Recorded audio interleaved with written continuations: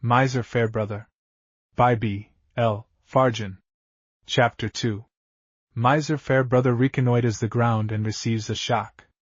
This condition of affairs favored Miser Farebrother, when, in pursuance of a cunningly formed plan, he took possession of the estate. Already he claimed to have a hold upon it, and who had a better right than he to live there rent-free? There was a fascination in the prospect.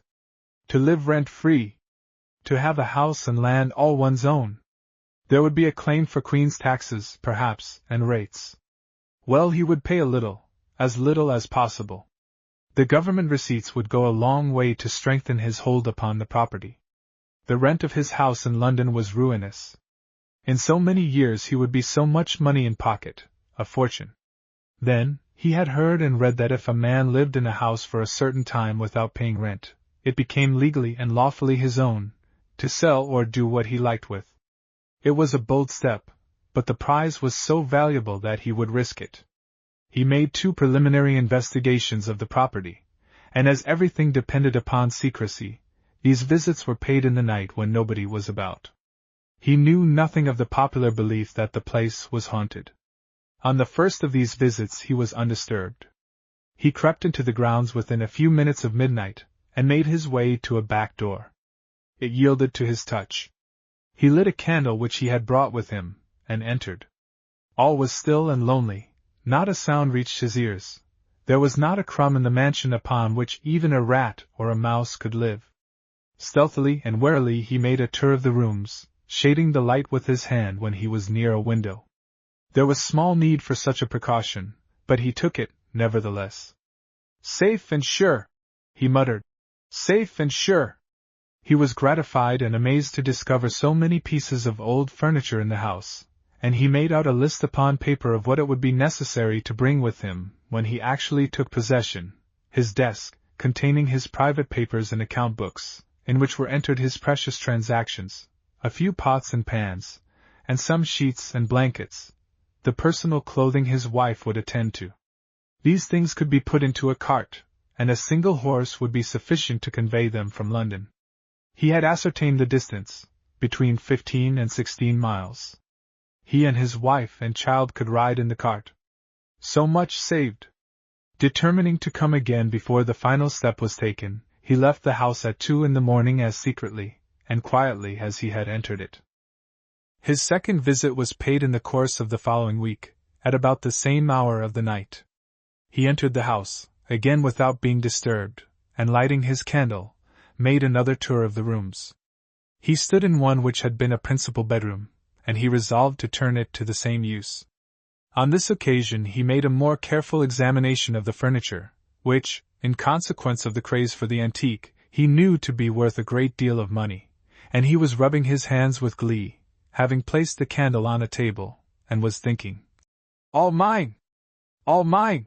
when a sound from the bedstead almost drove the blood from his heart.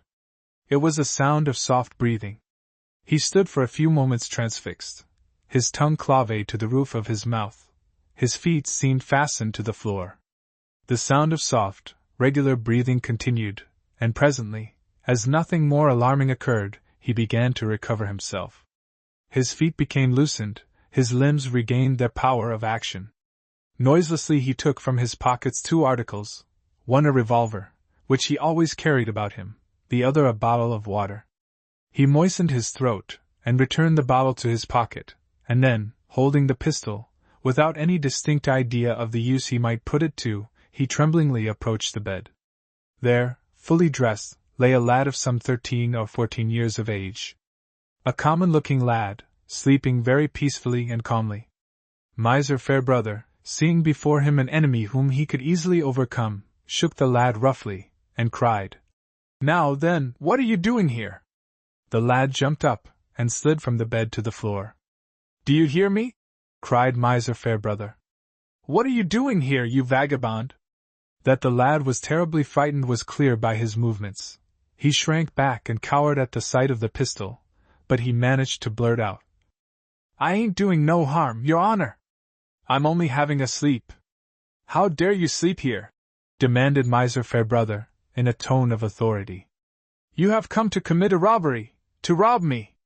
I'll put you in jail for it. Don't, your honor, don't, pleaded the lad, still cowering and shrinking. I ain't done a morsel of harm, upon my soul I ain't. I didn't come here to steal nothink, upon my soul I didn't. Miser Farebrother put the pistol into his pocket, and the lad began to whimper.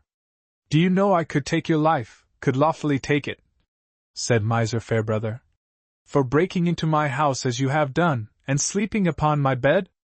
Yes, your honor, but please don't. I didn't break into the house. The door was open. Stop that crying. Yes, your honor. And the lad, in default of a handkerchief, dug his knuckles into his eyes.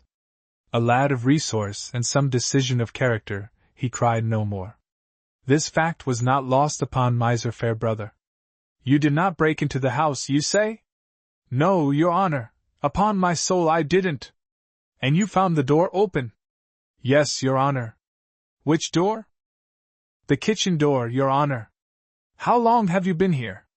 3 days, your honor. This piece of information rather confounded Miser Farebrother, who, himself an interloper, was feeling his way, but he was politic enough not to betray himself. 3 days, and not yet caught? Nobody wants to catch me, your honor. Not your father and mother? Ain't got none, your honor. Somebody else, then, in their place? There ain't nobody in their place. There ain't a soul that's got a call to lay a hand upon me. Except me. Yes, your honor, said the lad, humbly. But I didn't know. His complete subservience and humbleness had an effect upon Miser Farebrother. He judged others by himself, a common enough standard among mortals, and he was not the man to trust to mere words, but there was a semblance of truth in the manner of the lad which staggered him. In all England it would have been difficult to find a man less given to sentiment, and less likely to be led by it, but the lad's conspicuous helplessness, and his ingenuous blue eyes, which, now that the pistol was put away, looked frankly at the miser, no less than his own scheme of taking possession of Parksides by stealth and in secrecy, were elements in favor of this lad, so strangely found in so strange a situation. A claim upon Parksides Miser Farebrother undoubtedly possessed. He held papers, in the shape of liens upon complicated mortgages, which he had purchased for a song, but he had something more than a latent suspicion that the law's final verdict was necessary to establish the validity and exact value of his claim. This he had not sought to obtain, knowing that it would have led him into ruinous expense and probable failure.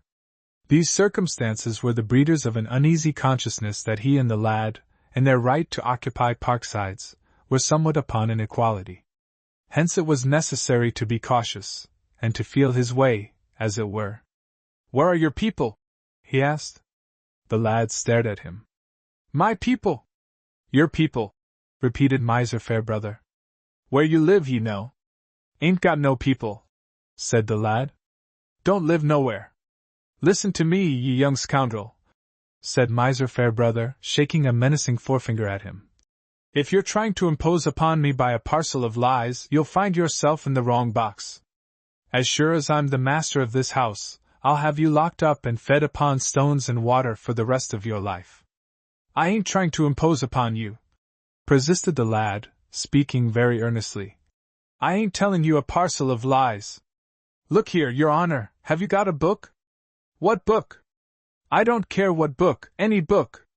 Give it me, and I'll kiss it, and swear on it that I've told you the truth, the whole truth, and nothing but the truth. You'll have to tell something more of yourself before I've done with you. Where did you live before you lived nowhere? Hailsham, your honor. Where's that? Don't know, your honor. How far from here? 6 days, your honor. None of your nonsense. How far? Couldn't tell to a yard, if you was to skin me alive. It took me 6 days to get here. You walked? Yes, your honor, every step of the way. Who did you live with at Hailsham? Mother. You said you had none? More I have. She's dead. Father too? Yes, ever so long ago. What brought you here? My legs. Miser Farebrother restrained his anger, for which there was no sound reason, the lad's manner being perfectly respectful. What did you come here for? To see grandfather. I heard mother talk of him and grandmother ever so many times, and that they lived down here, so when she was buried I thought I might do worse than come and see 'em. Have you seen them? No, your honor, they're dead too, the lad added mournfully. Everybody's dead, I think. They lived down here, you say? Yes, most all their lives, in this fine house. They was taking care of it for the master. Some understanding of the situation dawned upon Miser Farebrother, and a dim idea that it might be turned to his use and profit. What was their name? Barley, your honor. That's my name, Tom Barley, and if you'd give me a job I'd be everlastingly thankful. Miser Farebrother, with his eyes fixed upon the lad's face, into which, in the remote prospect of a job, a wistful expression had stolen, considered for a few moments. Here was a lad who knew nobody in the neighborhood and whom nobody knew, and who recognized in him the master of Parksides. In a few days he intended to enter into occupation, and he had decided not to bring a servant with him. Tom Barley would be useful, and was, indeed, just the kind of person he would have chosen to serve him in a rough way, a stranger, whose only knowledge of him was that he was the owner of Parksides, and no fear of blabbing, having nothing to blab about. He made up his mind. He took a little book from his pocket, the printed text of which was the calculation of interest upon £10 and upward for a day, for a week, for a month, for a year, at from 5 to 50% per annum. Take this book in your hand and swear upon it that you have told me the truth. Tom Barley kissed the interest book solemnly, and duly registered the oath. If I take you into my service, said Miser Farebrother, will you serve me faithfully? A sudden light of joy shone in Tom Barley's eyes. Give me the book again, your honor, and I'll take my oath on it. No, said Miser Farebrother.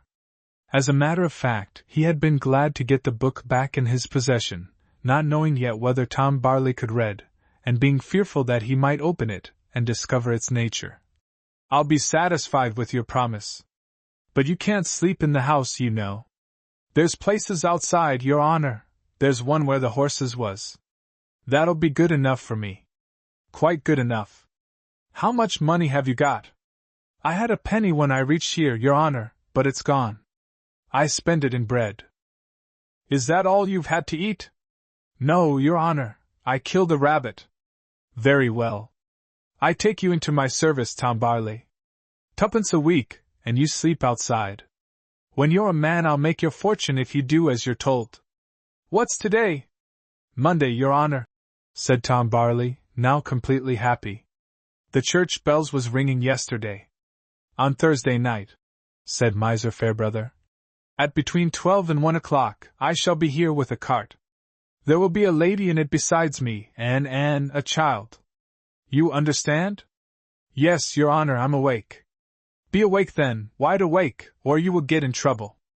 I shall want you to help get some things out of the cart. There will be a moon, and you will be able to see me drive up. Look out for me. Here's a penny on account of your first week's wages. You can buy some more bread with it, and if you like you can kill another rabbit. Was it good? Prime, your honor. It ought to be. It was my rabbit, you know, Tom Barley, and you'll kill no more than one between now and Thursday. The skins are worth money, and many a man's been hanged for stealing them. You will not forget, Thursday night between 12 and 1. No fear of my forgetting, your honor, said Tom Barley, ducking his head in obeisance. I shall be here, wide awake, waiting for you. Miser Farebrother saw Tom Barley out of the house, and walked away through the shadows, rubbing his hands in satisfaction at having done a good night's work. Chapter 3. The new tenants arrive, and one departs. At the appointed hour a cart drew up at the gates of Parksides, in which, in addition to the driver, were Miser Farebrother and his wife and child. Tom Barley was waiting for them, and he darted forward to assist. Miser Farebrother alighted first, and receiving the child from his wife, looked rather helplessly about him, Mrs.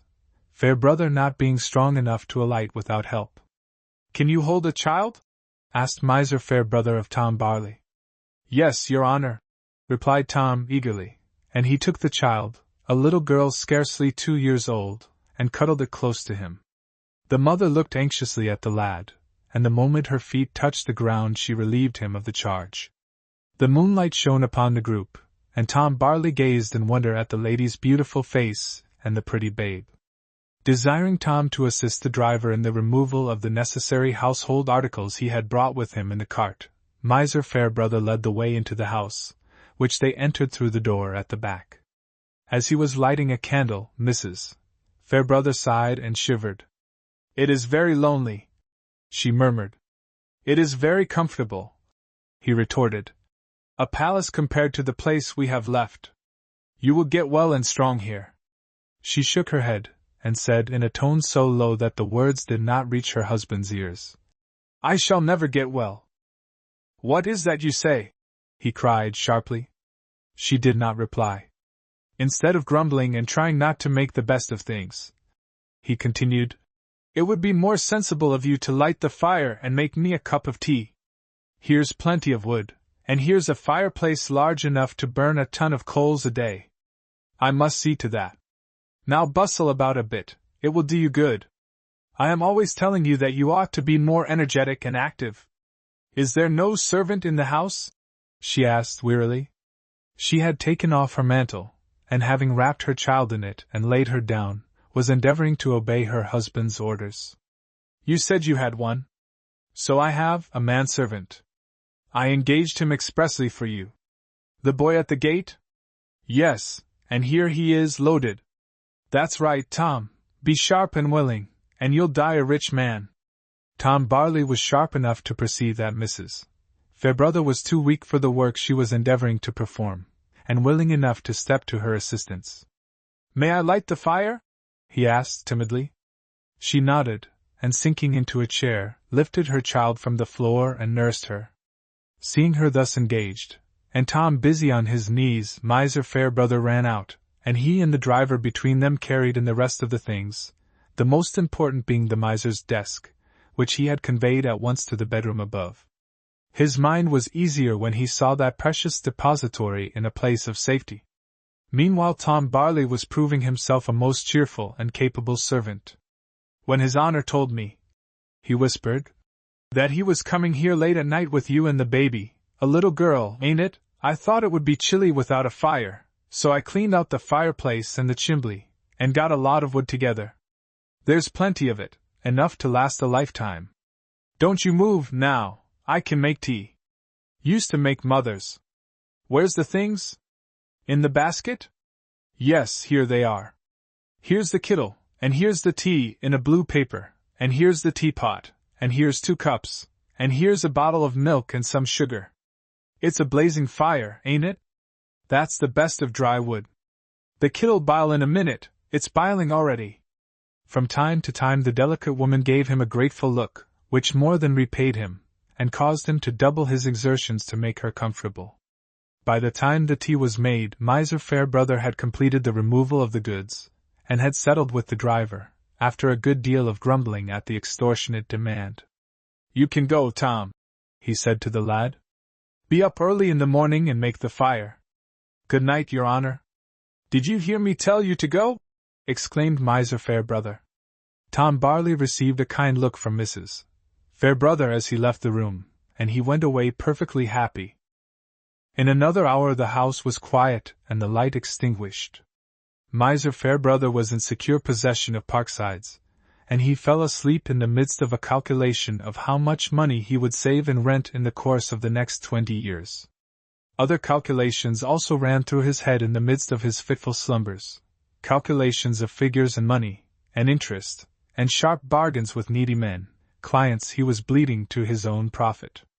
No thought in which figures and money did not find a place did he bestow upon the more human aspect of his life, in which there was to be almost immediately an important change. Within a fortnight of her entrance into the desolate house Mrs. Farebrother lay upon her deathbed. She had been weak and ailing for months past, and the night's journey from London, no less than the deep unhappiness which, since her marriage, had drawn the roses from her cheeks and made her heart heavy and sad, now hastened her end. As she lay upon the ancient stately bed from which she was never to rise, a terrible loneliness fell upon her. Her darling child was by her side, mercifully asleep, Her husband was moving about the apartment. The sunbeams falling through the window brought no comfort to the weary heart. All was so desolate, so desolate. In a trembling voice she called her husband to her. "Well?" he asked. "I must see my sister," she said. "I will not have her," he cried. "You are well enough without her." "I will not have her here." "I am well enough to die," she murmured. "I must see my sister before I go." "You are frightening yourself unnecessarily," said Miser Farebrother, fretfully. "You are always full of fancies, and putting me to expense. You never had the slightest consideration for me, not the slightest. You think of nobody but yourself. I am frightened of this place," she found strength to say. I will not die here alone. I must see my sister, I must see my sister." Still he made no movement to comply with her request. "If you do not send for her at once," said his wife, "I will get up and go from the house and die in the roadway. God will give me strength to do it.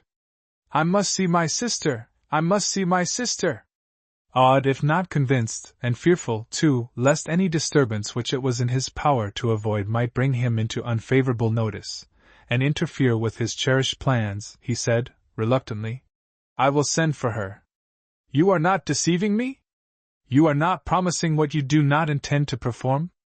"I will send for her, I tell you." "If you do not," she said, and there was a firmness in her weak tones which was not without its effect upon him, "misfortune will attend you all the days of your life. Nothing you do will prosper."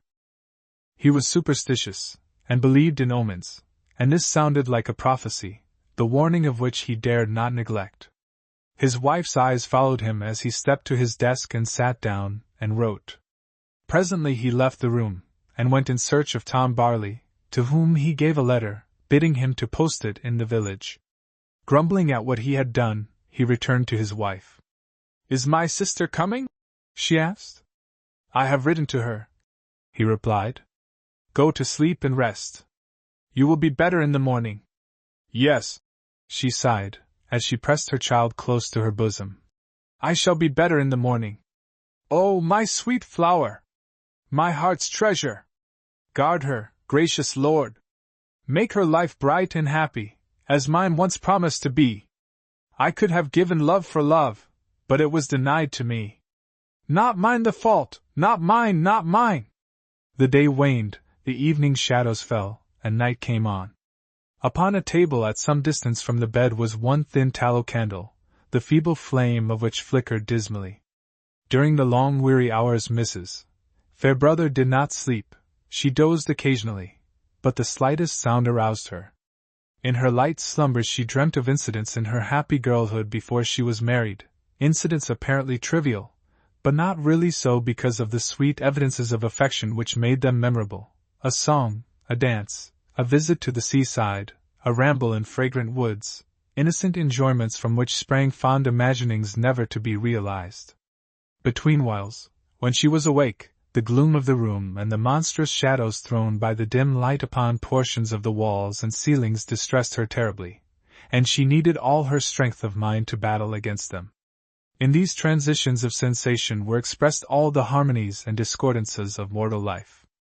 Bitter to her had been their fruit. An hour before midnight she heard the sound of carriage wheels without, and she sat straight up in her bed from excitement, and then fell back exhausted. "It is my sister," she said faintly to her husband. "Let her come up at once. Thank God, she is here in time." Her sister bent fondly and in great grief over her. Between these two existed a firm and faithful affection, but the circumstances of Mrs. Farebrother's marriage had caused them to see very little of each other of late years. "Attend to my darling Phoebe," whispered Mrs. Farebrother. "There is no female servant in the house. Oh, I am so glad you have come before it was too late." "Do not say too late, my dearest," said her sister, but her heart was faint within her as she gazed upon the pallid face and the thin wasted hands. "There are happy years before you." "Not one, not one," murmured Mrs. Farebrother. "Why did you not send for me before?" The dying woman made no reply, and her sister undressed little Phoebe, and placed her in a cot by the mother's bedside. Then she smoothed the sheets and pillows, and sat quietly, with her sister's hand in hers. "It is like old times," murmured Mrs. Farebrother, wistfully. "You were always good to me. Tell me, my dear, put your head close to mine. Oh, how sweet, how sweet! Were it not for my darling child, I should think that heaven was shining upon me. What is it you want to know, dear? You were about to ask me something." "Yes, yes. Tell me, are you happy at home?" "Very happy." "Truly and indeed?" "Truly and indeed. We are not rich, but that does not matter. Your husband is good to you. There is no one in the world like him. He is the best, the noblest, the most unselfish of men." But here, with a sudden feeling of remorse, she stopped. The contrast between her bright home and the gloomy home of her sister struck her with painful force. To speak of the joys of the one seemed to accentuate the miseries of the other. "Go on, dear," said Mrs. Farebrother gently. "It does not hurt me, indeed it does not. I have grown so used, in other homes, to what you see around you here that custom has made it less bitter than it once was. It makes me happy to hear of your happiness, and it holds out a glad prospect that my dear child, when she grows up, may have a little share in it. She shall, I promise it solemnly." "Thank you, dear. So you must go on telling me of your good husband. He is still in his bank?" "Yes, dear, and hopes for a rise before long. He is always full of hope, and that is worth a great deal, it means so much. He thinks of nothing but his home, and those in it. He dotes upon the children." "The dear children! Are they well and strong?" "Yes, dear, and they grow prettier and prettier every day. You must kiss them fondly for me, and give them my dear love." "I will be sure to. You must not talk any more just now, you are tired out. Try and sleep. I think I shall be able. God bless you, dear! God bless you, dearest!" In a few moments, the tension of anxious watching and waiting being over, Mrs. Farebrother slept. Her sister gazed at her solicitously and mournfully. At such a time the cherished memories of old are burdened with a sadness which weighs heavily upon the heart. "She is not so ill as she fancies, is she?" It was Miser Farebrother who spoke to her. She rose softly, and led him from the bed, so that their conversation should not disturb the sufferer. "Why did you not send me a telegram instead of a letter?" "A telegram!" he cried. "Do you think I am made of money?" "I am not thinking of your money, I am thinking of my sister." "What does the doctor say?" "The doctor!" he exclaimed. "I have none." Gentle-natured as she was, she looked at him in horror. "You have none, and my sister dying!" "It is not true," he whined, thinking of the inconvenience such an event would cause him. "It cannot be true. She was well a few days ago. I cannot afford doctors. You are all in a conspiracy to rob me. I was told as I came along that this great house is yours." "Yes, it is, my property, my own. And a great deal of land around, and everything in the place." "Yes, it is, all mine, all mine." And then, with a sudden suspicion, "Do you intend to dispute it?" "Heaven forbid! What is it to do with me, except that when you speak of ruin to me, and of not being able to afford a doctor, you are speaking what is false. Why did you marry?" "I don't know," he replied, wringing his hands. "I don't know. I ought never to have done it. I ought to have lived alone, with nobody to keep but myself. It would have been better for my poor sister. But she is your wife, and I shall not allow her to suffer as she is suffering without seeking medical assistance. I have never been in this neighborhood, and know nothing about it. Where is the nearest doctor?" "I can't tell you. I am almost as much a stranger here as you are. There must be one not very far off." "Who was the lad who opened the door for me when I came tonight?" "My servant, Tom Barley." "What do you want him for?"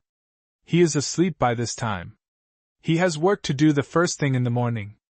"Where does he sleep?" "Outside, in the stable." "I shall find it. You must write a few words on paper for me." "I'll do nothing of the sort. You shan't force me to put my name to anything." Do you think I am not up to such tricks? If you don't do as I say, I will bring a lawyer here as well as a doctor. This woman possessed a sweet and gentle nature, and nothing but the evidence of an overwhelming wrong could have so stirred it to sternness. Miser Farebrother was terrified at the threat of bringing a lawyer into the house, and as he had given way to his wife earlier in the day, so now was he compelled by his fears to give way to her sister. He wrote as she directed. Mr. Farebrother, of Parksides, urgently requests the doctor to come immediately to his house to see Mrs. Farebrother, who, he fears, is seriously ill. He fought against two words. Urgently, because it might cause the doctor to make a heavier charge, and seriously, because a construction that he had been neglectful might be placed on it. But his sister-in-law was firm, and he wrote as she dictated. I will send the lad with it, said Miser Farebrother. I will send him myself, said his sister-in-law. There must not be a moment's delay. There was no need for her to seek Tom Barley in the stable. He was sitting up in the kitchen below. She gave him the letter, and desired him to run as fast as he could to the village and find a doctor, who was to come back with him. If the doctor demurred, and wanted to put it off till the following day, he was to be told that it was a matter of life and death. Tom Barley was visibly disturbed when he heard this. Who is it, lady? He asked. His honour's wife, or the baby? His wife. You're a kind-hearted lad, and won't waste a moment, will you? No, lady, trust me. He was not above taking the 6pence she offered him, and he ran out of the house like a shot. Within the hour he was back with the doctor, whose looks were grave as he examined his patient. There is hope, doctor? Said Mrs. Farebrother's sister. Tell me there is hope. He shook his head, and gently told her she must prepare for the worst. She is past prescribing for, he said. I can do nothing for her. She has been for some time in a decline. The sentence being passed, she had no room in her heart for any other feeling than pity for her dying sister. In the sunrise, when the sweet air was infusing strength into fresh young life, the end came. Mrs. Farebrother whispered to her sister that she wished to speak to her husband alone. Thoroughly awed, he sat by her side. She made no reference to the past, she uttered no reproaches. She spoke only of their child, and begged him to be good to her. He promised all that she asked of him. You will get some good woman into the house to take care of her? She said. Yes, I promise. And my sister must see her whenever she wishes to do so. Yes. And when our dear one is old enough and strong enough, you will let her go to my sister, and stop with her a little now and then? It will do her good to mix with children of her own age. Yes, I promise. As you deal by her, so will you be dealt by. May heaven prosper you in all worthy undertakings. Kiss me. Let there be peace and forgiveness between us. He kissed her, and sat a little apart while she and her sister, their cheeks nestling, exchanged their last words. Look after my treasure, whispered the mother. I will, dear, as tenderly and carefully as if she were one of my own. You must come here and see her sometimes. He has promised that you may, and when she grows up you will let her come to you. She will always be lovingly welcome. My home is hers if she should ever need one. God bless you! May your life be prosperous and ever happy! Before noon she drew her last breath, and Parksides was without a mistress. Chapter 4. Phoebe and the Angels. It did not long remain so. In less than a fortnight after Mrs. Farebrother's death a housekeeper was installed in Parksides. Her name was Mrs. Pamphlet, and her age 30. Being called Mrs., the natural inference was that she was either wife or widow, but as no questions were put to her on this point there were none to answer, and it certainly did not appear to be anybody's business but her own. Miser Farebrother, being entirely wrapped up in his money-bags, gave the entire household into the care of Mrs. Pamphlet, one of its items being the motherless child Phoebe. A capable housekeeper, thrifty, careful, and willing to work, Miser Farebrother was quite satisfied with her performance of her duties, but she was utterly unfit to rear a child so young as Phoebe, for whom, it must be confessed, she had no particular love, and Phoebe would have fared badly in many ways had it not been for her aunt. Mrs. Lethbridge lived in London, in the not very aristocratic neighborhood of Camden Town. She and Phoebe's mother had been married on the same day, one to a man whose miserly habits were unknown, and had, indeed, not at that time grown into a confirmed disease, the other to a bank clerk, who was expected to keep up the appearance of a gentleman, and fitly rear and educate a family, upon a salary of £180 a year. Fortunately for him and his wife, their family was not numerous, consisting of one son and one daughter. With miser Farebrother they had nothing in common. He so clearly and unmistakably discouraged their attempts to cement an affectionate, or even a friendly intimacy that they had gradually and surely dropped away from each other. This was a great grief to the sisters, but the edict issued by miser Farebrother was not to be disputed. "I will not allow your sister or her husband to come to the house," he had said to his wife when, in the early days of their married life, she remonstrated with him. Later on she had not the courage or the spirit to expostulate against his harsh decrees, to which she submitted with a breaking heart. "They are a couple of busybodies, and you can tell them so if you please, with my compliments." Mrs. Farebrother did not tell her sister what her husband called them, but she wrote and said that for the sake of peace they had better not come to see her. The Lethbridges mournfully acquiesced. Indeed, they had no alternative. They could not force themselves into the house of a man who would not receive them. "But if we can't go to her," said Mrs. Lethbridge, "Laura," which was Mrs. Farebrother's Christian name, "can come to us." This, also, after a little while miser Farebrother would not allow. "I will not," he said, "have my affairs talked about by people who are not friendly to me." "That is your fancy," said Mrs. Farebrother. "They would be very happy if you would allow them to be friendly." "Of course," he sneered, "so that they could poke their heads into my business. I tell you I will not have it." She sighed, and submitted, and thereafter, when she and her sister met, it was by appointment in a strange place. Even these rare meetings, upon their being discovered, were prohibited, and thus miser Farebrother succeeded in parting two sisters who loved each other devotedly. "Whatever Laura saw in that miserly bear," said Mrs. Lethbridge indignantly to her husband, "to marry him is a mystery I shall never be able to discover." But this mystery is of a nature common enough in the matrimonial market, and may be attributed to thousands of ill-assorted couples. It was plainly miser Farebrother's intention to discourage Mrs. Lethbridge's visits to Parksides after the death of his wife. Promises were in no sense sacred to him, even deathbed promises, unless their performance was necessary to his interests, and in this instance he very soon decided that it was not. "You perceive," he said to Mrs. Lethbridge, "that I have a housekeeper to look after the child. You are giving yourself a deal of unnecessary trouble trudging down here. For what? To ascertain whether she is properly dressed? You see she is. Whether she has enough to eat. She looks well enough, doesn't she? Don't you think you had better devote yourself to your own domestic affairs instead of prying into mine? Your husband must be very rich that you can afford to pay railway fares and cab fares to come to a house where you are not wanted." This, in effect, was the sum of his efforts to prevent her from visiting Parksides, and his sneers and slighting allusions, made from time to time, were successful in curtailing her visits to his house during the young childhood of little Phoebe. They were not successful, however, in putting a stop to them altogether, until Phoebe was 14 years of age, from which time her intercourse with her relatives was maintained by the young girl's visits to Camden Town, happy visits, lasting seldom less than 2 or 3 days. Until Phoebe was 14, her aunt came down to Parksides only once in every 3 months. Occasionally Mrs. Lethbridge caught a glimpse of miser Farebrother, whose welcome, if he gave her one at all, was of the surliest, and as between her and Mrs. Pamphlet a strong and silent antipathy had been contracted from their first interview. Mrs. Lethbridge's visits could not be said to be of the pleasantest.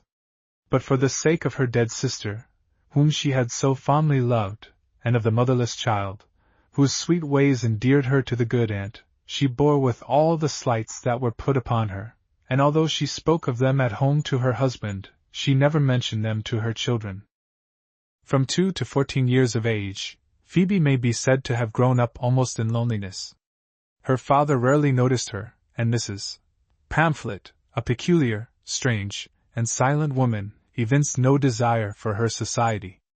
The child's nature was sweet and susceptible enough to have given an ample return for proffered affection, and although she was not at the time aware of it, such speculations being too profound for her young mind, she had great cause for gratitude that her life was not entirely deprived of it. It has unhappily often happened that sweet waters have been turned bitter by unsympathetic contact, and this might have been the case with our Phoebe, had it not been for Mrs. Lethbridge and Tom Barley.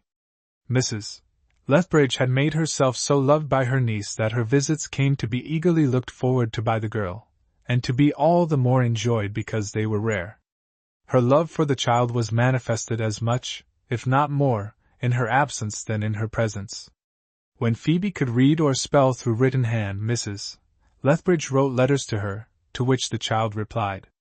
Phoebe's letters were slipped unstamped in the post office by Tom Barley, and for a long time she was not aware of the unfair expense to which her aunt was being put, and for which miser Farebrother alone was responsible.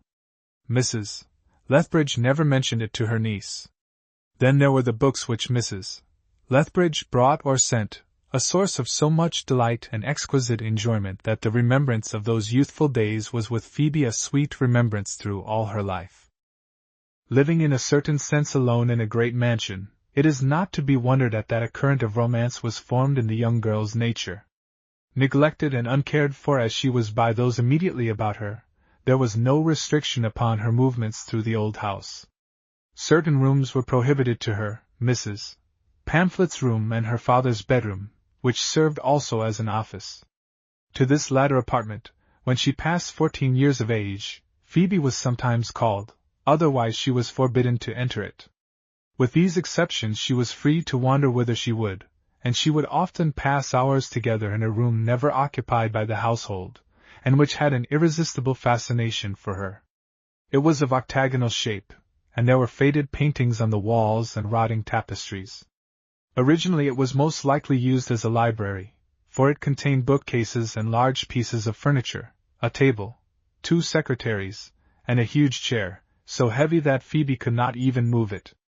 The carvings about the room and upon the furniture were strangely grotesque, fantastic heads and faces, animals such as were never seen in nature, and uncouth forms of men which had no existence save in the feverish imaginations of the designers.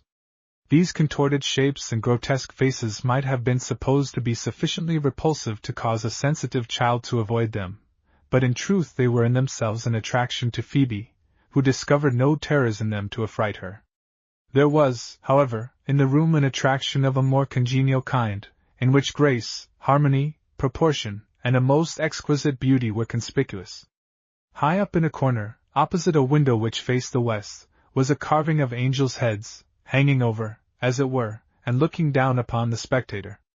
Devoid of natural color as they were, so grand and wondrous had been the skill of the carver that it was as though a multitude of joyous, rosy-cheeked children were bending down to obtain a view of a scene as delightful as they themselves presented. The lips smiled, the eyes sparkled, the faces beamed with life. This marvel, cut out of brown wood, was, indeed, something more than the perfection of art and grace. It was an enchantment which made the heart glad to behold. And in the evening, when the effulgent radiances of a glorious sunset shone upon the wonder and played about it, touching the dainty faces with alluring light, it filled even the soul of our young child with a holy joy.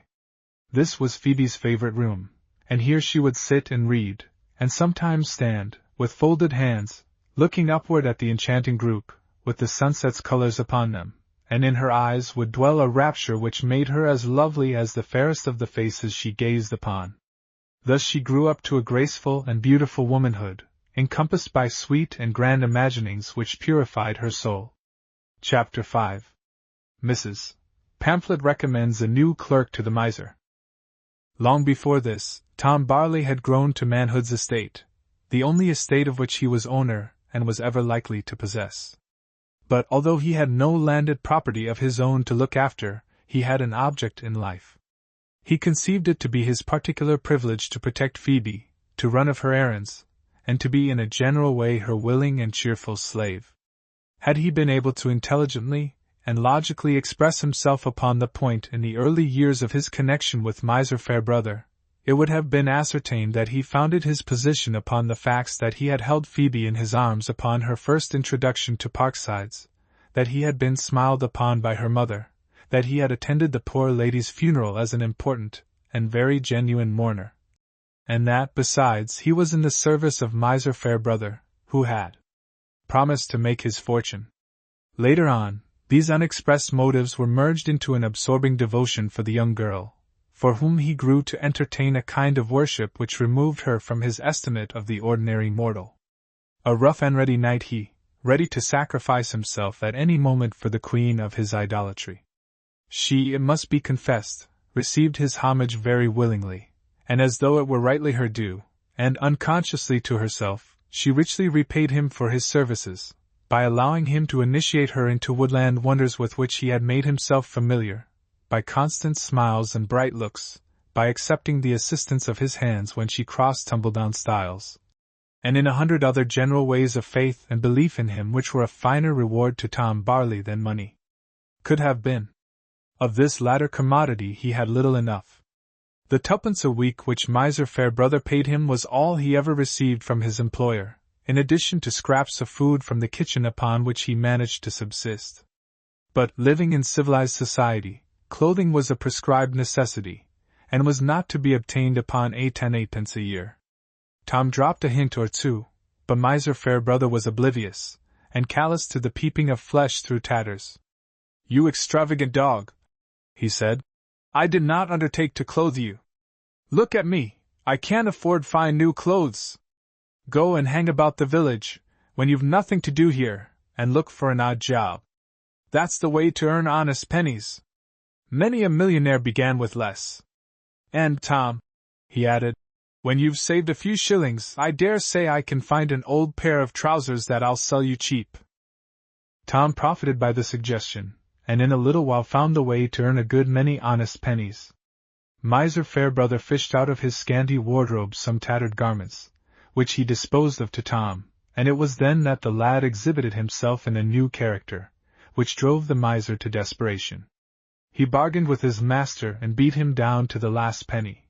Tom was not devoid of shrewdness, and he was beginning to understand the miser. "If every man was as generous as I am," grumbled Miser Farebrother, at the conclusion of their first barter, "he'd soon be on the road to ruin." "They're full of holes," said Tom, turning the clothes over and examining them ruefully. The miser would not allow him to handle them until the bargain was completed and the money safe in his pocket. "Look here, and here! Look here, and here, you dog!" retorted Miser Farebrother. "Do I charge you anything for their being too big for you? Can't you cut off the bottoms of the trousers, and patch the knees with the extra bits? You ought to give the pieces back to me, but I make you a present of them." Tom was quick enough at taking a hint. Being thrown upon his own resources, and imbued with the cheerfulest of spirits, he soon became proficient with the needle, and by patching here and darning there, managed to maintain a tolerably decent appearance. He might have done better, had he not been afflicted by an insatiable hungering for brandy balls, which, at 3 a penny, was a temptation not to be resisted whenever he had a copper to spare. To see him rolling one in his mouth was a picture of unalloyed bliss. Mrs. Pamphlet and he were not good friends, and an incident which will be presently related did not dispose them more favorably to each other. He was more fortunate with Mrs. Lethbridge. This good-hearted woman had noticed his unselfish devotion to Phoebe, and he won her favor thereby.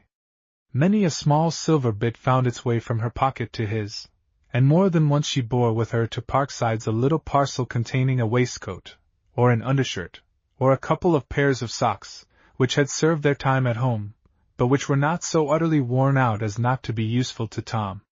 He was very grateful for these gifts, and showed his appreciation of them by forcing a brandy ball upon her now and then. She went further. Impressed by Phoebe's constant praise of the young fellow, and recognizing that the girl had near her, when she was absent, a stanch and faithful champion, ever ready to protect and defend her, she took Tom Barley into her confidence. "Can you read, Tom?" she asked. Yes, lady, he replied. Square letters, not round UNS, and I can write M. Thereupon Mrs. Lethbridge wrote her name and address in Camden Town on a piece of paper, in square letters, and Tom spelt them aloud. Keep this by you, said Mrs. Lethbridge, and if ever anything happens to Miss Farebrother, and you don't know what to do, come for me at once. Here's a 2-shilling piece. You must not spend it, you must put it carefully away, in case you need it for this special purpose. The railway fare to London and back is 18d. An omnibus will bring you very near to my house for 3d. You understand? I understand, lady. But trust me for taking care of Miss Phoebe. I do, Tom, but something we don't think of just now might happen, and Miss Phoebe might want you to come for me. Or you might think, I wish Miss Phoebe had somebody with her who feels like a mother to her, and who loves her very tenderly. So do I, lady, said Tom, in an earnest tone. I'll do as you tell me. You can trust me. I know it, Tom, and so does Miss Phoebe. She says she doesn't know what she should do without you. I shouldn't know what to do without her, said Tom, feeling very proud. That he was trusted, and that his young mistress valued his services, gave him a feeling of self-respect. From that day he became more than ever Phoebe's faithful knight, and it was when Phoebe was 12 years of age that the incident occurred, springing out of his championship of the little maid, which increased Mrs. Pamphlet's aversion to him. Tom at that time was 24, and had grown into a long lean man, looking 2 or 3 inches taller than he really was because of his extreme lankiness. His coats and trousers were now always too short for his arms and legs, and he was remarkable for a lavish protuberance and exhibition of bone. He was very strong, and was noted as a fleet runner. He could start off at a rapid swinging gait, and keep his wind and pace for hours. This accomplishment had brought grist to his mill on several occasions, when he was backed by a sporting publican against men who had an opinion of themselves as fast runners. 5 shillings if you win, Tom, said the sporting publican, and nothing if you lose. This was a sufficient incentive, and Tom invariably won, to the satisfaction of most of the onlookers, for he was a favorite with all who knew him. He had weaknesses, but no vices. His taste for brandy balls rather increased than diminished with his years, and though temptations to drink were frequently thrown out to him, he was never known to touch a glass of liquor. Not at all a bad sort of fellow, this Tom Barley, and a very handy man to look after our little heroine. One of his weaknesses was a fondness for all kinds of street shows, most especially for Punch and Judy, at which he would stand and gaze and laugh with the heartiness of a boy. A capital latter was he for small children, whom he would hoist to his shoulders in order that they might have a good view of the show, and his kindly nature would always gravitate to the weakest and smallest of the eager throng. It was during a representation of this immortal tragical comedy that a new acquaintance was made by Tom Barley and his young mistress. The meeting became historical, by force of exciting detail and vivid color, and one small boy was covered with glory. It is opportunity that creates heroes. To commence at the commencement, it was on this day revealed to Phoebe and Tom that Mrs. Pamphlet had a son. She had never spoken of him to them, and when he made his first appearance at Parksides they were absent in the village. His mission at Parksides was the opening of a career. Miser Farebrother had an office in London, in which he transacted the greater portion of his business. It was his habit to go to London every morning and return every evening. He had a 3rd-class annual ticket, every fresh renewal of which drove daggers into his heart. A clerk who had starved in his employment had suddenly taken courage and left him, impressed by the idea that he could starve more agreeably in another situation, for Miser Farebrother not only paid the smallest of wages, but he was a bully and a tyrant to those who were dependent upon him. On the evening before the day on which the historical events about to be recorded took place, a violent altercation had occurred between Miser Farebrother and his slave of a clerk, and the man, suddenly jumping from his stool, flung down his pen, took his hat from the peg, damned Miser Farebrother, and left the office, to which he swore he would never return. Miser Farebrother was very much astonished. The man had been useful and had grown into his ways, and he had so browbeaten and oppressed him that he did not think a particle of spirit was left in the drudge. And all at once, here he was in a state of rebellion. "You'll die in a ditch!" he called after the man. There were crumbs of comfort, however, in the act which caused Miser Farebrother to rub his hands with satisfaction. His clerk had left on a Thursday, 4 days' wages saved. There were confidences between the miser and Mrs. Pamphlet, and when he returned to Parksides he related to her what had occurred. "You will want a new clerk," she said. "Take Jeremiah." Miser Farebrother put his right hand up to his chin, and repeated musingly, "Take Jeremiah." "You couldn't do better," said Mrs. Pamphlet, "and you are almost certain to do worse." She spoke in a hard tone. There was no pleading in her voice and manner. Had there been, the probability is that she would not have succeeded. "How old is he now?" asked Miser Farebrother. 17 last birthday." "Decent looking?" "Yes." "A good writer?" "Here is his last letter to me," said Mrs. Pamphlet, handing it to the miser. He examined it carefully. The writing was excellent. He returned it to his housekeeper. "How about his figures?" "He is splendid at them." "That is what he was distinguished for at school." "Was he distinguished for anything else? For instance, for keeping his own counsel?" "He can do that." "Is he fond of pleasure?" "He wants to get along in the world." "Willing to work hard?" "Try him." "I will think of it," said Miser Farebrother, going to his room. It was not his habit to do things in a hurry. He passed the night as usual writing in his account books, and making calculations of money and dates, and reckoning up compound interest at different rates of percentage per month. He never lent money at interest per annum, but always at compound interest per month, a system which swelled his profits enormously. A ledger slipped from the table to the ground, and stooping to reach it, he found himself unable to rise. He beat the floor with his hands, and called out for his housekeeper, but it was many minutes before she heard him and came to his help. She assisted him to his feet, and into his chair, where he sat, twisting and groaning. "Rub my back, rub my back! Lower, lower! A little more to the left! No, that's not the place. Ah, now you're right. Keep rubbing, harder, harder. Oh! Oh! I told you the other night," said Mrs. Pamphlet, composedly, as she carried out his instructions, "when you walked home from the station in the sopping rain, that you'd catch lumbago, and now you've got it." "Oh! Oh!" cried Miser Farebrother. "You're a witch, you're a witch! You laid a spell upon me. What did you do it for? Do you think I shall put you down in my will, and that my death will make you rich? You're mistaken. I've no money to leave, and if I had, you shouldn't have it. No one should have it, no one. Walk home in the rain.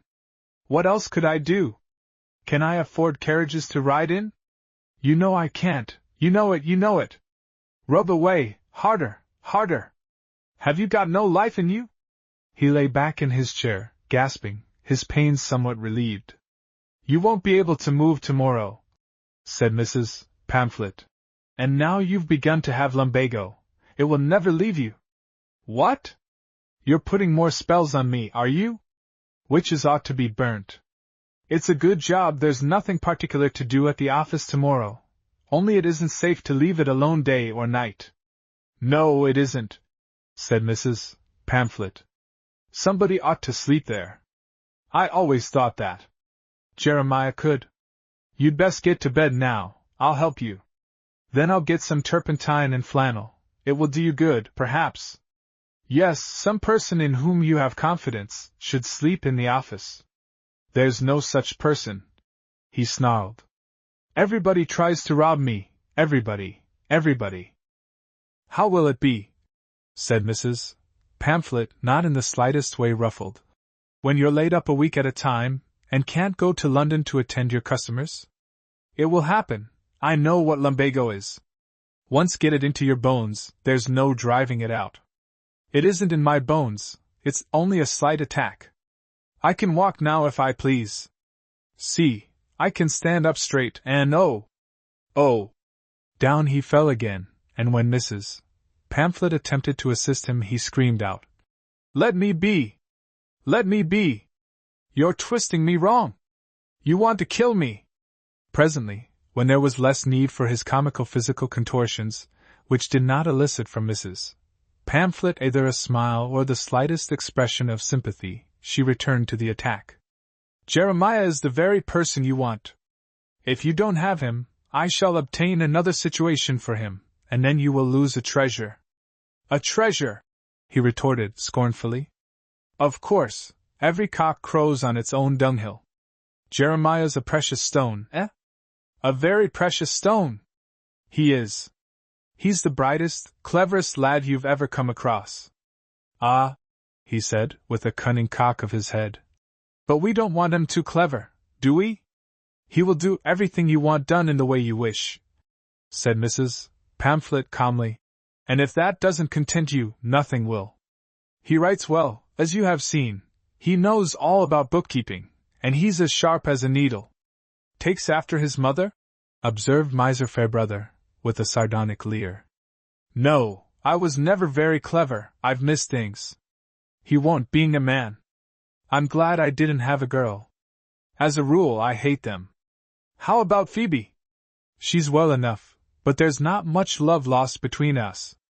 She don't take to me, and I don't take to her. It's on her side, mostly, not mine. She has nothing to complain of, any more than you have." "Oh, I don't complain," he said, his wary eyes on her. "Perhaps it's as well you don't. You must have somebody here, and you would most likely get someone in my place who'd eat you out of house and home. Female servants are a nice set. Shall I send for Jeremiah? Will you see him here tomorrow?" "Yes," said Miser Farebrother. He was now in bed, and Mrs. Pamphlet was tucking him in. "You may send for him. I will see him tomorrow." Chapter 6. A very small boy covers himself with glory. Jeremiah Pamphlet presented himself at Parksides at noon. His mother was waiting for him at the gates. A pale, self-possessed woman, upon whose face, to the ordinary observer, was never seen a sign of joy or sorrow, in whose eyes never shone that light of sympathy which draws heart to heart, she became transformed the moment her son appeared. She ran toward him, she pressed him in her arms, she kissed him again and again. "My boy! My boy!" she murmured. "Mother," said Jeremiah, "you're rumpling my collar, and you wrote to me to make myself nice." "And you do look nice, my pet," said Mrs. Pamphlet, taking off his shiny bell-topper, and blowing away a speck of dust. "How much did you give for this new hat?" 6 and 6, in Drury Lane. "Don't press your hand over it like that, you're rubbing the dust into it. I gave 15 pence for the necktie and 10 pence for this white handkerchief, and 2 and 9 for the shirt. Then there's the boots and socks and a new walking stick. And I had to get shaved." "Did you, Jeremiah, did you?" exclaimed the proud mother, passing her hand over his remarkably smooth chin, guiltless as yet of the remotest indication of hair. "My boy's growing quite a man. Altogether, with my fare down here, I've spent £1.6, and you only sent me a sovereign. I had to borrow the 6 shillings, and I shall have to pay it back the moment I get to London." With a nod and a smile Mrs. Pamphlet produced her purse, and handed 6 shillings to her son, upon receiving which Jeremiah hugged her, and winked, as it were inwardly to himself, over her shoulder. "Another shilling, mother, for luck, now don't be mean. You haven't got any more sons, don't begrudge your only one." The appeal was irresistible, and Jeremiah received another shilling, which he greeted with a repetition of the hug and the wink. "And now, mother, what is it all about? What's the little game? I'm going to make my fortune, am I? Well, I'm willing." Mrs. Pamphlet took him into the kitchen and explained. He was to enter Miser Farebrother's service, she said, if the miser approved of him. The miser was in bed upstairs, laid up with lumbago, and Jeremiah was to be very polite and civil, and not to mind if the miser flew out at him. This caused Jeremiah to exclaim, "Oh, come, mother, I'm not going to be bullied. I wouldn't stand it from a man twice my size." Mrs. Pamphlet expressed her admiration of his courage, but said he must keep himself in. Miser Farebrother was touchy, because he was in such pain. If Jeremiah was engaged, he was to sleep in the office in London, and if he was steady and attentive he might become the sole manager of Miser Farebrother's business in the course of a few years, and, who knows, perhaps a partner. She said a great deal more than this to her young hopeful, and she made him thoroughly understand how the land lay. "And now come up with me," she said. "I will show you into his room." "But I say," expostulated Jeremiah, looking greedily at the saucepans on the fire, from one of which an appetizing flavor was escaping. "Ain't you going to give me anything to eat?" "When you come down, Jeremiah," she replied, "I'll have a nice dinner for you. Can't you smell it?" The conformation of Jeremiah Pamphlet's pug nose became accentuated by reason of its owner giving half a dozen vigorous sniffs, and having thus tasted the pleasures of hope he followed his mother upstairs to Miser Farebrother's bedroom. The miser was in bed, groaning in his nightcap, and pouring out imprecations upon fate. Mrs. Pamphlet assisted him into the easiest posture, and he cocked his eye at Jeremiah, who had suddenly become very humble and subservient. He was the personification of meekness as he stood in the presence of the queer-looking night-capped figure in bed, gazing at him with eyes which seemed to pierce him through and through. "So this is Jeremiah, is it?" he said. Mrs. Pamphlet smiled a beaming assent. "Draw that table closer to the bed, now those sheets of paper, now the pen and ink, now the blotting paper, now a chair for the lad. Go, leave us alone."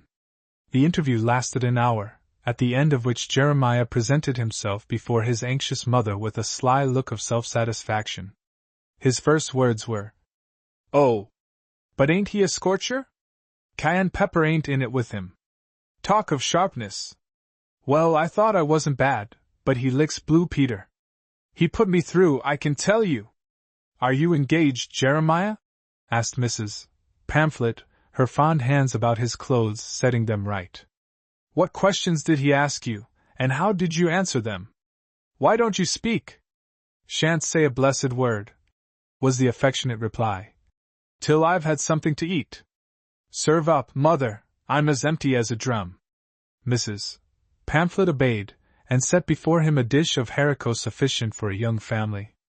It was a special favorite with him, and he bestowed upon his mother the commendation that she was a tip-topper and no flies about it, which afforded her as much pleasure as an exhibition medal would have done.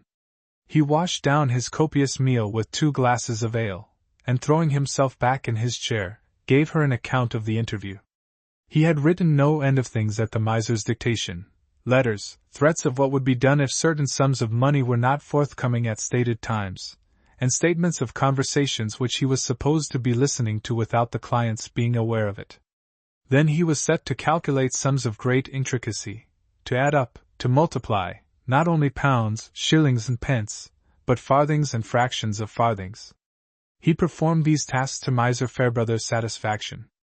"I'm a regular dab at figures, you know," said Jeremiah to his mother, and the end of it was that he was engaged, and that the miser had promised to make his fortune. "I mean to make it, mother," said Jeremiah.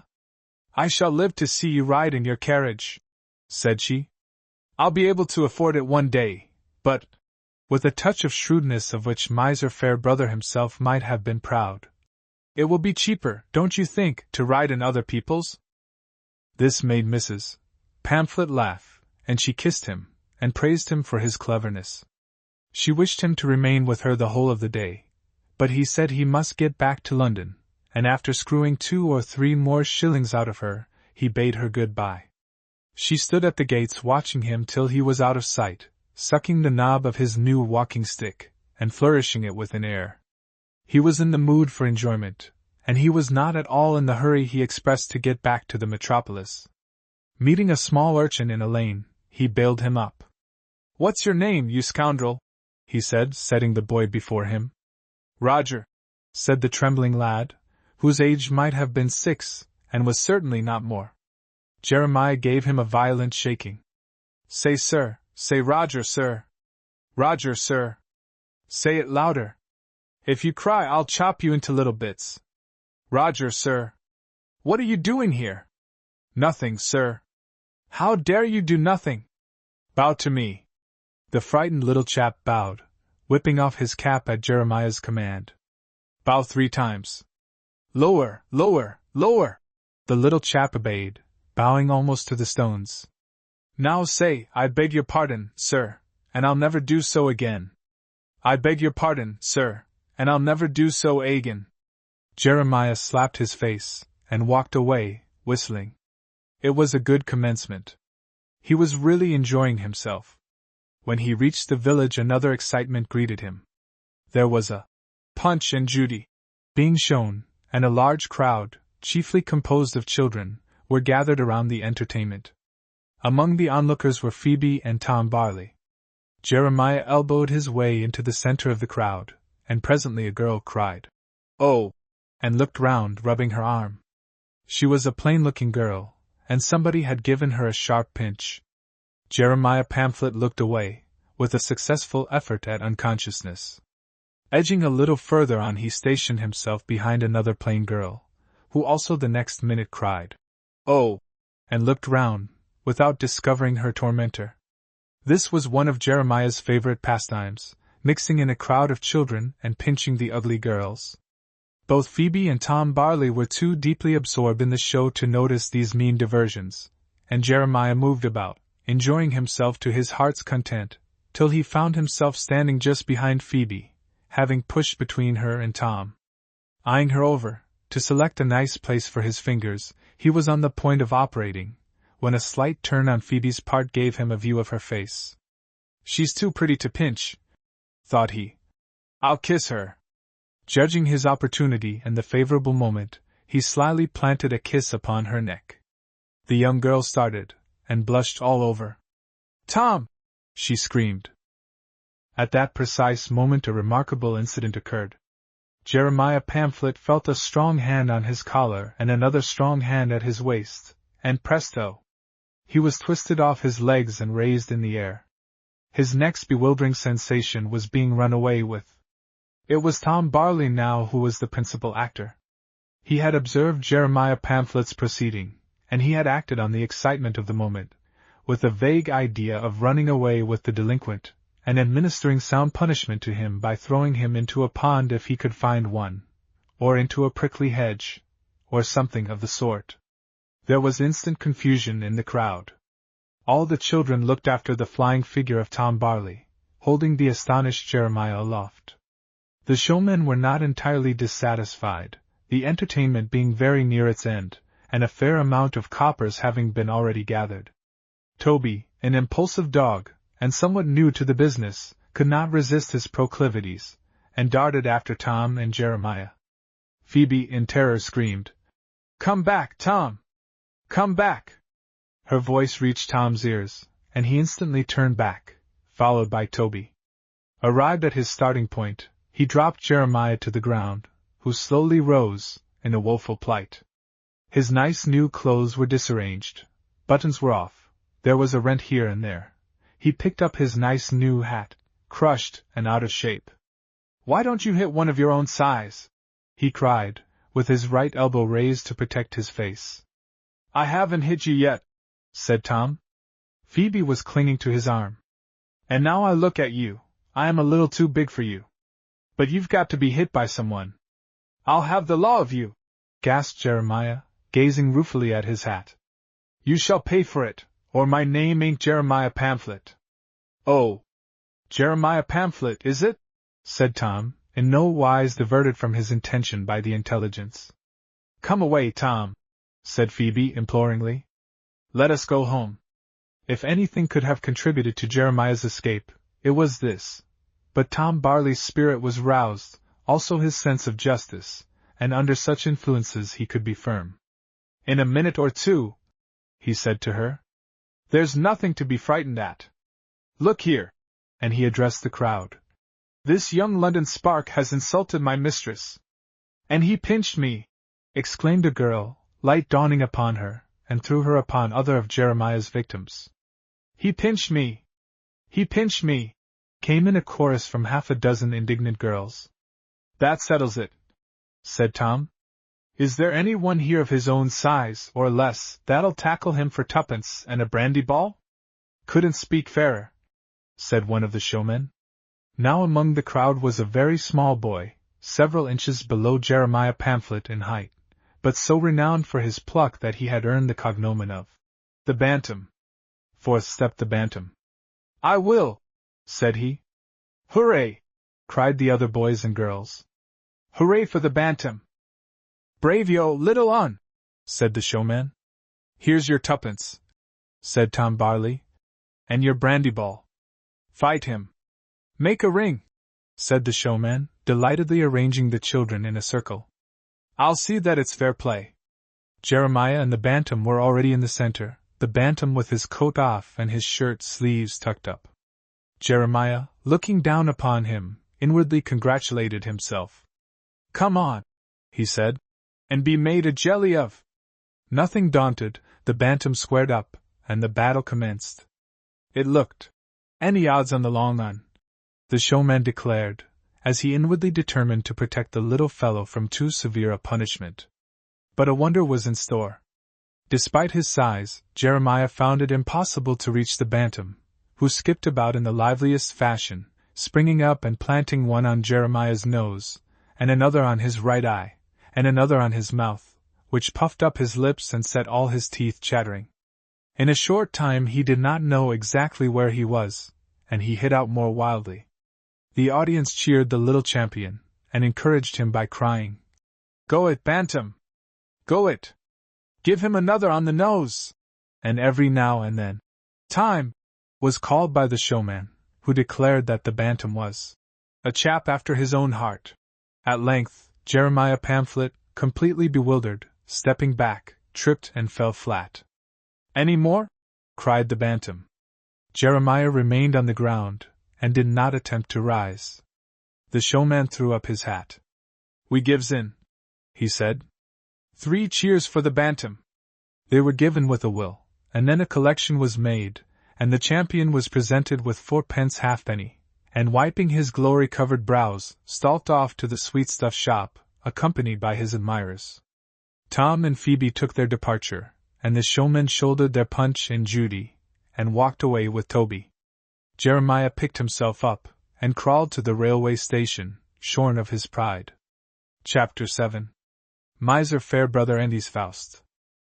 By the time that Phoebe was 18 years of age, Jeremiah Pamphlet was firmly established in Miser Farebrother's office in London. In the miser's shrewd eyes he had justified the praise his mother had bestowed upon him. A slyer, smarter manager, Miser Farebrother could scarcely hope to have. Even the miser himself could not be more exacting with tardy borrowers or more grinding in the collecting of rents, for Miser Farebrother had now a great many houses in the poor localities of the metropolis, which, at the rents for which he let them, paid him a high rate of interest for his outlay. He had not, in the first instance, purchased these houses, nor had he ever drifted into the folly of building one. It was property he had advanced money upon, which had not been repaid, and as he had calculated all the chances beforehand, lending at exorbitant interest, and draining, so to speak, the heart's blood of his customers, he made rare bargains in this line.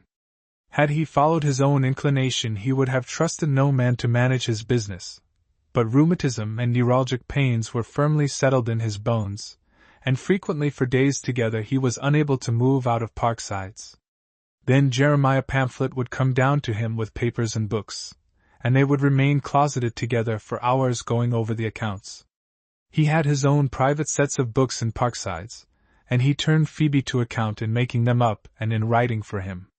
This was not a regular, but a fitful employment with the young girl, and her father was satisfied to spare her to go to London, to the house of Aunt Leth in Camden Town, to whom she paid long visits.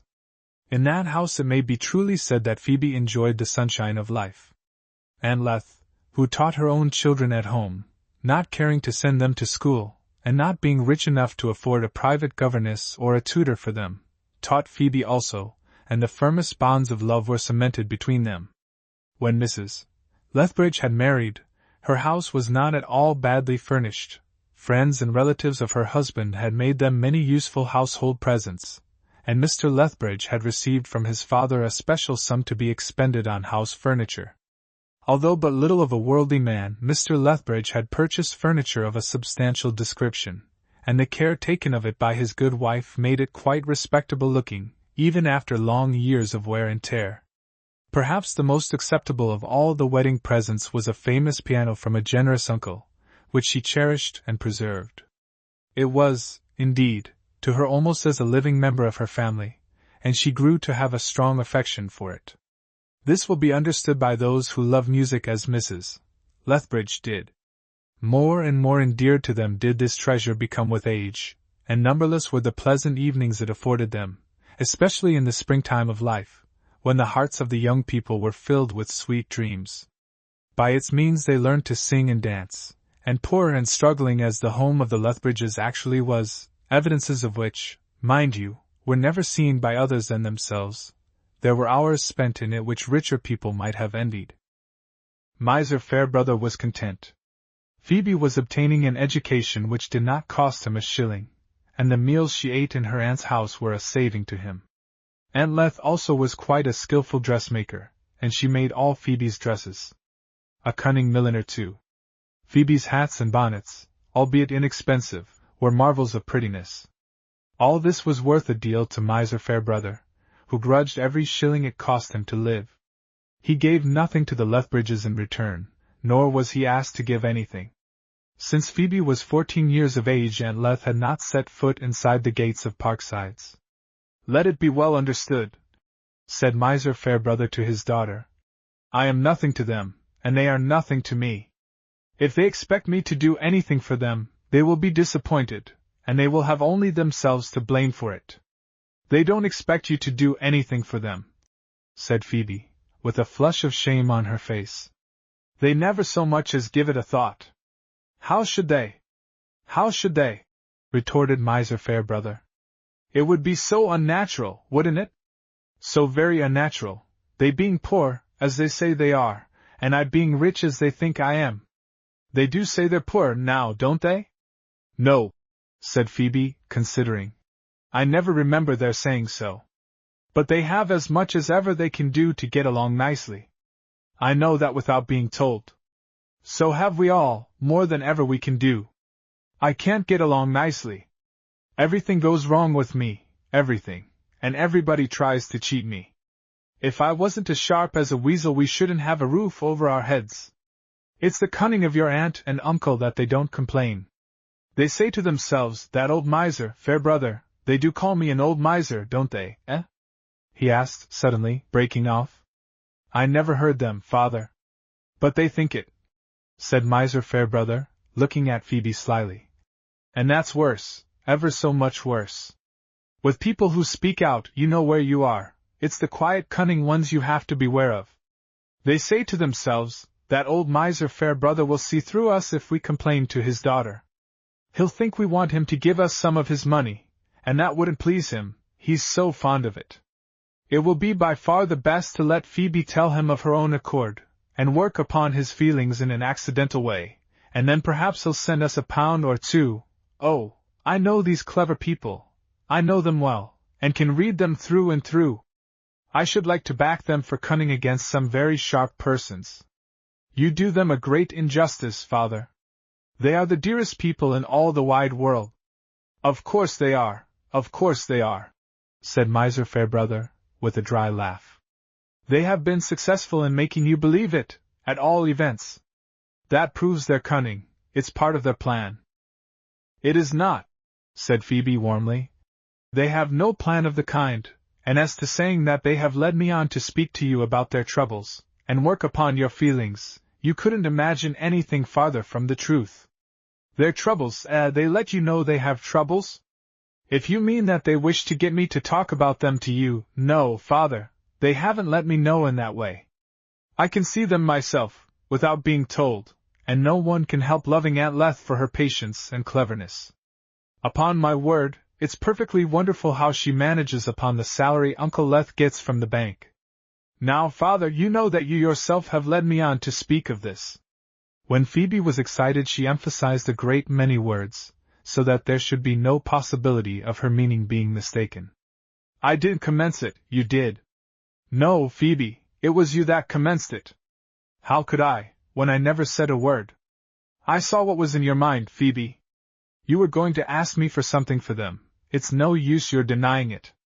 I knew it when you shifted about the room, moving things that didn't require moving, and then moving them back again, and keeping on looking at me every now and then when you thought I wasn't looking at you. Oh, I was watching you when you least expected it. I am not easily deceived, and not often mistaken, Phoebe, eh? This was embarrassing, and Phoebe could not help a little laugh escaping her, for it was a fact that she was watching for a favorable opportunity to ask her father a favor in connection with her relatives. He, observing her furtively from under his brows, perceived that his shot had taken effect, and he waited for Phoebe to continue the conversation, enjoying her discomfiture, and secretly resolving that the Lethbridges should not get a penny from him, not a penny. Phoebe was in hopes that he would assist her out of her dilemma, and throw out a hint upon which she could improve. But her father did not utter a word, and she was herself compelled to break the silence. Well, father, I was going to say something about Aunt and Uncle Leth and my cousins. I knew you were. I have been there a great deal, and they have been very kind to me. If I ever forget their kindness, I shall be the most ungrateful girl in the world. Think of the years I have been going to their house, and stopping there, and always being made welcome. Stop a minute, Phoebe, interrupted her father. Think of the years. Yes, you are getting. And now he regarded her more attentively than he had done for a long time past, and seemed to be surprised at a discovery which forced itself upon him. You are getting quite a woman, quite a woman. Yes, father, said Phoebe, quietly and modestly. I shall be 18 next Saturday. Aunt Leth was saying only last week how like I was to my dear mamma. Miser Farebrother rose and hobbled across the room and back. It was with difficulty he did this, his bones were so stiff, but when Phoebe stepped forward to assist him, he motioned her angrily away. He accepted, however, the crutch stick which she handed to him. He could not get along without it, but he snatched it from her pettishly. Her mention of her mother disturbed and irritated him. He recalled the few days of her unhappy life at Parksides, and the picture of her deathbed recurred to his mind with vivid force. There was a reproach in it which he could not banish or avoid. At length he sank into his armchair, coughing and groaning, and averting his eyes from Phoebe. She was accustomed to his humors, and she stood at the table patiently, biding his time. You have made me forget what I was about to say, he began. I am sorry, father. You are not sorry, you are glad. You are always thwarting and going against me. What makes you speak to me of your mother in a voice of reproach? Tell me that. You have been egged on to it. And he thumped his crutch stick viciously on the floor. I have not been egged on to it, said Phoebe with spirit. And it is entirely a fancy of yours that I spoke in a tone of reproach. It is no fancy. I am never wrong, never. Your mother died when you were almost a baby in arms. You have no remembrance of her. It isn't possible that you can remember her. I do not remember her, father, said Phoebe, with a touch of sadness in her tone. But Aunt Leth has a portrait of her, which I often and often look at, and I am glad to know that I am like her. You surely can't be displeased at that? Aunt Leth!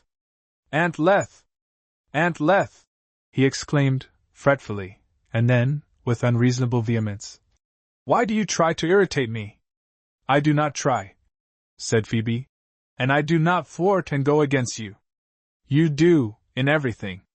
You don't care to please me, you don't take the least trouble to carry out my wishes. Being confined, on and off, to this house for years by my cursed rheumatism, unable, as you know, to go to my London office, and forced to trust to a man who may be robbing me secretly all the time he is in my service, I have endeavored to train you to be of some assistance to me, and to make up my accounts here when I am too weak and in too much pain to make them up for myself. What has been the result? Upon looking over the papers you have written, I have seldom found one of them correct. Nothing but errors in the casting up and in the calculations of interest, errors which would have been the ruin of me had I taken your work for granted. It wouldn't matter so much if your mistakes were in my favor, but they are not, they are always against me. The sum total is always too little instead of too much. Is this what I have a right to expect from a child I have nourished and fed? I can't help it, father. I have told you over and over again that I have no head for figures. No head for figures, he muttered. Where should I be, I'd like to know, if I had no head for figures? In the workhouse, where you'll drive me to in the end. You will be satisfied then, eh? I cannot help it, father, Phoebe repeated. I never could add up so as to be depended upon. I never could calculate interest. I never could subtract or multiply. If it hadn't been for Aunt Leth, I don't believe I should ever have been able to read or write at all. Oh, you throw that in my teeth, because I was too poor to afford a governess for you? Not at all, father. You do what you think is best, I dare say. I only mention it out of justice to Aunt Leth, of whom you have not a good opinion. How do you know that? Have I ever troubled myself about her at all? Did I commence this or you? Am I in the habit of dragging her name into our conversations for the purpose of speaking ill of her? Neither of speaking ill or well, father. That is what I complain of. After what she has done for me, you might have acted differently toward her. Ah, it's coming now. She has egged you on. She has not, said Phoebe, stamping her foot. Her loyal nature was deeply wounded by those shafts aimed at one she loved so well. She hasn't the slightest idea that I had it in my mind to speak to you at all about her, and I have had it in my mind for a long time past. I remember now what I was going to say a minute ago. We will go upon sure ground, you, I, and your precious aunt and uncle. We will have no delusions. They think I am rich, eh? They have never said a word about your money, they are too high-minded. But they do think I am rich. Now I will let you into a secret, and you can let them into it if you like. I am not rich, I am a pauper, and when I die you will find yourself a beggar. Aunt Leth will give me a home, father, when it comes to that. That's your affection, taking the idea of my death so coolly. But I am not going to die yet, my girl, not yet, not yet. Why, there was a man who grew to be old, much older than I am, and who was suddenly made young and handsome and well-formed, with any amount of money at his command. Oh, hush, father! These are wicked thoughts. You make me tremble. Why do you provoke me, then? He cried, raising his crutch stick as though he would like to strike her. You see how I am suffering, and you haven't a spark of feeling in you. Haven't I enough to put up with already, without being irritated by my own flesh and blood? There was such a man, and there's no harm in speaking of him. What was his name? This infernal rheumatism drives everything out of my head. What was his name? Faust. You have read about him? Yes, and I went to the theater and saw the most lovely opera about it. I can play nearly all the music in it. You can play, eh? How did you manage that? Who gave you lessons? Aunt Leth. She has a beautiful piano. You never told me you had been to the theater. I have told you often that I have been with Aunt and Uncle Leth to different theaters. But to this particular one, where the opera was played? Yes, I told you, father. You must have forgotten it. The opera! An expensive amusement which only rich people can afford. Your aunt took you, of course? Yes. And she is poor, eh? So very, very poor that it is quite wonderful how she manages. She had a ticket given to her for a box that almost touched the ceiling. She could not afford to pay for it. Every time she has taken me to a theater it was with a ticket given to her by Uncle Leth's relations. She is poor. And I am poorer. If you have read about Faust, if you go to the theater and see him, why do you call me wicked for simply speaking of him? Is there really any truth in it, I wonder? There are strange things in the world. Could life and youth be bought? If it could. He paused, and looked around with trembling eagerness. Phoebe was too much frightened to speak for a little while. Her father's eager looks and words terrified her. In a few minutes he recovered himself, and said coldly, Finish about your aunt and uncle. Yes, father, I will. It isn't much I want. Next Saturday is my birthday, and Uncle Leth comes home early from his bank. He has never been to Parksides, and Aunt Leth hasn't been here for years. May I ask them to come in the evening? Is that all? You are sure that is all? Yes, that is all. Miser Farebrother felt as if a great weight had been lifted from his heart. He had been apprehensive that Phoebe intended to ask him to lend them a sum of money. They wish me, said Phoebe, to spend my birthday at their house, but I thought I should like them to come here instead. They made a party for me last year, and the year before last too, and it is so mean to be always taking and never giving. I don't agree with you.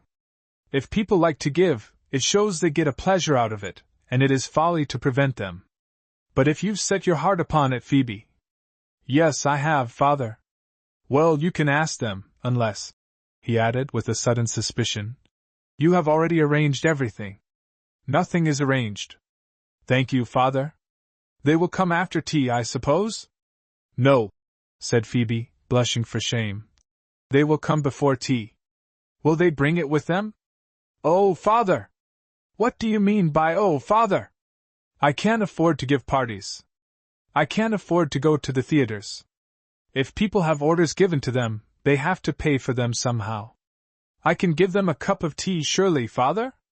I suppose you must, he grumbled. We shall have to make up for it afterward. What are you looking at me so strangely for? I should like to buy a cake for tea, said Phoebe, piteously. She was almost ready to cry, but she tried to force a smile as she added, and I have just tuppence for my fortune. Look, Father, here is my purse. That won't pay for a cake, will it? Give me something for a birthday present. To waste in cakes, he said with a wry face. Where should I have been if I had been so reckless? But you'll worry me to death, I suppose, if I refuse. He unlocked a drawer, and took out a little packet, which he untied. There were 10 2-shilling pieces in it, and he gave Phoebe one of them, weighing them first in his hand, and selecting the lightest and oldest. There. Never tell anybody that I am not generous to you. Phoebe turned the florin over in the palm of her hand, and eyed it dubiously, but she brightened up presently, and kissing her father, left the room with a cheerful face. Chapter 8. A Daydreamer in London Streets. Now as to the Lethbridges, concerning whose characters and peculiarities it is necessary to say something more. There was Mrs. Lethbridge, whom we already know, affectionately called Aunt Leth, not only by Phoebe, but by a great many young people who were on terms of friendship with her. And to be on such terms with such a woman was worthwhile, for she was not only a magnet that attracted love, she was a sun that bestowed it. There was Mr. Lethbridge, for the same reason called Uncle Leth by his young friends, and delighted in being so called. There was Fanny Lethbridge, their only daughter, between whom and Phoebe passed, under the seal of sacred secrecy, the most delicious confidences. Lastly, there was Robert Lethbridge, their only son, a young gentleman of vague and unlimited views, just entering into the serious business of life, and who, when things were perfectly smooth between him and his cousin Phoebe, was addressed as Bob, and at other times, according to the measure of dignity deemed necessary, as Robert or Cousin Robert. But it was generally Bob. Mrs. Lethbridge on her last birthday, 44, Mr. Lethbridge on his last birthday, 48, Fanny on her last birthday, 19, with many a sigh at being compelled to bid farewell to teens, Robert on his last birthday, 22. These comprised the family. To hark back for a moment. It was an undoubted love match with Aunt and Uncle Leth. He a bank clerk, with limited income, she a young lady, with no income at all. That was of small account, however. Cupid, the real one, not the counterfeit, does not pause to consider. They had a boundless income in their love, and they drew large checks upon it. Expectations they had none, except that of being happy. Unlike the majority of expectations, theirs was fulfilled. Outwardly and inwardly happy. For instance, their honeymoon. Was there ever a honeymoon like it, though it was not spent on the continent? Never. It was their opinion, and if you dispute it you do so upon insufficient evidence. Then, their children. Parents never drew sweeter delight from their offspring than they from theirs. It is a species of delight which cannot be bought, being far more precious than silver and gold, and in the hourly and daily return for love invested it proclaims itself an incomparable speculation. Robert came first, Fanny next. This was as it should be. The boy to protect the girl, who of the two was infinitely the wiser. This is often the case with boys and girls. The loving couple had a hard fight of it, and much to learn. They buckled to with willingness and cheerfulness, took their rubs lightly, and spread their pleasures so that they lasted a long time, not making light of them, as some do, and thus depriving themselves of the greater part of the enjoyment to be derived from them. As an example, a visit to the theatre, for which they were now able to obtain orders. But it was not so during the first years of their married life. The contemplated visit used to be planned weeks beforehand, discussed, laughed over, enjoyed in the anticipation, but not half so much as in the realization. As to which theatre now, and which play? The grave conversations they had on the point. It was really worth while listening to them. Those nights were gala nights. After the theatre, a bit of supper, perhaps, occasionally, but rarely, in a restaurant. The careful study of the bill of fare, the selection of the modest dishes, the merry words with which they banished the expensive ones and chose the cheapest, nothing could be more delightful, nothing more truly enjoyable. They went out to meet the sun, and revelled in its beams. Worth laying to heart, this. Their income of 180 sufficed. They could not save money, but what a mind was the future! Of the two, the one who drew most largely upon it was Mr. Lethbridge. The extraordinary demands he made upon it, and the extraordinary readiness with which his demands were met. It will be not unpleasant to linger a little over this phase of his character, premising, for lucidity, that in all London could not be found a brighter, more agreeable daydreamer. Thus, walking to the bank to save the bus fare, Mr. Lethbridge beguiled the way. He had kissed his wife and Fanny, and saw them smiling at the window, and waving their hands to him as he passed the house. He went on his way rejoicing, and straightway began to dream. What is this he hears? A meeting of the bank directors is being held. A messenger appears before Mr. Lethbridge's desk. The directors wish to see you, sir. He prepares to obey the call, leaves his papers and books in order, pulls up his shirt collar, pulls down his cuffs, straightens himself generally, and presents himself in the boardroom. There they are, the great magnates, all before him. The chairman, white-haired, gold-spectacled, and pleasant-voiced. Others of the directors also white-haired, gold-spectacled, and pleasant-voiced. Comfortable-looking gentlemen of the highest respectability, with country houses, carriages and horses, first-class railway tickets, and famous cellars of wine, all plainly visible in their shirt fronts and gold watch chains. They gaze at him in approval. He bows to them. The chairman bends his head slightly, and smiles a welcome. The other directors follow suit. They bend their heads slightly, and smile a welcome. It is really very pleasant. Take a seat, Mr. Lethbridge. We wish to say a few words to you. He sinks into a chair, and waits for the chairman to unfold himself. The chairman coughs to clear his voice.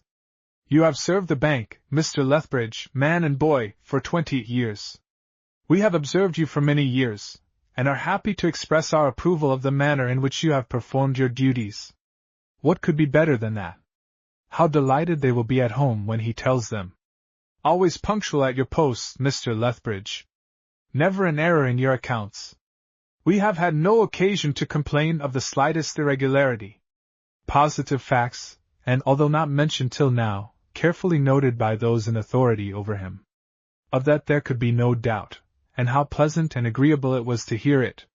He had always been confident that his time would come. As a substantial mark of our approval, Mr. Lethbridge, we offer you the desk of our second chief cashier, who is about to retire on a pension. You will take his place at the end of the present month, and your salary will be £600 per annum. The chairman rises and shakes hands with him. The other directors rise and shake hands with him. He retires from the boardroom, filled with joy. Everybody in the bank congratulates him. He has not an enemy in the establishment. Being now in the enjoyment of a salary more than 3 times as large as that upon which he and his wife have had to manage since their marriage, he proceeds to the disposal of it. A little extravagance is allowable. He must work down his feelings somehow. A new dress suit for himself, a new black silk for his wife.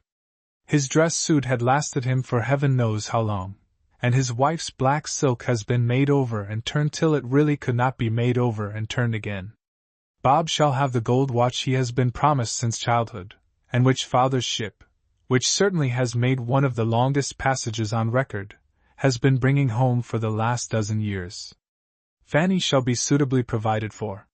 For wife and daughter, each 1 dozen pairs of kid gloves, for button, 8 button, 100 button if they like, new bonnets, mantles, and boots, and also for each a £10 note, in a new purse, to do just as they please with. Phoebe, also, must not be forgotten. She shall have new gloves, and bonnet, and mantle, and boots, and money in a new purse. He goes out with them to make the purchases, and they have the most delightfully grave consultations and discussions. And just as the shopkeeper in Regent Street is pressing upon him a most extraordinary bargain in the shape of a new silk. Yes, just at that moment Mr. Lethbridge arrives at the bank, punctual, as usual, to the minute. He is in the best of spirits. His walk from Camden Town has been as good as a play. Better, for he is convinced that his dreams will come true one of these fine days. What does it matter, a week or 2 sooner or later? Chapter 9. A New Domestic Drama, by Uncle Leth.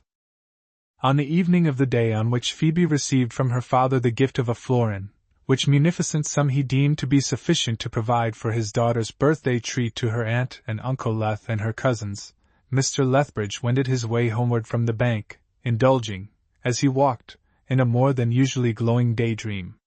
There exists in a great number of poor and struggling families a common sympathetic legend of a relation who ran away from home when very young, who has made a fabulous fortune in a distant land, and who will one day suddenly present himself to his astonished kinsfolk, and fill their hearts with joy by pouring untold gold into their laps. This good genius is always a grey-headed old man, with bright eyes and a soul of good nature, and is, of course, invariably a bachelor, a delightful fiction which ensures comfortable portions to the marriageable girls. The Indies used to be the favorite locality in which the runaway uncle or cousin made and saved his fortune, but of late years Australia and America have been pressed into service. Such a legend had existed in Mr. Lethbridge's family when he was a youngster, and as he now walked toward Camden Town, who should turn up, in his dreams, but a fabulously wealthy old gentleman, who had come home for the express purpose of presenting Mr. Lethbridge with no less a sum than £20,000. Here was a foundation for the daydreamer to work upon. But it was not all. There was a most important connection nearer to his heart, and altogether of a more tangible character. Among the friends of the family was a certain Fred Cornwall, a young barrister waiting for briefs, regarding whom Mrs. Lethbridge had more than once confidentially unbosomed herself to her spouse to the effect that she was certain he came after Fanny. Up to the present moment, supposing that Fred Cornwall had really any serious intentions, this was as far as he had got, but it was far enough for Mr. Lethbridge. The slenderest foundations were sufficiently strong for his castles. Now, on this evening, Fred Cornwall was abroad on a little summer trip, and before Mr. Lethbridge had started for his bank in the morning his wife had whispered to him that Fanny had received a letter from Fred. What more was wanting for Fancy with open eyes in London streets? He has left the bank. They gave him a dinner and a testimonial on parchment, and another in gold, which is now ticking in the left-hand pocket of his waistcoat. It was the pleasantest affair. Such things were said of him. And the choicest flowers from the banquet table were sent by hand to his wife and daughter. Simply to think of it made the tears come into his eyes. He has bought the lease of the dear old house in Camden Town. He has no ambition to live in a better, despite the fact that he is master of £20,000. Well, not quite so much, perhaps, because there was the lease to pay for, and the smartening up of the house, and some new furniture to buy for the best rooms. But quite enough, quite enough. There is still something to do before the new arrangements are completed, and for this purpose he and his wife and Fanny are jogging along happily through fashionable thoroughfares, where the tradesmen have provided in their windows a veritable Aladdin's cave for their entertainment, and wherein the ladies of his family, intent upon killing 2 birds with 1 stone, have decided to indulge in a little shopping. Of all female occupations the most attractive and fascinating. In Regent Street whom should they meet but Fred Cornwall? Here he is, face to face with them. Mr. Lethbridge greets him cordially. "Hullo, Fred! Who would have thought of seeing you? Why, where have you been these last 3 weeks? On the continent? Of course, of course. I remember your telling us you were going. Enjoyed yourself, I hope? Yes. Very glad, very glad. How brown you look. When did you return? A few hours ago only. Ah.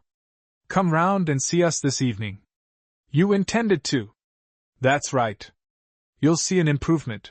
We've been buying some new furniture and doing up the house. Do you know anything of roses, Fred? I want to put a few dozen standards in the garden. I've got some apple and pear trees in already. Our own fruit next year, Fred. Fact is, I've had a windfall. Ever heard me tell of a relation of mine who ran away from home when he was a boy, and who made a great fortune abroad? Well, to our astonishment, he turned up a little while ago, and behaved most handsomely to us, so handsomely, indeed, that I've resigned at the bank. No occasion to work any more, my boy, can take it easy. Pleased to hear it? Of course you are. It makes no difference in us, Fred. We're just the same as we always were, just the same, just the same. Now how about the briefs, Fred? Are they rolling in? No. But of course you must wait, as I have waited. Don't be discouraged, my lad. Hope, hope, hope, that's the best tonic for youngsters. Perhaps I may put something in your way. Anything particular to do this morning? We are making a few purchases, and now I think of it, I have heard Fanny say, repeatedly, that your taste in ladies' dress is perfect. What are you blushing for, Fanny? Give Fred your arm. I have no doubt he will be happy to accompany us. Mr. Lethbridge's daydream was here snapped in the middle. He was recalled to earth by a clap on his shoulder and the sound of a mellow voice. The very man I was coming to see! How are you, Leth, old man? The mellowness of the speaker's voice was matched by the mellowness of his personal appearance.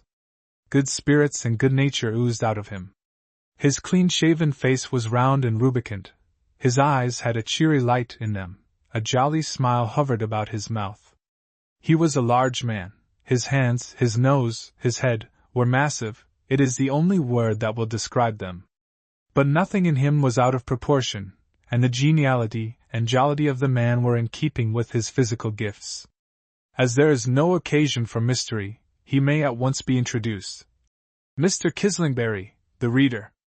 A famous man, Mr. Kislingberry, as you know.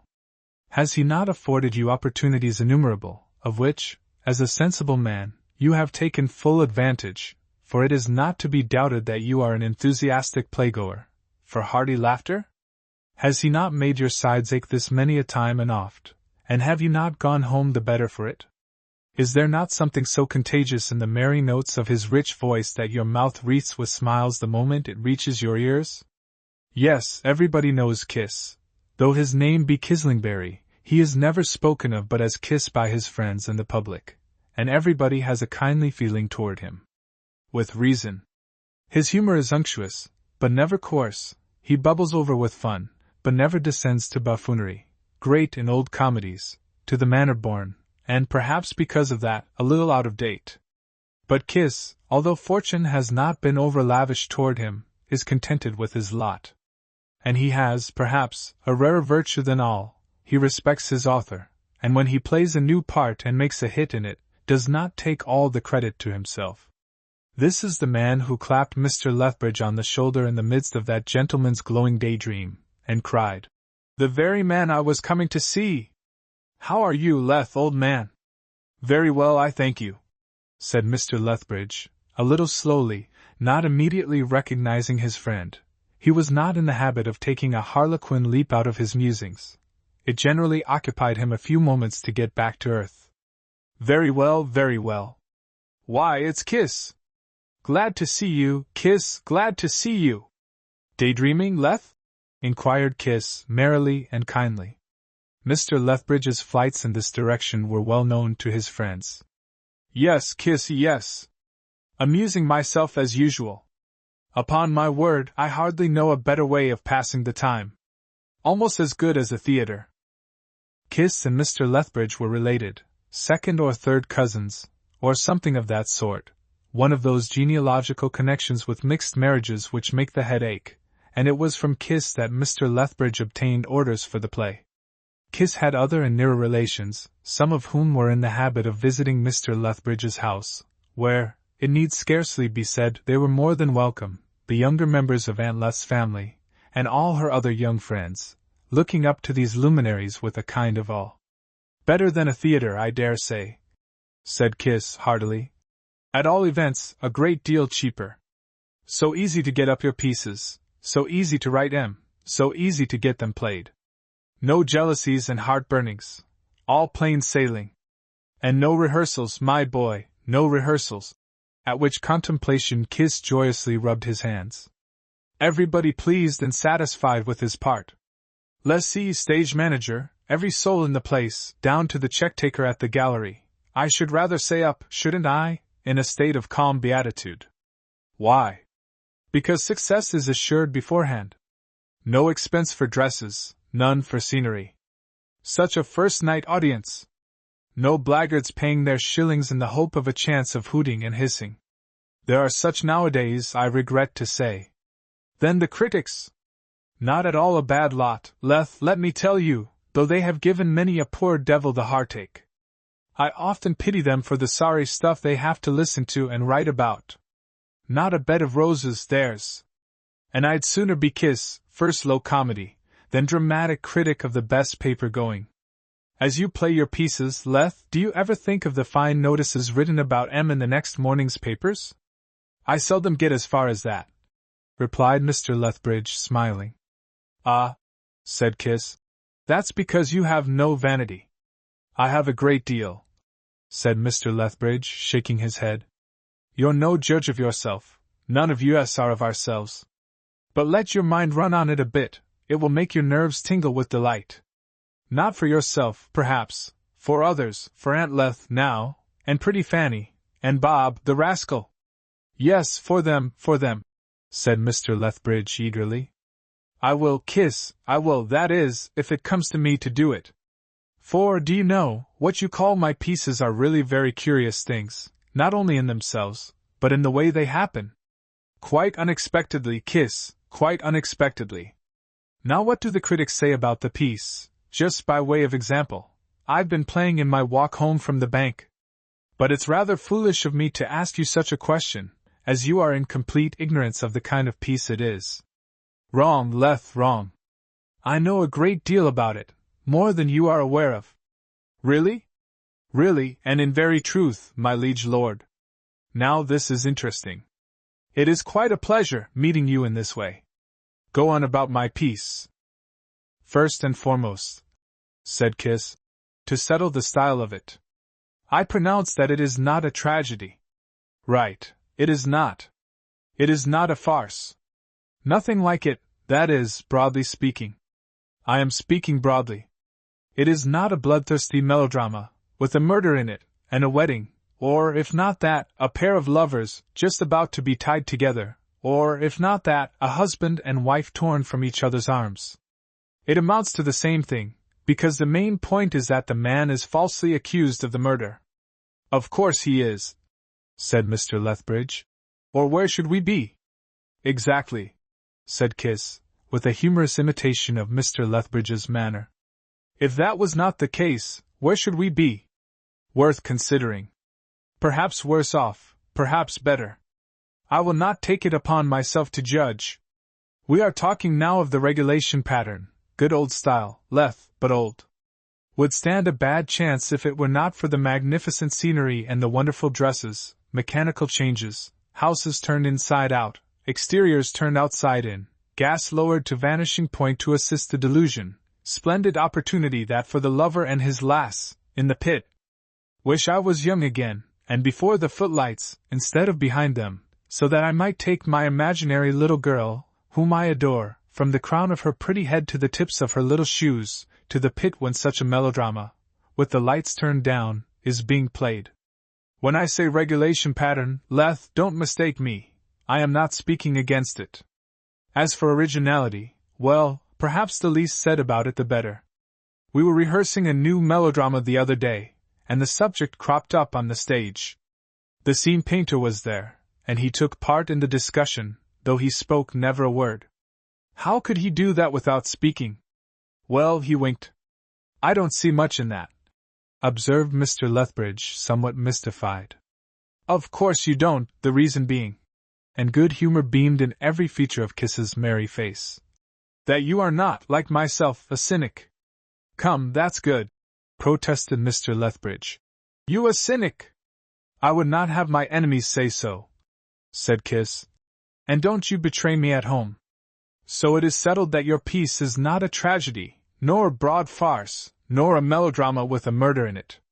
Nor is it a comedy of character, bristling with smart sayings, everybody saying clever, ill-natured things about everybody else. No, Leth, your piece is a simple domestic drama, lighted up by the sweetest stars of life, the stars of pure love and a happy home. You have, said Mr. Lethbridge, stirred by the feeling which his friend threw into the words, a remarkable felicity of expression. You are almost a poet. A bread-and-butter poet, then. Yes, a simple drama of domestic life, upon which the stars of love and home are shining. That's what the critics say the next morning. It is refreshing to come across a play so sweet, so natural, so human. Here are no high flights of the imagination, no violent twisting of ordinary events to serve a startling purpose, no dragging in of abnormal, precocious children, to show how clever they are, nothing, in short, out of drawing or out of proportion. The play is an idyll, in which all that is wholesome in everyday life is brought into prominence to gladden the heart and refresh the senses. It leaves a sweet taste in the mouth, and when the curtain fell upon the delightful story, the author was called again and again, and applauded with a heartiness which must have sent him home rejoicing to the bosom of his family.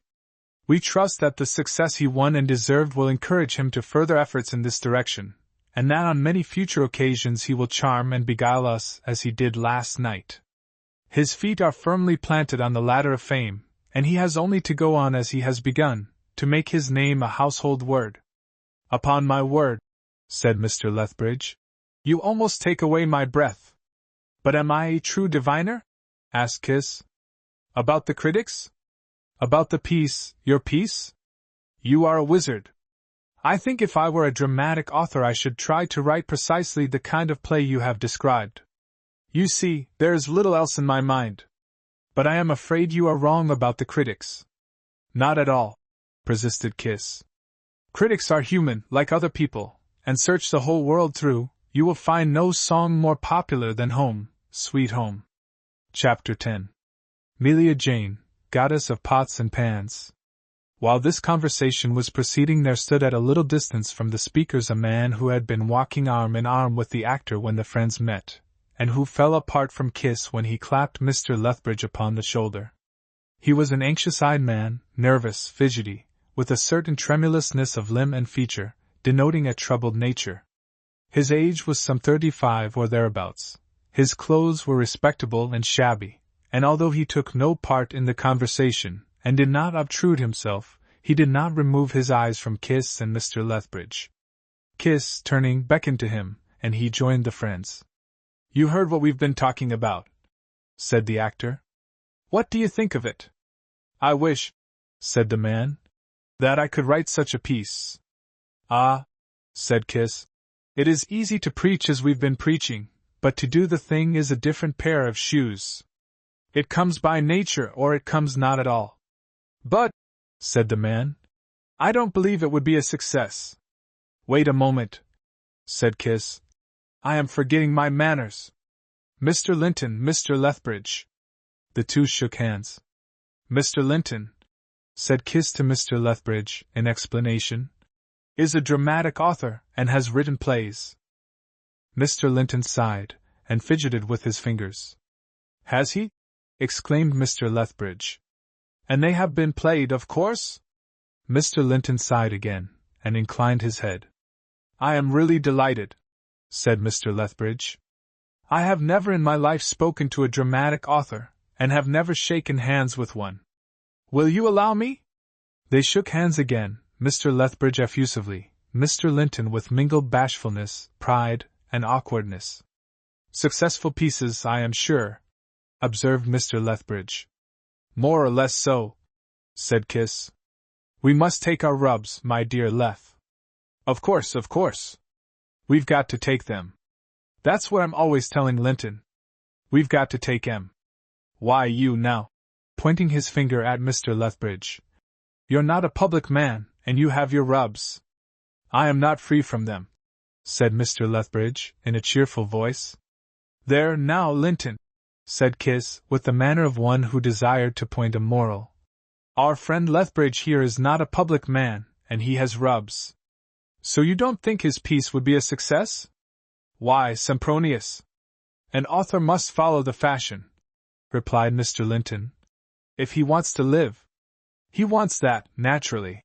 And here Kiss took Mr. Lethbridge aside, with, Excuse me, Linton, a moment, and whispered confidentially, A little dashed. Had a knock-down blow. Last piece a failure. Produced a fortnight ago. Ran a week. I was in it, but could not save it.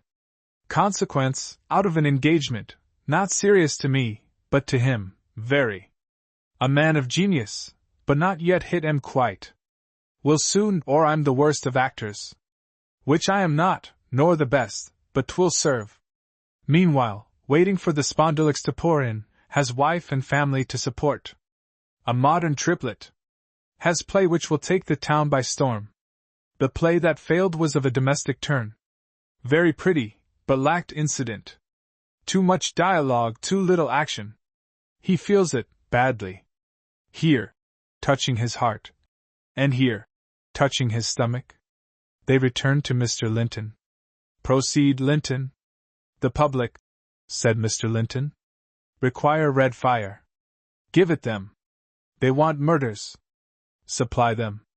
They want the penny dreadful on the stage. Fling it at their heads. Ah! I've not been as wise as some I know. In point of ability, whispered Kiss again to Mr. Lethbridge. He could wipe out the authors he refers to. Excuse him, he is not a bit malicious or envious, but he has been stung, and he's writhing. If you heard me read the play that failed, you would require a dozen pocket handkerchiefs. He slaved at it for 8 months, and dreamt of success with empty platters on his table. I wonder if people know anything of this, or ever give it a thought? But it won't do to encourage him. It does him good to lash out, but we must not agree with him when he's wrong. In his new play there's a part one should like to take. He wrote it with me in his eye. All will come right. Till the time arrives he must grin and bear it. Suffering is the badge of all his tribe. But there are big plums in the pudding, old fellow, and his day to pick 'em will come. Then he said aloud to the moody author. Don't talk stuff and nonsense. You don't copy, as a rule, you're original, and I make my bow to you, but in what you said you are copying the platitudinarians. What the public want are good plays, such as you can write, and good actors, who are not so scarce as croakers would have us believe. Cheer up, Linton! Where would be the glory of success if we could have it by whistling for it? Why, here we are at your very door, Leth. Now I call that singular. Why? Asked Mr. Lethbridge. Because we were coming to see you, to ask a favor. Anything I can do, said Mr. Lethbridge, knocking at the door. You may depend upon. I told you so, Linton, said Kiss. The dramatic author brightened up for a moment, but fell again immediately into a state of despondency. You're just in time for tea, said Mr. Lethbridge, kissing his wife, who opened the door for them. Come in, come in. I brought you some visitors, Mother. How do you do, Mr. Kiss? Said Mrs. Lethbridge, shaking hands with the always welcome actor. Mother, said Mr. Lethbridge, this is Mr. Linton, the celebrated author. I am glad to see you, sir, said Mrs. Lethbridge, inwardly disturbed by the thought that she had not got out her best tea service. Mr. Kiss, will you take Mr. Linton into the drawing-room? You are at home, you know. Fanny and Bob will be in presently. Phoebe is here, father. In point of fact, Phoebe, Fanny, and Bob, excited by the sound of the arrival of visitors, were on the first-floor landing, peeping over the balustrade to see who they were. It's Mr. Kiss, whispered Fanny. And a strange gentleman, whispered Bob. Uncle Leth said, whispered Phoebe. The celebrated author. I wonder if he's joking? They are going to stop to tea, whispered Fanny, and Mother has sent them into the drawing-room while she gets out the best tea things. We must go and help her. Aunt Leth, from the passage below, coughed aloud, having detected the presence of the young people, and there was an instant scuttling away above, and a sound of smothered laughter. To Aunt Leth's relief, this was not noticed by her visitors, who made their way into the drawing-room. It was called so more from habit than because it was a room set apart for holiday and grand occasions. There was no such room in the house of the Lethbridges, which was a home in the truest sense of the word. Aunt Leth was deeply impressed by the circumstance of having a celebrated author in her house, and when the drawing-room door was closed, she asked her husband in the passage, speaking in a very low tone, what he had written. "Why, don't you know, Mother?" said Mr. Lethbridge. But the superior air he assumed, as though he was intimately acquainted with everything Mr. Linton had written, and was rather surprised at his wife's question, was spoilt by a shamefacedness which he was not clever enough to conceal. "No, Father," said Mrs. Lethbridge, adding triumphantly, "and I don't believe you do either." "Well, to tell you the truth," said Mr. Lethbridge with a little laugh, "I don't. But he is very celebrated. Mr. Kiss says so. He writes plays, and his last one was not a success. It has troubled him greatly, poor fellow. Give us a good tea, Mother." Mrs. Lethbridge nodded, and sent him in to his visitors, and went herself down to the kitchen to attend to her domestic arrangements, where she was presently joined by her children and Phoebe. "We don't want you, Bob," said Mrs. Lethbridge to her son. "Go and join the gentlemen." "I'd sooner stop here, Mother," said Robert. "Go away, there's a good boy," said the mother. "You will only put things back." Robert, however, showed no inclination to leave the kitchen, but hovered about Phoebe like a butterfly about a flower. "Do you hear what Mother says?" demanded Fanny imperiously. She was given to lord it occasionally over her brother. "Go at once, and listen to the gentleman, and have your mind improved." "Now you're chaffing me," said Robert, "and you know that always puts my back up." Mrs. Lethbridge looked around with affectionate distraction in her aspect. "Go, Robert," said Phoebe. "Not if you call me Robert," said he. "Well, Bob. All right, I'll vanish. Fanny, there's a smut on your nose." Which caused Fanny to rub that feature smartly with her handkerchief, and then to ask Phoebe in a tone of concern, "Is it off?"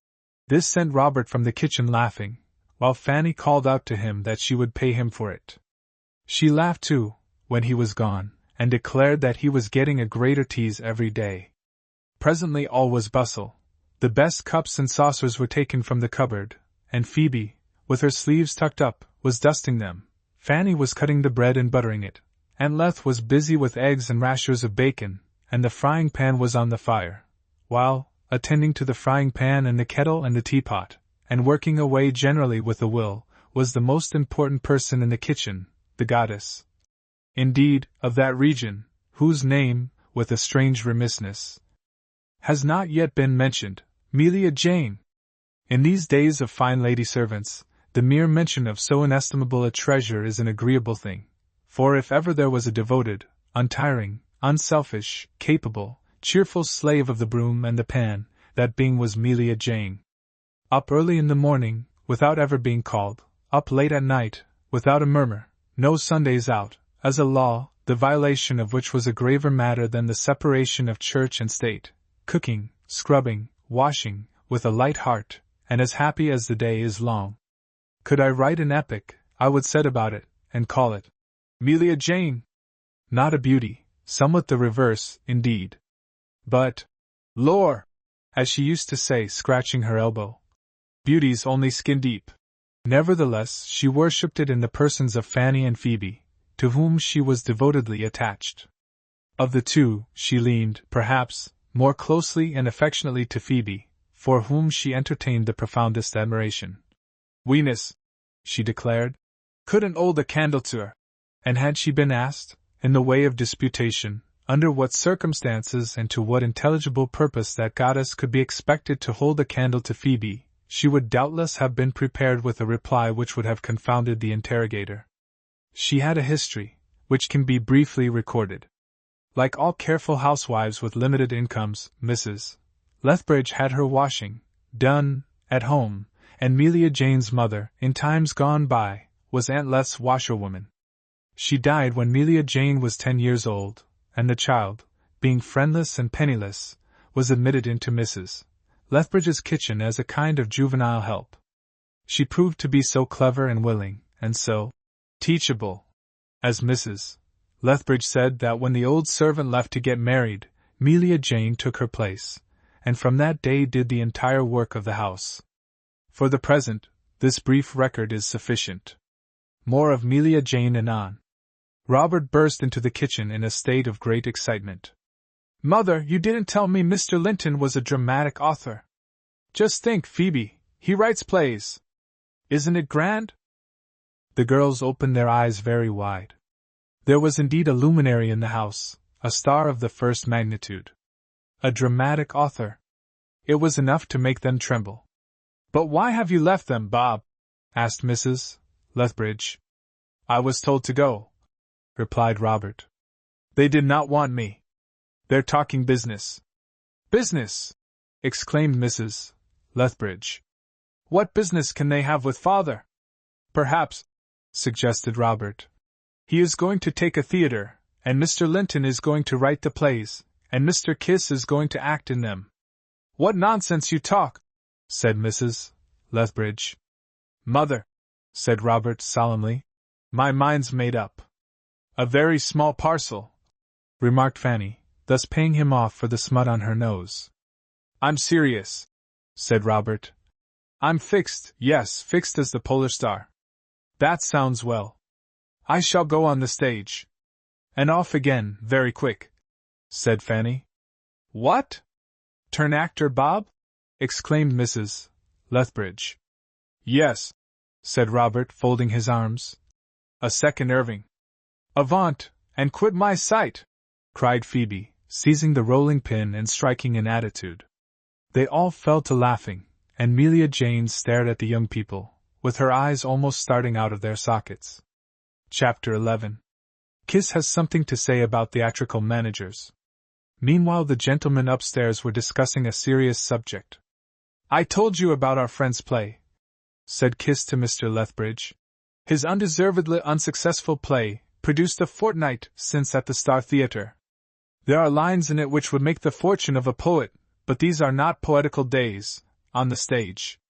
At a certain theatre, where an eminent brother of the craft, to whom I take off my hat," he had no hat to take off, but he went through the necessary action, "has the ear of the public, and a following which is simply amazing to contemplate. At that theatre, I grant you, the poetical drama can be produced with great results, and also at one other temple of the drama, where a lady, admired and loved by all, reigns as queen. But produced elsewhere, it is risky, very. It requires, for success, a perfect and harmonious combination of rare forces, and such a following as I have spoken of, and these are only to be found in those two theatres. Do you take? Do I understand you?" said Mr. Lethbridge, deeply interested. "Yes. With such actors," continued Kiss, "with such an organization, with such resources, with such lavish, but not unwise, expenditure, with such a following, not only the poetical drama, but any kind of drama, may be staged with assured result. Had Linton's play been produced there, you would see him now all smiles instead of down in the dumps. I don't say to him what is the use, a man has his feelings, and a dramatic author has a double share, which makes it bad for him when the reverse happens. Linton's play was not produced at one of the theatres I have indicated, more's the pity. But a time may come. Do you hear me, Linton?" "I am deeply grateful to you," said Mr. Linton. "You are the best fellow in the world." "That is sentiment, mere sentiment," said Kiss, coughing down the compliment. "We are now talking business, and I am, so to speak, showing our mutual friend the ropes, and letting him behind the scenes. Not quite the fairyland most people imagine. I was engaged for the run of Linton's play, and as it ran off instead of on, I am now out of an engagement. Do I blame him? Not a bit of it. He would have as much reason to blame me. You see, Leth, there are certain rules and certain fashions in our line which it is as dangerous to violate as in most lines of business. For instance, would you take a shop on the wrong side of the road? No, replied Mr. Lethbridge, rather vaguely. There are business sides and unbusiness sides. Here, a shop is worth £500 a year. Across the road it isn't worth 50. So with theatres. Here comedy, here comic opera, here melodrama, here spectacle, here Shakespeare and the classic, and so on, and so on. Risk the unsuitable and you come to grief. That's what we did, for I'm bound to confess that Linton was largely influenced by my advice in the matter. I had so firm a belief in the play that I thought it would score anywhere. It did score at the Star, but it scored the wrong way, because it was played at the wrong theatre. A knock-down blow. What then? Why, rise and at it again, yes, though you get a dozen knock-down blows. Nil desperandum, that's my motto. Life's a fight. Are you waiting for a cue, Linton? You are quite right in your observations, said the poor author, with a sad smile. But it is easier for you to rise after a knock-down blow than it is with me. You are a favorite with the public. They welcome you the moment you make your appearance. The last time I appeared before them they howled at me. And it meant so much. It was not only a case of disappointed ambition and wounded vanity, but there was, at home, I beg your pardon, I scarcely know what I was about to say. Mr. Lethbridge thought of the empty platters which Kiss had spoken of, and he gazed commiseratingly at Mr. Linton. Now, wouldn't you suppose, said Kiss, addressing himself to Mr. Lethbridge, that Linton was so overwhelmed at his failure that he had no heart to try again? I am happy to say that is not the case. He has already got another play ready, a better one than the last, a play that is bound to hit M. I am delighted to hear it, said Mr. Lethbridge, with a bright smile. I must come the first night. We'll all come, Mother and Fanny and Phoebe and Bob. I dare say we shall be able to find room in the pit. Plenty, observed Mr. Linton moodily. And bring good thick sticks with you, said Kiss, to help the applause. When is it to be played? Asked Mr. Lethbridge, laughing at the suggestion of the big sticks. And where? Ah, said Kiss, that's the rub. It is a question not yet decided. There are so many managers after it, I suppose? Said Mr. Lethbridge, innocently. Look at it from a business point of view. Accept the best offer at the best theatre. Kiss leant back in his chair, and laughed long and loud. He had a particularly merry laugh, and the sound was heard in the kitchen. That's Mr. Kiss laughing, said Fanny. The author has said something funny. I hope Uncle will remember it, added Phoebe, and tell us what it is. How wonderfully an author must talk, and what wonderful minds they must have. However do they think of things? The fact is, Leth, said Kiss presently, we have not such a choice of managers and theatres as you imagine. Why, surely, said Mr. Lethbridge, they are only too ready to jump at a good play when it is offered them. If I were asked, said Kiss, who were the worst possible judges of a manuscript play, I should answer, theatrical managers. As regards Linton's last effort, which he has at the present moment in his coat pocket. Mr. Lethbridge knew from this remark what the great bulge was at Mr. Linton's breast, concerning which he had been rather puzzling himself. Every now and then the dramatic author put his hand up to the pocket which contained his manuscript, to make sure that the precious documents were safe. As regards that, continued Kiss, there is a certain obtuseness on the part of managers which has to be overcome. Before the new play sees the light, they have read it, and have shaken their heads at it. Now I pit my judgment against theirs. So will I, said Mr. Lethbridge. And I say there's money and fame in Linton's last. By the way, Linton, that's not at all a bad title for something, Linton's last. Think of it. At all events, observed the despondent author, with a lame attempt at a joke, there would be an end of me after that. Not at all, my boy, couldn't spare you. As I said, Leth, the managers, all but one, shake their heads at Linton's play, and, like asses, refuse it. All but one, said Mr. Lethbridge. He's a fortunate man, whoever he is. He is not quite blind. Now, Leth, that is the real reason of our visit to you. Indeed, said Mr. Lethbridge, in great amazement. I have no influence, I assure you. I wish I had. I should be only too ready and willing to use it. This one manager, pursued Kiss, who proves himself to possess some glimmering of common sense, is, curiously enough, the manager of the Star Theatre, where Linton's last piece was produced. And he wishes to produce the new one, said Mr. Lethbridge. That is very good of him. Oh, he knows what he is about, and he is awake to the fact that there is a certain fortune in the play. But for all that, he is a downy bird, a very downy bird. He argues. Says he, your last piece, Linton, was almost a crusher to me, at which Linton's heart sinks into his shoes, and he groans, instead of meeting it lightly as he ought to do. But that is a matter of temperament. I had to close my theatre, says the manager of the Star, not having another piece ready, and here I am paying rent for shut doors. It has cost me so much, mentioning a sum, which my experience tells me is the actual, multiplied by 4. But that's neither here nor there. The manager of the Star goes on, to put the new piece on will cost so much, again mentioning a sum multiplied by 4. What do you propose to contribute toward it if I make the venture? I give you my brains, says Linton, that is all I possess. In that case, says the manager, I am afraid it is not to be thought of. I can't afford to stand the entire risk. I, being present at the interview, step in here. I don't intend to apologize to Linton when I tell you, Leth, that he is not fit to manage his own business. You did produce a play of Linton's, I say to the manager. It was called Boots and Shoes, Leth. No doubt you remember it, out of which you made a pot of money. A small pot, says the manager of the Star, a very small pot. And, says I, which you bought right out for the miserable sum of £50. Well, says the manager, that was the bargain, made with our eyes open. When I offered £50 for Boots and Shoes, I did it for the purpose of doing Linton a good turn. He was hard up at the time, and I risked the 50 on the off chance. If I make by one piece, I lose by another. Let us come to the point, says I, about the new piece. You want something contributed toward the expense of getting it up. How much? Don't open your mouth too wide.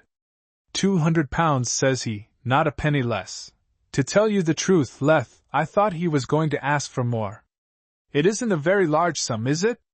Not to some people, replied Mr. Lethbridge, with a cheerful smile. Pleased to hear you say so. There's more to tell. It is not putting down the £200 and saying goodbye to it. It will come back in less than no time. The first profits of the piece will be devoted to repaying the amount, so that there is really very little risk, if any. Having stated his conditions, the manager of the Star retires, and we retire also, to consider ways and means. Now I needn't tell you, Leth, that we can just as easily lay our hands upon £200 as we can bring the man in the moon down from the skies. The question then is, how to raise it? A serious question. We consider long, and at length a bright idea flashes upon me. I have, in an indirect way, made the acquaintance of a man who discounts bills. The acquaintance is slight, very slight, but faint heart, you know, and I go to him. I will mention his name to you, but it must be done in confidence, between ourselves. Yes, said Mr. Lethbridge. His name is Pamphlet, Jeremiah Pamphlet. I know the name of Pamphlet, said Mr. Lethbridge. The father of my niece Phoebe, who is just now on a visit to us. The dearest, sweetest girl, said Kiss, in explanation to Mr. Linton, has a housekeeper of that name.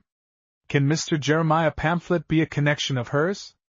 It is not unlikely, said Kiss. To speak the truth, it is quite likely. But that is not material, is it? No, said Mr. Lethbridge, with a slight pause for consideration. I don't think it is. I believe he manages some kind of business for Phoebe's father. For Miser Farebrother? Yes, that is so, but he does business also on his own account. As I was saying, I go to Mr. Pamphlet, and I lay the case before him, but he says he doesn't see his way to doing a bill for me and Linton without other names upon it. I run over the names of a few friends who would be willing to sign it, but Mr. Pamphlet still demurs. It was then that the bright idea flashes upon me. I think of you. To come to you and ask you to lend us £200 was, of course, out of the question. I regret to say it would be, said Mr. Lethbridge. Nothing would give me greater pleasure if it were in my power. I know, and therefore we have not come here with any such idea, but your name occurring to me while I was talking to Mr. Pamphlet, I naturally mention it. He meets me instantly. He knows all about you and your family. He has never been here, interposed Mr. Lethbridge. He spoke most kindly of you, and said he had the greatest respect for you. To my knowledge, again interposed Mr. Lethbridge, I have never seen his face. I shouldn't know him from Adam if he stood before me now. Perhaps he knows of you through your niece. However it is, you would not have been displeased had you heard him speak of you.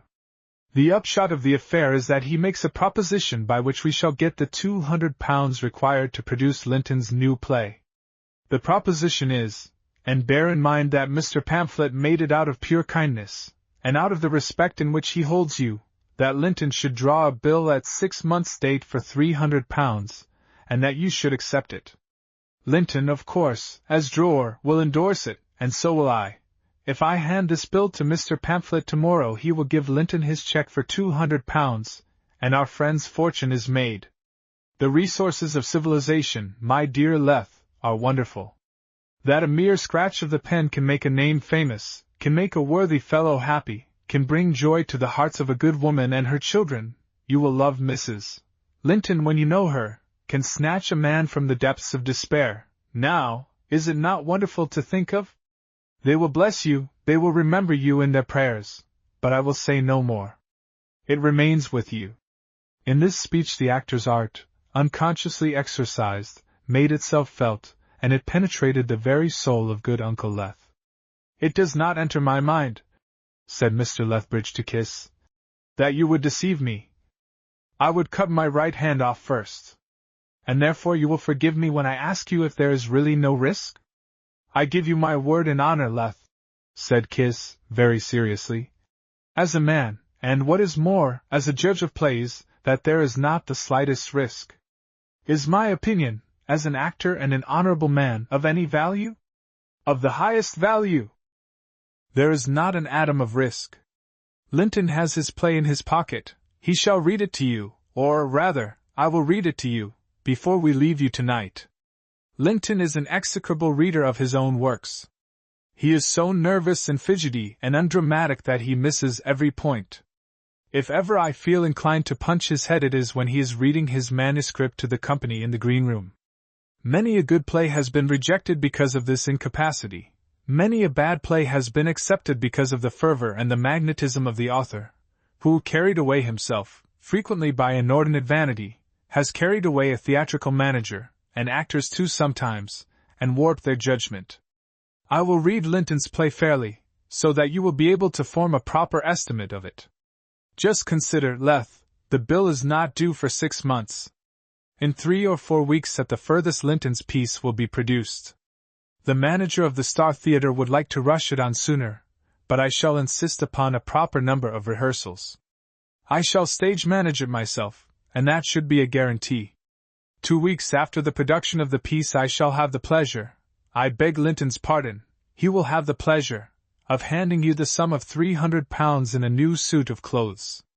Not the money thus clothed, but the happy author. That will be 4 months before the money is to be paid to Mr. Jeremiah Pamphlet. You can keep it and use it for those 4 months if you wish. I shall pay it at once, said Mr. Lethbridge, and get back the bill. Then you will do it? I will do it, said Mr. Lethbridge, and I wish Mr. Linton every success. Linton, old chap, exclaimed Kiss, your fortune's made. Mr. Linton raised his eyes. The tears were brimming over in them, and running down his face. How can I thank you? He said to Mr. Lethbridge. When everything looked so dark, and when I did not know which way to turn. He could not go on. There's a silver lining to every cloud, said Kiss, and if it can be seen anywhere in this wilderness city it can be seen here, in my friend Leth's house. I call a blessing upon it. When you crossed this threshold you dropped on your feet. But I told you how it would be. Now, Leth, perhaps you would like to hear that, hearing I was out of an engagement, the manager of the Eden Theatre offered me terms, but I have such faith in Linton's new piece that I refused and kept myself open for it. I am perfectly satisfied, said Mr. Lethbridge. We can settle the affair at once, if you like, said Kiss. Certainly, at once, assented Mr. Lethbridge. I brought the bill with me, and here it is on stamped paper. He produced it, and Mr. Lethbridge, reading it through, accepted it, making it payable at the bank in which he had for so long a time held a position of trust. Aunt Leth sent me to tell you, said Phoebe, popping in her head. That tea is ready. Thank you, Phoebe, said Mr. Lethbridge. Come in. I want to introduce Mr. Linton to you.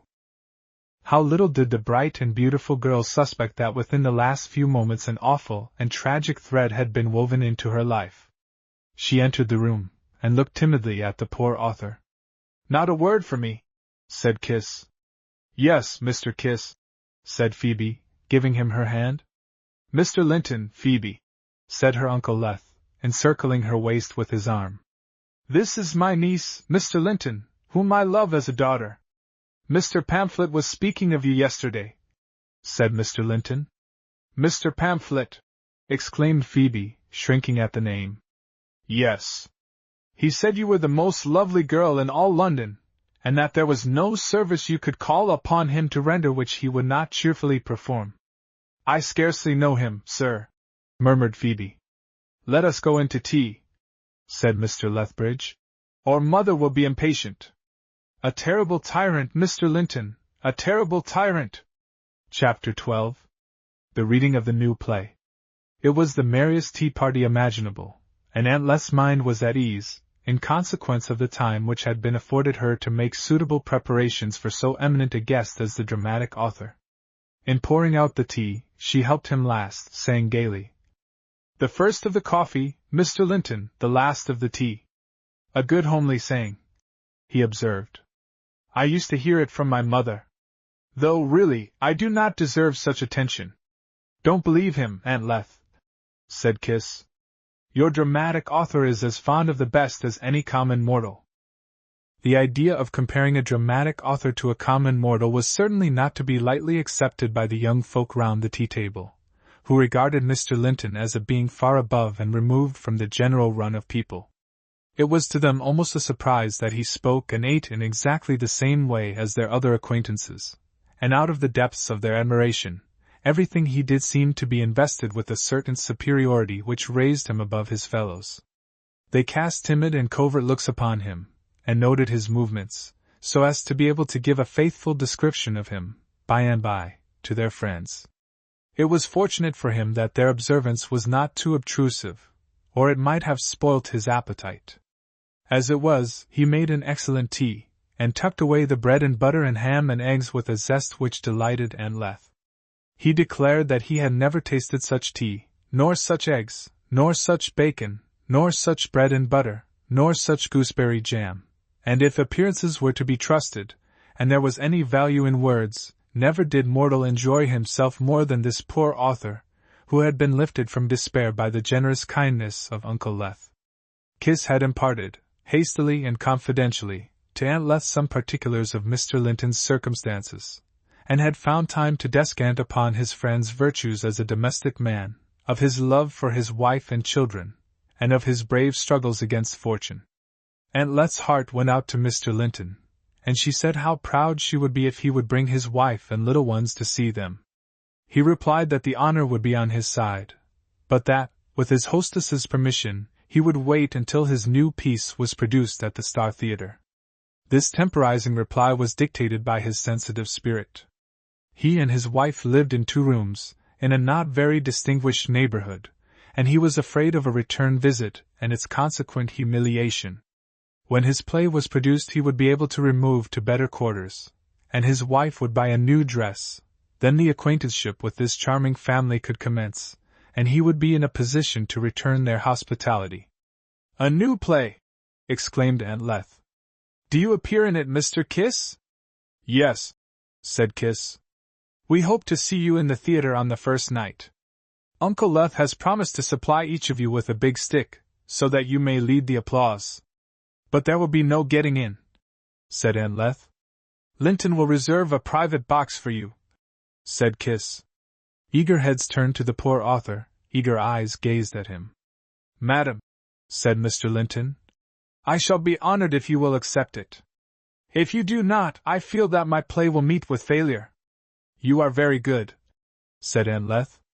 "We have never been to a first night, and have read so much about them. I am sure your play will be a great success, there can be no doubt of that." The thoughts of Fanny and Phoebe instantly flew to the question of dress. A private box on a first night. An event to be always remembered, especially with a play which was certain to be the talk of the town. It must be properly honored.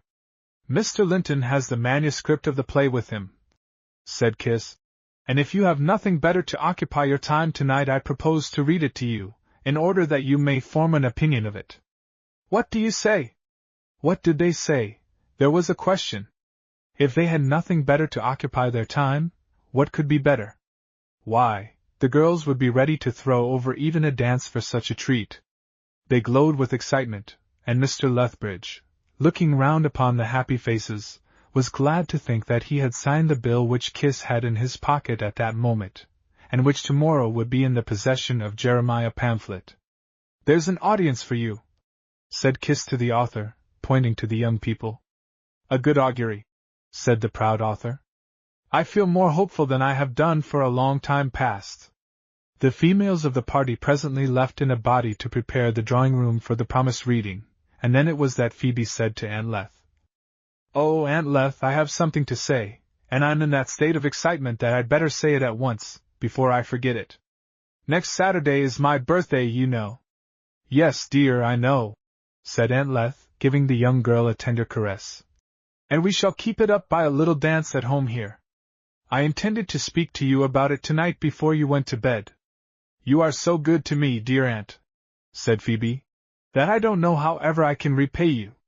It would, I think, be impossible, whatever it might be in my power to do." "My dear child," said Aunt Leth, "don't talk of repayment. You are as one of our own. What we do comes from our hearts. So you will manage to come here early on Saturday, and remain till Tuesday or Wednesday." "No, aunt," said Phoebe, with many kisses. "I can't do that. You must all come to me." "To you, dear? Where?" "To Parkside's, aunt." Aunt Leth looked grave. "Have you your father's permission, Phoebe?"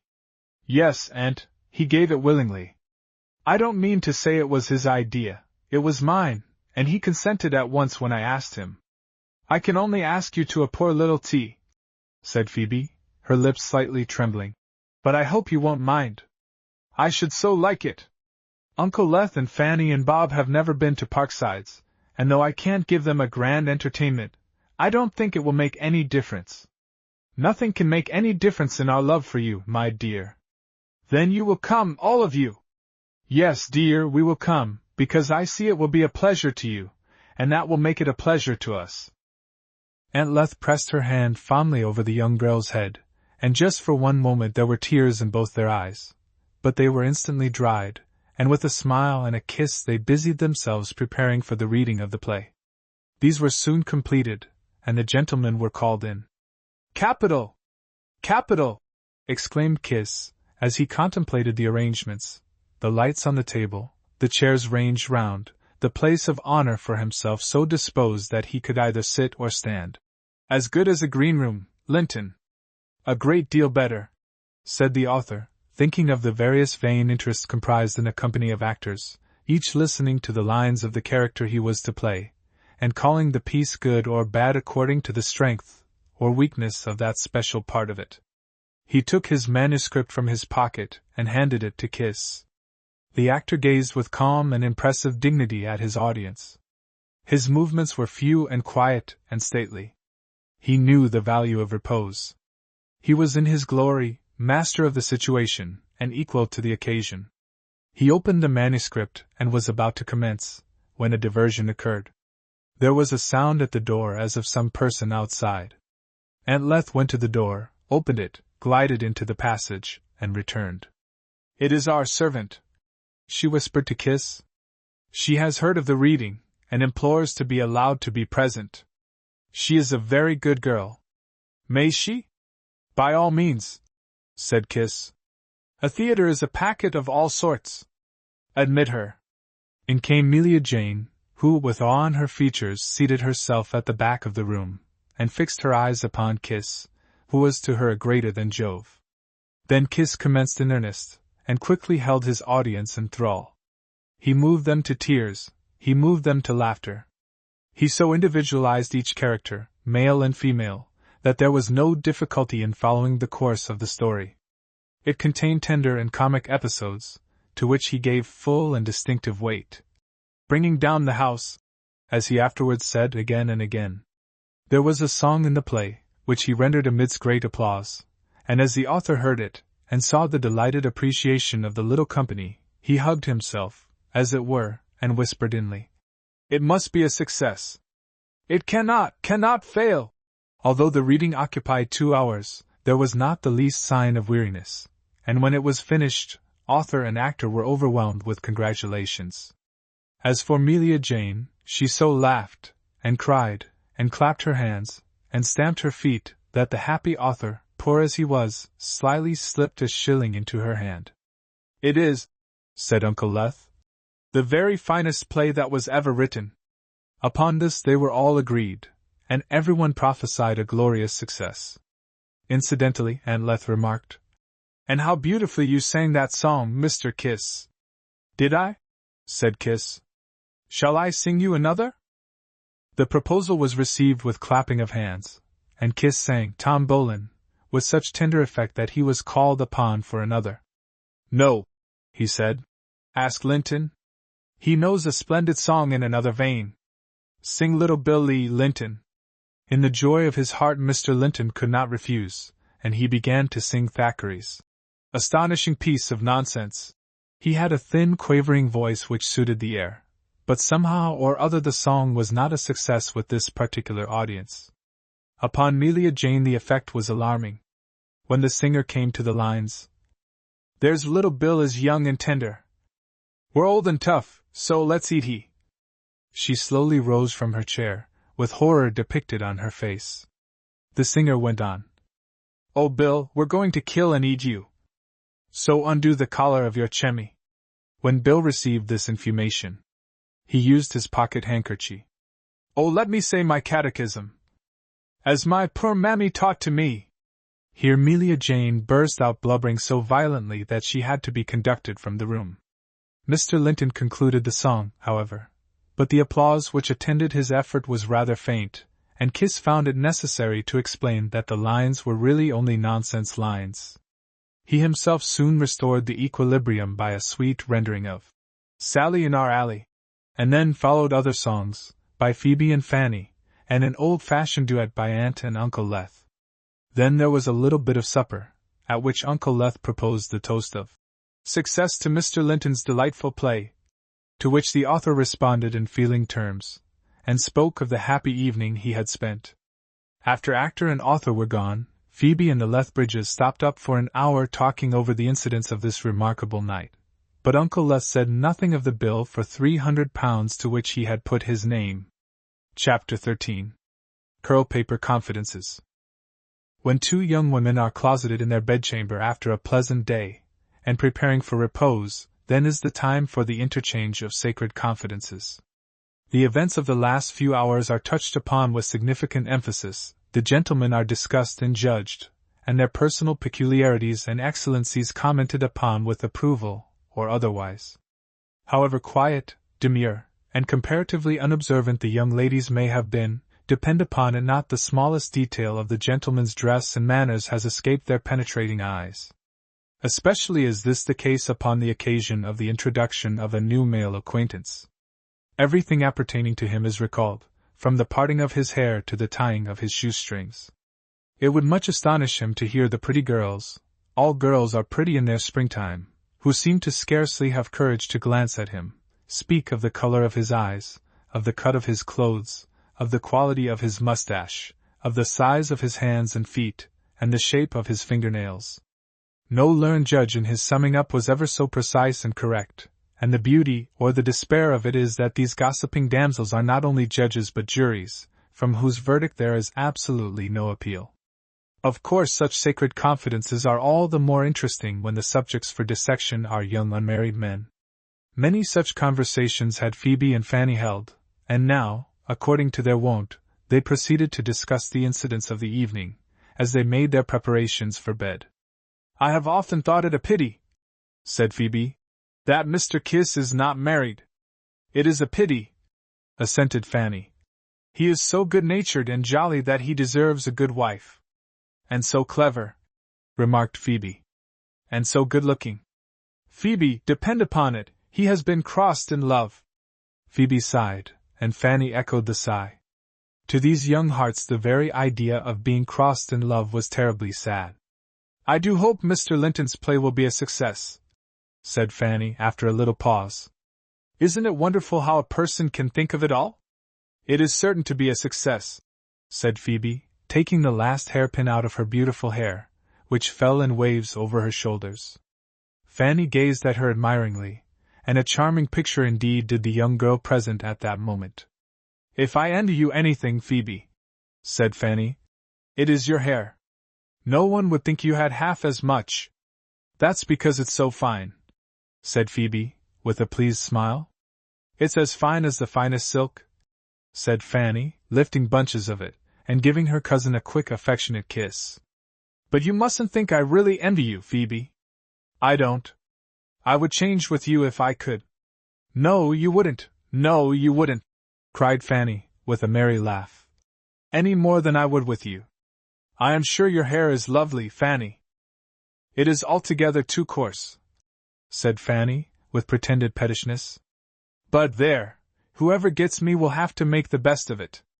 "Whoever gets you, Fanny, will have the dearest little wife in the world, and if he doesn't love every hair in your head he will be the most ungrateful of men, and I shall tell him so."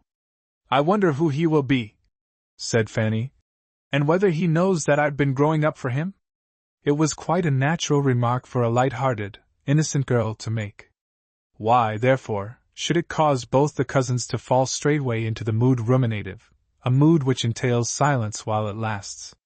"One thing I am determined upon," said Fanny, waking up as it were. "I won't have him unless he can waltz." "If he can't," said Phoebe, with an arch smile, "you can teach him."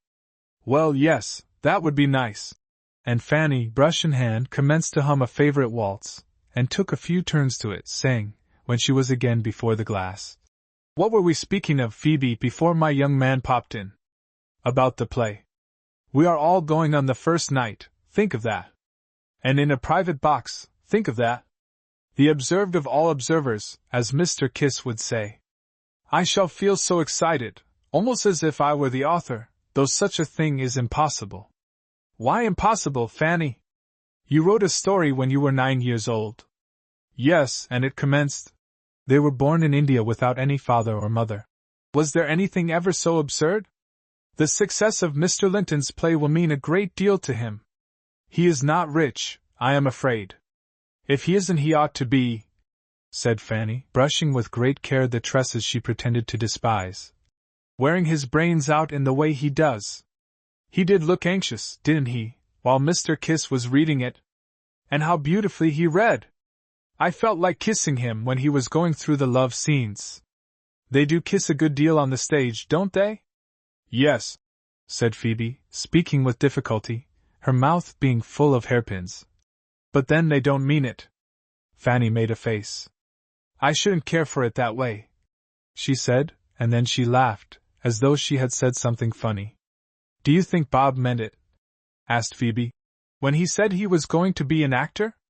"Bob's a riddle," replied Fanny. "I give him up. He might do worse.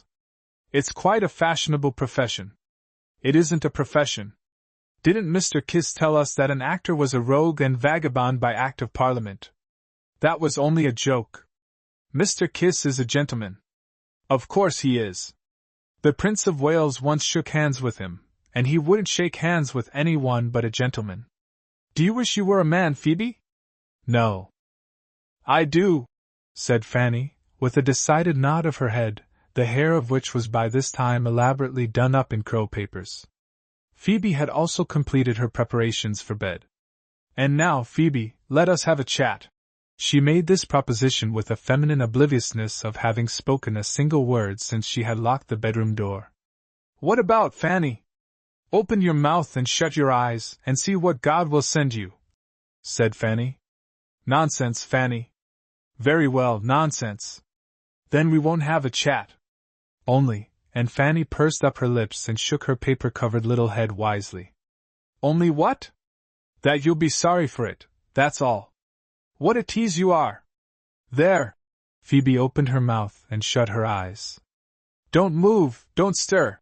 Cried Fanny, and she took from her dress an envelope, the edge of which she placed between Phoebe's teeth. What is this? A piece of paper. I'd sooner have a chocolate cream. You would, eh? Well, here's your chocolate cream, here's a packet of them, and if I don't tell him when he comes home, my name isn't Fanny Lethbridge. This remark caused Phoebe to open her eyes very quickly, and the color on her face to come and go. Fanny's right hand was behind her back. Tell whom, Fanny? Tell whom, Fanny? Mimicked Fanny. Now is there more than one Frederick Cornwall Esq. in the world? There may be, in the London Directory. But they don't all write letters from Switzerland to Camden Town, do they? Have you received another letter from Mr. Cornwall, Fanny? Yes, I have, and here it is. It came this morning. And you kept it to yourself all this time. How could I show it to you before? You had hardly been in the house 2 minutes when Papa came home with Mr. Kiss and Mr. Linton. Then there was Bob hanging about, and you know how he scowls when I speak lovingly of Fred. I beg his pardon, Mr. Frederick Cornwall. Then there was helping Mother with the tea. Then there was the reading of the play. Then there were the songs. With all that excitement, the letter went clean out of my head, except that I thought you would like it all the better if we read it together quietly here, where nobody can disturb us. You are a dear, good girl. Of course I am, and you're another. Whereupon the cousins, with their arms round each other's necks, fondly embraced. They were sitting now on the bed very cozily, side by side. Phoebe, I have something very horrifying to tell you. He hasn't met with an accident. He isn't ill? Exclaimed Phoebe, turning pale. Not a bit of it. He is as well as 5 feet 11, aged 26, should be. No, it isn't that, but it is about him, though. Tell me, Fanny. For a long time I have had my suspicions, but I wouldn't venture to breathe them to you. I watched Mama, I watched Papa. When we were talking of him, it was always I who brought up his name. I set traps for them, and they fell into them unsuspiciously. And then there was what Mama said, in a pretended offhand way, this morning, when she gave me the letter from Fred. It amounts to this, Phoebe. She dropped her voice, and said in a whisper. They think he comes after me. Why shouldn't he, dear? Why should he, dear? Phoebe stroked her cousin's face fondly, and rested her head on Fanny's shoulder. I hope, said Fanny, that they won't be disappointed when they find out that he doesn't mean me, after all. But I don't think they will be when they know it is you, darling. Oh, Fanny! And he has never said one word to me. What of that, sly puss? I can speak with my eyes quite as well as I can with my tongue, and Fred Cornwall is a great deal cleverer than I am. I don't positively hate him, you know. It would be very wrong of you to do so. And I don't positively love him. I like him, just a little, in a so-so-ish way. How it might have been if I didn't happen to have the dearest, sweetest, prettiest cousin that a foolish girl could ever boast of, isn't for me to say. More hugs and embraces here. I might have fallen a victim to his lordship's charms. I don't say I should, but I might. But, Fanny, said Phoebe in a low tone, her lips slightly trembling. It is foolish, it is wrong, to speak like this. Now, Phoebe, said Fanny, holding up a warning forefinger. Well, I won't say a word. That's a good, sensible, sweet-hearted cousin. You are not sorry, Fanny? That he is not made for me? Well, it gives me a pang here to say no. She placed her hand on her heart, and emitted a comically pathetic sigh. Because, you know, he is the very loveliest waltzer that ever put his arm round a girl's waist. You said so yourself? Now confess, Phoebe, if Fred did, you wouldn't run away, would you? Phoebe's silence was the most eloquent answer she could give to her cousin's question, which, enigmatical as it may sound in the ears of unsentimental persons, was as clear and as sweet to the young girls as the sound of wedding bells. If he doesn't, added Fanny energetically, I shall call him out. Would Aunt and Uncle Leth be very angry? Murmured Phoebe. Why, Phoebe, replied Fanny reproachfully, they love you as much as they love me. I should feel dreadful if I wasn't sure of that. We are more than cousins, dear, we are sisters. Just put your ear to my heart, don't you hear it beat, Phoebe, Phoebe? It is a good job for Fred Cornwall that I am not a man. He shouldn't have you, if I were, no, not if he were 50 Fred Cornwalls. I would run away with you, just as young Lachinvar did with, I forget her name, but it doesn't matter, I'd do it. Isn't it strange that elderly people can't see half as well as young? They don't look at what is under their noses. They are always looking over their spectacles. Aunt and Uncle Leth don't wear them, said Phoebe, smiling. I am speaking metaphorically. That's not my word, it's Fred's, rather a favorite with him, you know. Of course, if they asked me plainly I should tell them, but it wouldn't do for me to start it, would it, till things are properly settled. They will be overjoyed, Phoebe, and so shall I be, for, don't you see, my dear, when you are disposed of, there will be a chance for me, and if a young gentleman comes to the house there will be no mistake the next time, because I shall be the only disposable young lady in view. To that young gentleman, whoever he is, wherever he may be, I extend an invitation, I say, with a courtesy, come oh! But I must tell you, Phoebe, it was so funny. You remember the last time Fred Cornwall had tea with us here, before he went on his holiday trip? Yes. I invited him, and perhaps you may remember that I wrote to you and told you to be sure and come and spend 2 or 3 days with us. I didn't mention Fred's name in my letter to you, for you would have kept away. It was delightful to hear Fanny's laugh at this innocent badinage. Well, you came, and Fred came, and I sent Bob off to the theatre, with an order. Now what does Mamma pride herself especially upon in the way of jams? Her gooseberry jam. Yes, and it really is very fine. I never tasted any half as good. Well, all the while we were at tea I saw it was you Fred was feeding on. Fanny, Fanny! You are incorrigible. Am I? Nevertheless, I am right. When he wasn't looking at you, he was thinking of you. When he wasn't thinking of you, he was looking at you. I am quite an experienced person in love matters. Mr. Cornwall, said Mamma, this is homemade gooseberry jam, my own making. What do you think of it? It is a dream, replied Fred. He was gazing at you when he passed that very remarkable opinion upon Mamma's gooseberry jam. Afterward I heard Mamma say to Papa, did you hear what Mr. Cornwall said of my gooseberry jam? He said it was a dream. Depend upon it, he means something by it. And I happening to pop into the room just then, Mamma looked at Papa significantly, and Papa looked at Mamma significantly, and then both of them kissed me. I couldn't help laughing to myself and thinking, Mamma will have to try her gooseberry jam on some other young man. And now, Phoebe, we will read Fred's letter. How is it, Fanny, that Mr. Cornwall has written you so many letters? Asked Phoebe. Jealous? Inquired Fanny. No, I have no right to be. Mr. Cornwall is really nothing to me. You should have ended that sentence with yet. Mr. Cornwall is really nothing to me, yet, quite right for you to call him Mr. Cornwall. I shall call him Fred, to his face. He will like it, so shall I. How you rattle on, Fanny! Yes, said Fanny composedly. Papa used to call me a regular little chatterbox. You have not answered my question, Fanny. Oh, about the letters. How is it Fred has written me so many? I have received 1, 2, 3, and this is the 4th. A famous correspondence, isn't it? The fact is, said Fanny unblushingly, I asked him to write to me, and he, being such a polite young fellow, couldn't very well refuse. I did it quite openly. Mamma was present. You might write me a nice chatty letter or two, Mr. Cornwall, said I, while you are away. I shall be very happy, said he, looking at Mamma, if I may be allowed. I have no objection, said Mamma. His asking Mamma was almost like a declaration, wasn't it? Many a man has been had up for breach of promise for less than that. And to think of a lawyer so committing himself. But I don't believe they are a bit cleverer than other people. They only pretend to be. But I shall stipulate, said Fred, that you answer my letters. Of course I will, said I, without asking Mamma, and I have.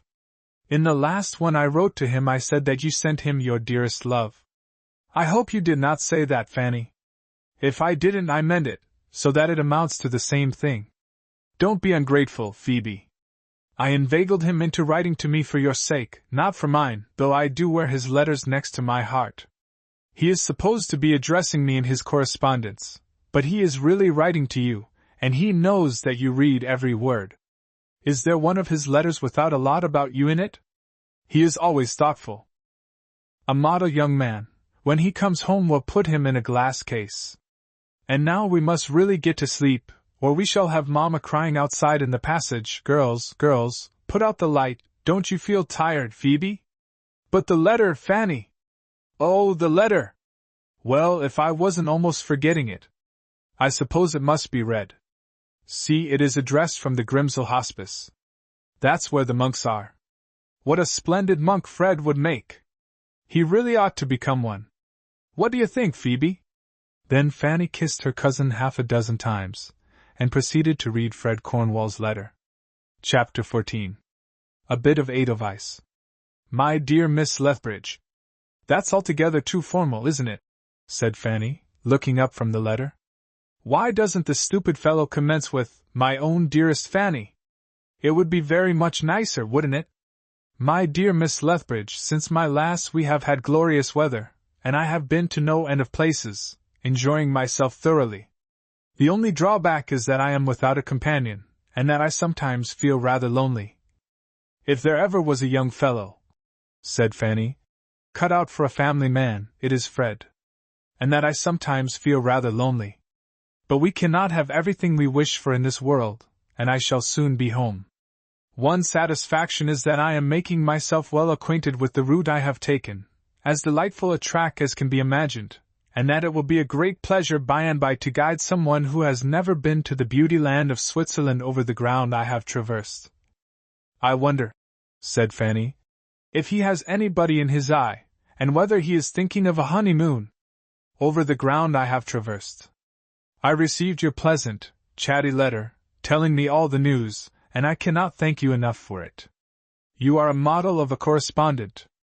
So you all went to hear Faust at Covent Garden. I can imagine how you enjoyed yourselves, loving music as you do. When I was at Milan I went to La Scala, about which everybody who hasn't seen it raves. It isn't a patch on Covent Garden. You say it would have done my heart good if I had seen how beautiful Miss Farebrother looked. I gave him, said Fanny, a most elaborate description of our dresses. To see how beautiful Miss Farebrother looked. You need scarcely have told me that. She always looks beautiful, and so do you. I come in, said Fanny, tossing her head, as a kind of make-weight. Out of common politeness he could not have said less. And so do you. On my way to the Grimsel this afternoon I stopped at Hendeck to see the falls. I am not sure that I do not admire them more than any I have yet passed. They are truly grand, and I wish I could have gathered some of the wonderful ferns low down the ravine to have enclosed in this letter. Before I reached the falls I stopped at a hut, and there was a girl shelling peas. Quite a young girl, not more than 17, I should say, but there was something about her that reminded me of Miss Farebrother.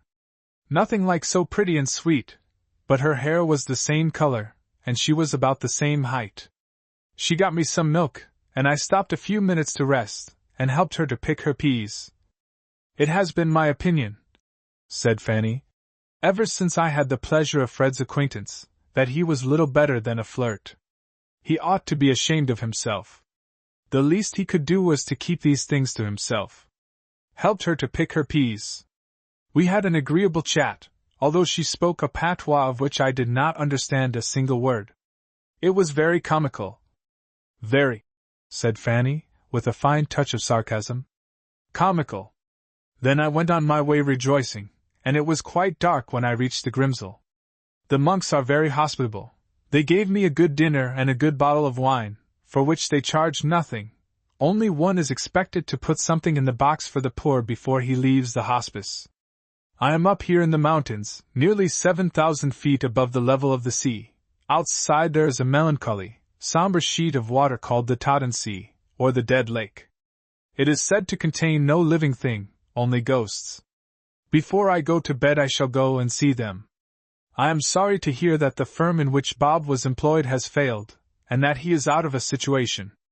Hope he will soon get another, and that his career will shed luster and renown on the name of Lethbridge. And I am truly sorry to hear that Miss Farebrother has sprained her wrist. Oh, Fanny! Cried Phoebe. I didn't. I told him you did, said Fanny calmly. When a man is away, things must not be allowed to languish. The interest must be kept up somehow. Sprained her wrist. She must take the greatest care of it. Of course you do not allow her to touch the piano. You asked me how she would look with her hair cut short. Well, gasped Phoebe, it is really too bad of you. Nothing could induce me to have my hair cut off. I have never mentioned such a thing. I mentioned it, said Fanny, with a little laugh. Trust me for managing these affairs. He will be overjoyed when he comes home and finds your hair just as beautiful as when he left. He will say something about it, to which you will reply, exposing me, of course, and then he will pay you no end of compliments. With her hair cut short. Are you serious? I know what a quiz you are, and I suspect you are amusing yourself at my expense. I can hardly believe that Miss Farebrother has any such intention. I never saw such beautiful hair as hers. Thank you, sir, said Fanny.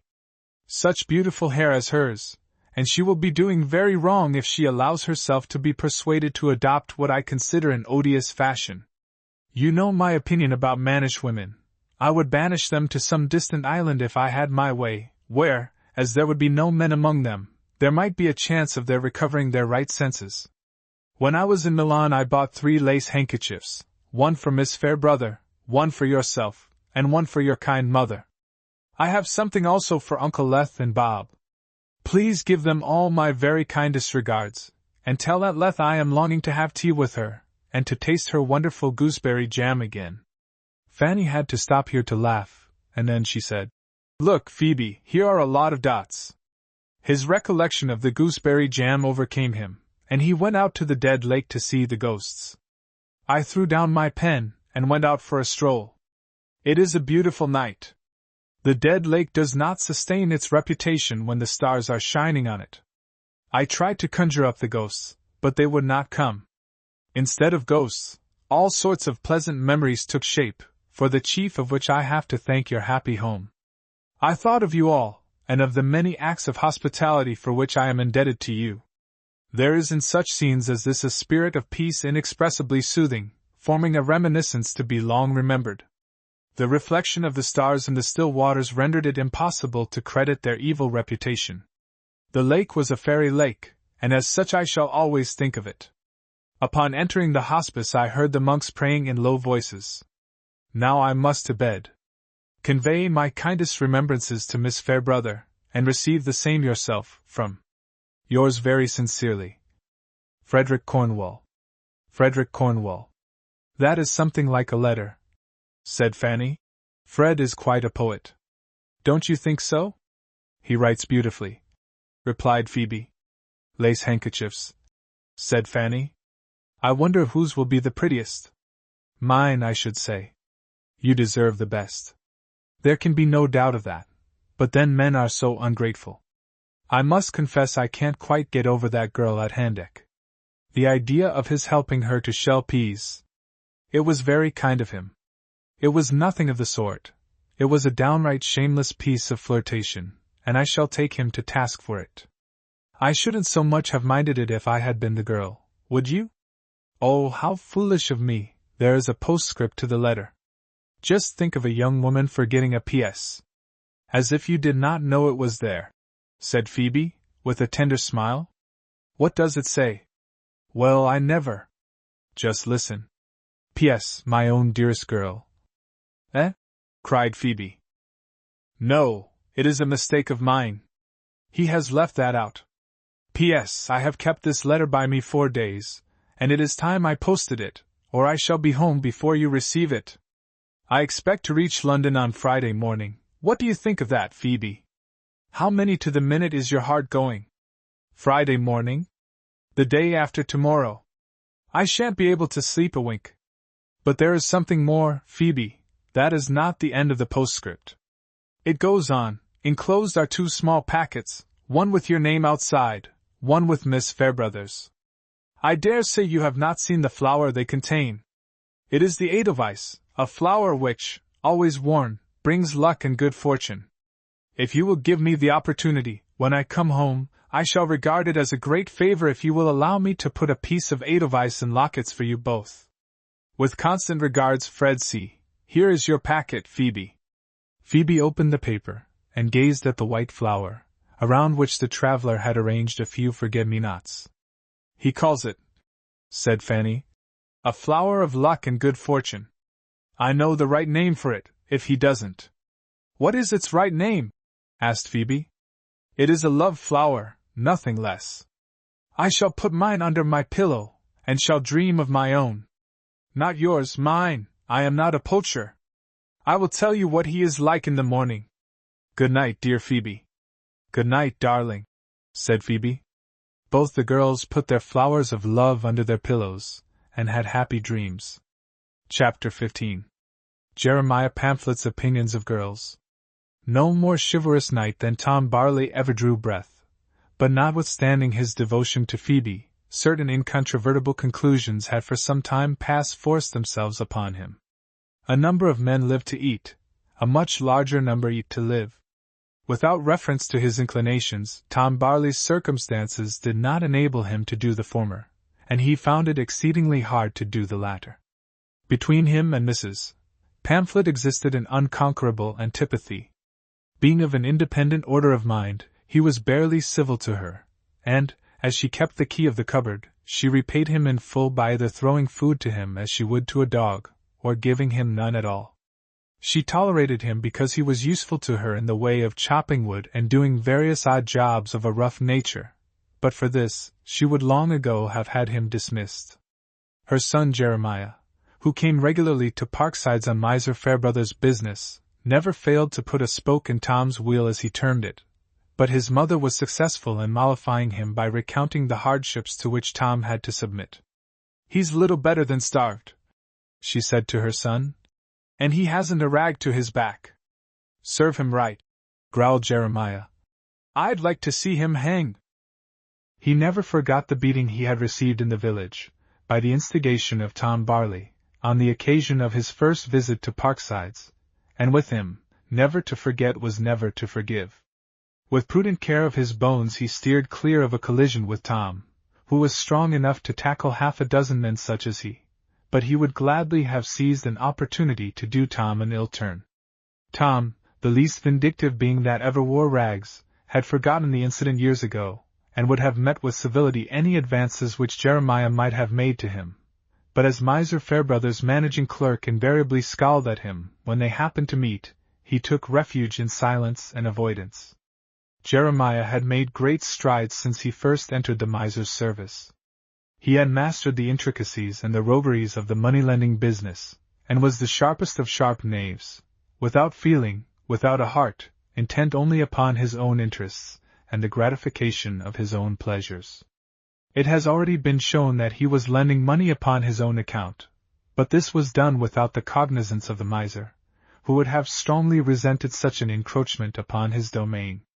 Miser Farebrother would have found it difficult, indeed, almost impossible, to get along now without Jeremiah. The constant cramp in his bones, which had kept him so frequently and for so long a time together a prisoner in Parksides, grew worse instead of better, and Jeremiah had taken the fullest advantage which these absences had offered to him. There were matters of business which Jeremiah, and Jeremiah alone, could explain. Sums of money were owing which, without Jeremiah, could never have been recovered, certain of the questionable transactions by means of which Miser Farebrother had amassed wealth were entered and recorded in a manner so peculiar that Jeremiah and no other person understood them. He had played his cards apparently well. The question to be decided was, where the game was going to lead him. On the Friday upon which Fred Cornwall was expected home, 2 or 3 pregnant circumstances took place affecting our heroine. It was the day previous to her birthday, on which she had obtained her father's consent to the visit of the Lethbridges to Parksides. Phoebe had returned home on Thursday evening, intent upon making preparations for the visit of her dearest friends. Before she left Camden Town a little conversation took place between her and her aunt with respect to this birthday celebration.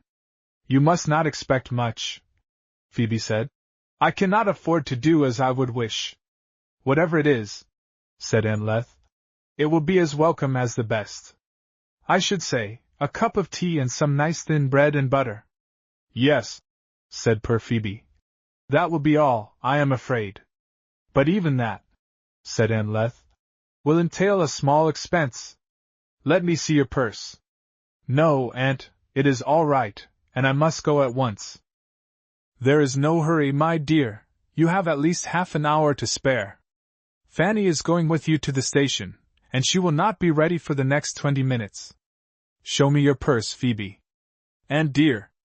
My dear child, I insist, or I shall think you do not love me." Phoebe's purse was out in a moment, but she repented when it was in Aunt Leth's hand. "You foolish girl," said Aunt Leth, looking into the purse, and pinching Phoebe's cheek. "There is next to nothing in it. Come, now, it is too late, I hope, for secrets between us. Tell me all." Phoebe, in a low voice, told of the conversation between her father and herself, and of his giving her a florin for a birthday present. Aunt Leth did not look grave as she listened. On the contrary, she nodded and smiled brightly. It was not in her nature to do the slightest thing to aggravate the gloomy surroundings of the young girl's home. Her heart was filled with sweet pity for her niece's lot, and it was for her to shed light on Phoebe's life. "My dear child," she said, "do you look upon me as a mother?" "Indeed I do, dear aunt." "Would you wish to vex me?" "No, aunt, no." "Then you must let me have my way. I know what is right and what is best. I have a little treasure box, which I find very useful often when I am in a wilful mood. It is sometimes filled with saved pennies, and you have no idea how they mount up. Don't oppose me, Phoebe, or I will not kiss you." In proof of which she gave her niece a number of affectionate kisses at once. "I am going to my treasure box now." She produced it from her desk, and put 15 shillings into Phoebe's purse. Then she closed the purse, and pressed it into the girl's hand. "What can I say, aunt?" murmured Phoebe, her eyes filled with tears. "Say, my dear, I am glad my aunt treats me as she would treat her own child. I have served you just as I would serve Fanny. I shall never be able to repay you, dear aunt. You are repaying me, Phoebe, every day of your life." The gratitude which filled Phoebe's heart had something sacred in it. But indeed, that happy house was more than a home to the young girl, it was a sanctuary. Therefore Phoebe, unloved and neglected as she was in Parksides, was perfectly happy on the day before her birthday. She would be able to make her tea-table quite gay, and she went to the village and laid out to great advantage the money her aunt had put in her purse. "Good afternoon, Miss Phoebe." It was Jeremiah Pamphlet who accosted her. He was on a visit to the miser, with books and papers under his arm. "Good afternoon," said Phoebe, who was also carrying parcels. She would have hurried on and left him, after these salutations, but he was too quick for her. "Won't you shake hands with me, Miss Phoebe?" "I can't, they are full." "Where there's a will there's a way. You had better shake hands with me, or your father will be angry when I tell him." This threat served him. Phoebe managed to extend her hand, which he took and held in his for a longer time than was necessary. "What a pretty hand you have, Miss Phoebe!" She shrank at the compliment, and snatched her hand from his grasp. He did not take umbrage at this action, pretending not to notice it. "We are both going home, Miss Phoebe. May I offer you my arm?" "I can do quite well without, thank you," said Phoebe. "And as well with. I always like to be polite to ladies, a gentleman can't do less." Let me carry a parcel or two for you. I shall tell your father that I assisted you, and he will be pleased. I do all his business for him, you know, and he has the greatest confidence in me. I do all I can to deserve it, I am sure. Thank you. Don't you feel more comfortable now? I should if I was a young lady, and a gentleman had insisted upon helping me. Had it not been that she was fearful of angering her father, Phoebe would on no account have accepted his assistance. But he forced it upon her, and compelled her to take his arm. He walked proudly through the village with his lovely charge, tilting his hat a little on one side of his head to show his quality. Sometimes he dropped one of Phoebe's parcels, and when she once stooped to pick it up and their heads touched, he became quite merry, and asked her which was the hardest. She spoke scarcely a word, but he beguiled the way with anecdote and jest, and, when they reached Parksides, declared it was the pleasantest walk he had ever taken. She ran up to her room and left him alone. For himself, though he was at the door of the house, he did not enter it. He turned back, and walked about the grounds in thought, saying more than once to himself, "Upon my soul it wouldn't be half a bad move," emphasizing his remark by slapping his leg smartly. On his way back to the house he encountered Tom Barley, and elated by his reflections he cried out, "Hullo, you beggar! How are you getting on? Making your fortune?" "No," said Tom Barley. "Are you?" "Yes," said Jeremiah, exultantly. "I'm getting on like a house on fire. Here's a penny, no, a halfpenny for you." Tom Barley threw it back savagely, and it grazed Jeremiah's forehead. "I could have you up for that," said Jeremiah, edging away from Tom. "Assault and battery, you know. If you give me any of your cheek I'll land you at the station house." "Give me any of yours," retorted Tom, "and I'll break every bone in your body." Jeremiah deemed it best to walk away, which he did rather swiftly, and with decided nervousness. Upon making his appearance before his mother he worked himself up into a great passion, and said that Tom Barley had set upon him with a knife, and had threatened his life.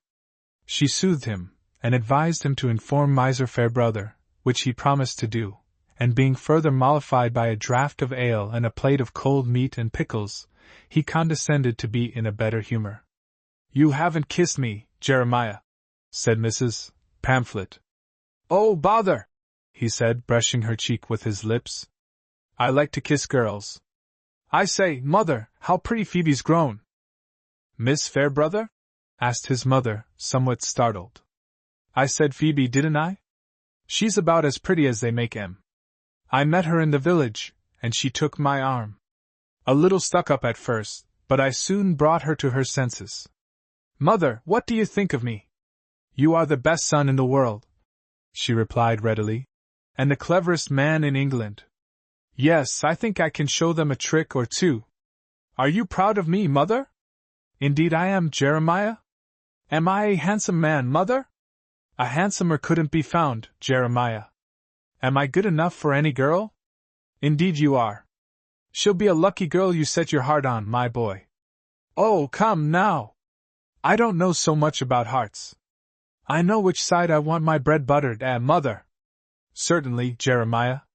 "Well, then, why shouldn't it be?" "Why shouldn't what be?" asked Mrs. Pamphlet, very much mystified. Jeremiah put his forefinger to the side of his nose. "When I tell you, Mother, you'll be as wise as I am." "But do tell me, Jeremiah," the fond mother pleaded. "Still tongue, wise head," said he. "No, I'll have a good think over it first." He went up to Miser Farebrother with his books and papers, and when the interview was over he returned to his mother, who by that time had a hot meal prepared for him. Before she dished it up he asked her whether she could find Tom Barley. "The old skinflint wants to see him," said Jeremiah, with an upward jerk of his head, in the direction of the room occupied by Miser Farebrother. "He has something very particular to say to the beggar, which will open his eyes a bit. Go and find him, Mother, and send him up. I'll wait. Pleasure first, business afterward." Tom Barley happened to be within hail, and Mrs. Pamphlet sent him up to the miser, and then attended to her son. She waited till he was well primed, and presumably therefore in a more complaisant humor, and then she said coaxingly, Won't you tell me, Jeremiah, what you meant by saying why shouldn't it be? No, I won't, and that's flat, replied Jeremiah. At least, I won't till I've a mind to. But Phoebe is a pretty girl, isn't she, Mother? I was pretty once, sighed Mrs. Pamphlet. Shouldn't have thought it. But women go off so. I don't know that I've ever seen a much prettier girl than Phoebe. Mrs. Pamphlet opened her eyes wide. She began to have a glimmering of her son's meaning. There's styles, continued Jeremiah. Some like one style, some like another. For my part, I'm not particular, so long as a girl's nice looking. It don't matter to me much whether they're dark or fair, or long or short, so long as they're that. Mother, you're not a bad sort, and I'll be open with you. You're my own boy, exclaimed the fond mother, pressing her son's head to her bosom. I wish you wouldn't, cried Jeremiah. I don't care to have your buttons grinding into my nose. When you've recovered yourself, perhaps you'll sit down. Mrs. Pamphlet obeyed meekly, murmuring, I couldn't help it, Jeremiah. Well, do help it. I tell you once for all, do help it. I don't want to have my nose skinned. I've a good mind now not to tell you. Do tell me, Jeremiah, implored Mrs. Pamphlet. Do. And I'll never take you sudden again. Very well then, but mind you keep your word. You're always at it, hugging and pressing me as if I was a bit of wood. Yes, I say there's styles, and what I say on the top of that is that I ain't particular so long as everything else is okay. What's okay? Inquired Mrs. Pamphlet anxiously. All correct, of course. You don't know much, and that's a fact. Trust me for seeing to things being right. You would have to get up very early in the morning to get ahead of me. Now don't exasperate me by asking too many questions. Everything in time, so don't you be in a hurry. A spider ain't, when he's got a bluebottle in his web. Take a lesson from him. I will, Jeremiah, said Mrs. Pamphlet humbly. But who's the bluebottle, and who's the spider? There you are, asking questions again. You rile a fellow, that's what you do. Mother, what do you think of Phoebe? I don't think much of her, replied Mrs. Pamphlet shortly. She would not have answered so candidly had she not been taken off her guard. Her opinion of Phoebe, however, did not seem to disturb Jeremiah, who said, Women never hit it, somehow. Is she proud? Yes. I thought she was, but if any man can bring her to book, I can. Does she sauce you? She seldom speaks to me. Women are the crookedest creatures going, they never answer straight. Does she sauce you? No. Has she got a sweetheart? Not that I know of. Does she receive letters? Only from her relations in Camden Town. Mr. and Mrs. Lethbridge, said Jeremiah, chuckling, and feeling his pocket, in which an acceptance for £300 with Mr. Lethbridge's name to it was safely secured. I know something of them. Do you think she's in love? No. It wouldn't matter if she was. And here Jeremiah paused, and gave himself up to thought, with his fingers stretched across his brows. Mrs. Pamphlet observed him earnestly, but did not disturb him. Mother, would you like to see me ride in my carriage, my own carriage? I should be the proudest woman in England, Jeremiah, my own Jeremiah. Stow that, cried Jeremiah, holding her off. No more buttons. You'd like to see me ride in my carriage, would you? There are more unlikely things. You said I was good enough for any girl. Am I good enough for Phoebe? 1,000,000 times too good, my boy, said Mrs. Pamphlet enthusiastically. That's a blessing. She ought to be grateful. When I met her in the village she had a lot of parcels. Does she go shopping for you? Not she. Perhaps she's been buying some things for her birthday. She's going to give her aunt and uncle tea here. Oh ho! And when is Phoebe's birthday, Mother? Tomorrow. Jeremiah grinned, his eyes glittered. I'm in luck's way, he said. And now, Mother, give me a glass of brandy and water, and I'll cut my lucky. When shall I see you again, Jeremiah? She asked, after mixing the beverage, which he tossed off with a relish. Sooner than you expect. Oh, well, I don't mind telling you. I'm coming here tomorrow to wish Phoebe many happy returns. Ta-ta. Well, if you must kiss me, there you are, hugging me again. Why can't you do it gently? Chapter 16. Tom Barley has a scene with the miser. Meanwhile, Miser Farebrother and Tom Barley were having it out upstairs in the miser's room. Jeremiah Pamphlet had put a very strong case before Miser Farebrother. He said that every time he came down to Parksides, Tom Barley laid wait for him and threatened to take his life. It's no fault of mine, said Jeremiah, that I'm not as strong as that hulking vagabond, who makes any amount of money by robbing you. If you like to be robbed, I've nothing to say to it. Nobody loses anything but yourself. But I can't be coming regularly down here in fear of my life. You couldn't expect me to. In short, Jeremiah indirectly gave Miser Farebrother to understand that if he retained Tom Barley in his employ he would have to come more often to London to look through the books and papers, and that he, Jeremiah Pamphlet, would have to come less often to Parksides. Jeremiah was cunning enough to know that he was on safe ground in making this declaration. He had felt his way before he had arrived at it, and the miser was furious. It was impossible for him to go more often to London. There was no one he could trust but Jeremiah, and in the light of a possible rupture, he placed an exaggerated value upon his clerk's services. He drew a knife upon me, said Jeremiah, as I was coming here, because he saw me escorting Miss Farebrother home. She was in the village making purchases, and I thought it my duty to protect her. Quite right, said Miser Farebrother. She ought to be much obliged to you. She was, said Jeremiah. Making purchases, eh? Exclaimed Miser Farebrother. What was she purchasing, eh? You don't know? What's that you say? Oh, Tom Barley! I'll soon settle with him. They all rob me, everybody. You are the only one I can trust, the only one. There's nothing I wouldn't do for you, said Jeremiah, fervently. I'd work my fingers off. There, said Miser Farebrother, fretfully. Don't make protestations. I hate them. It is your interest to do your duty. I pay you well for it.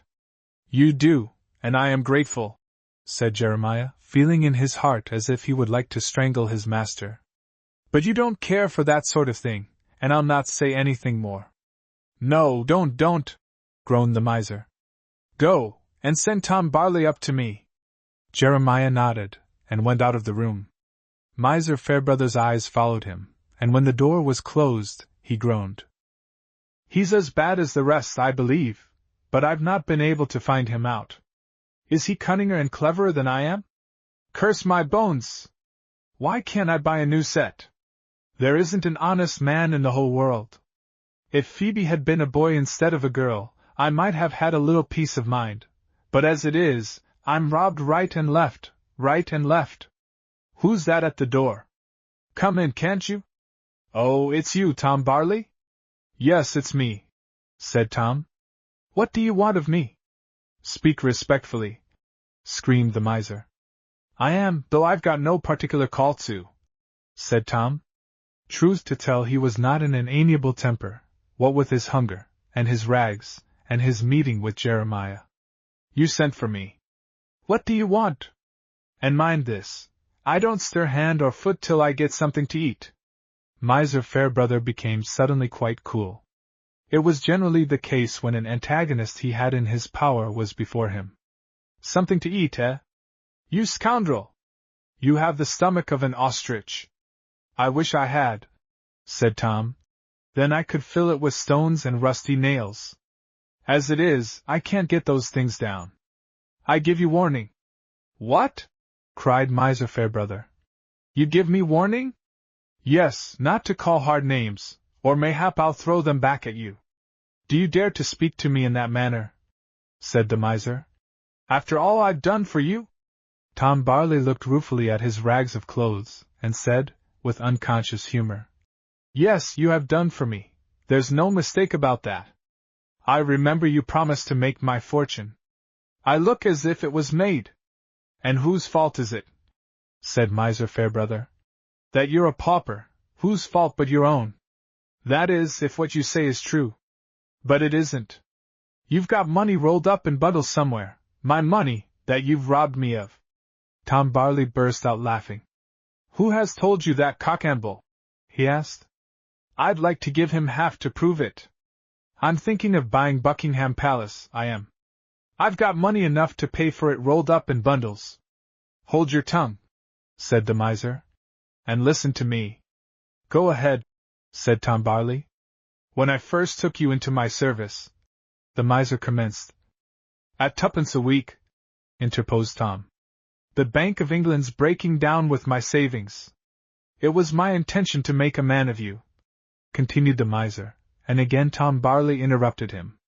The Lord Almighty did that while you was thinking of it. But, proceeded the miser, I soon found out that I had taken a hopeless case in hand. I soon discovered that a clodhopper you were and a clodhopper you would remain, till you took your place in the workhouse as a regular. Then I lost interest in you, and let you go your way.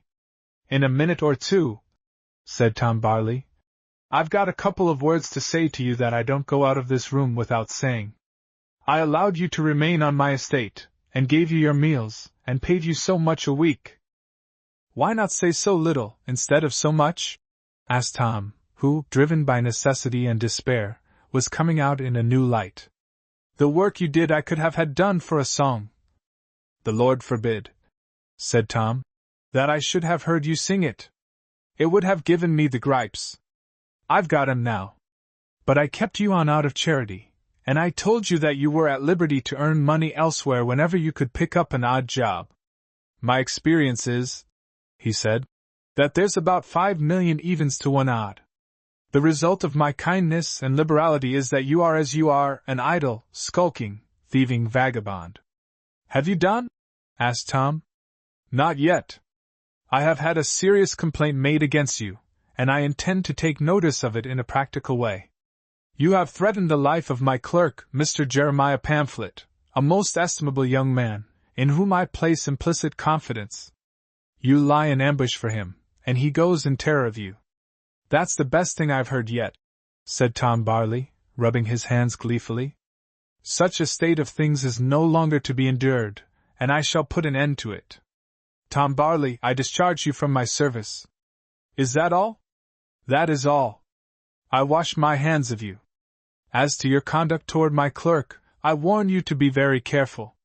A watch will be set upon you, and if you repeat your threats you will have to put up with the consequences. I'll do that. It's a matter between this Jeremiah of yours and me. As to threatening his life, that I've never done. A long while ago I got him thrashed. I didn't do it myself. I was too big, for insulting your daughter, and if ever he insults her again, and I get to know it, he'll be thrashed again. As to being turned from your service, I'll put up with it. Whatever I do I can't be worse off than I am. But you said something else. You said I've got money rolled up in bundles somewhere, and that I've robbed you of it.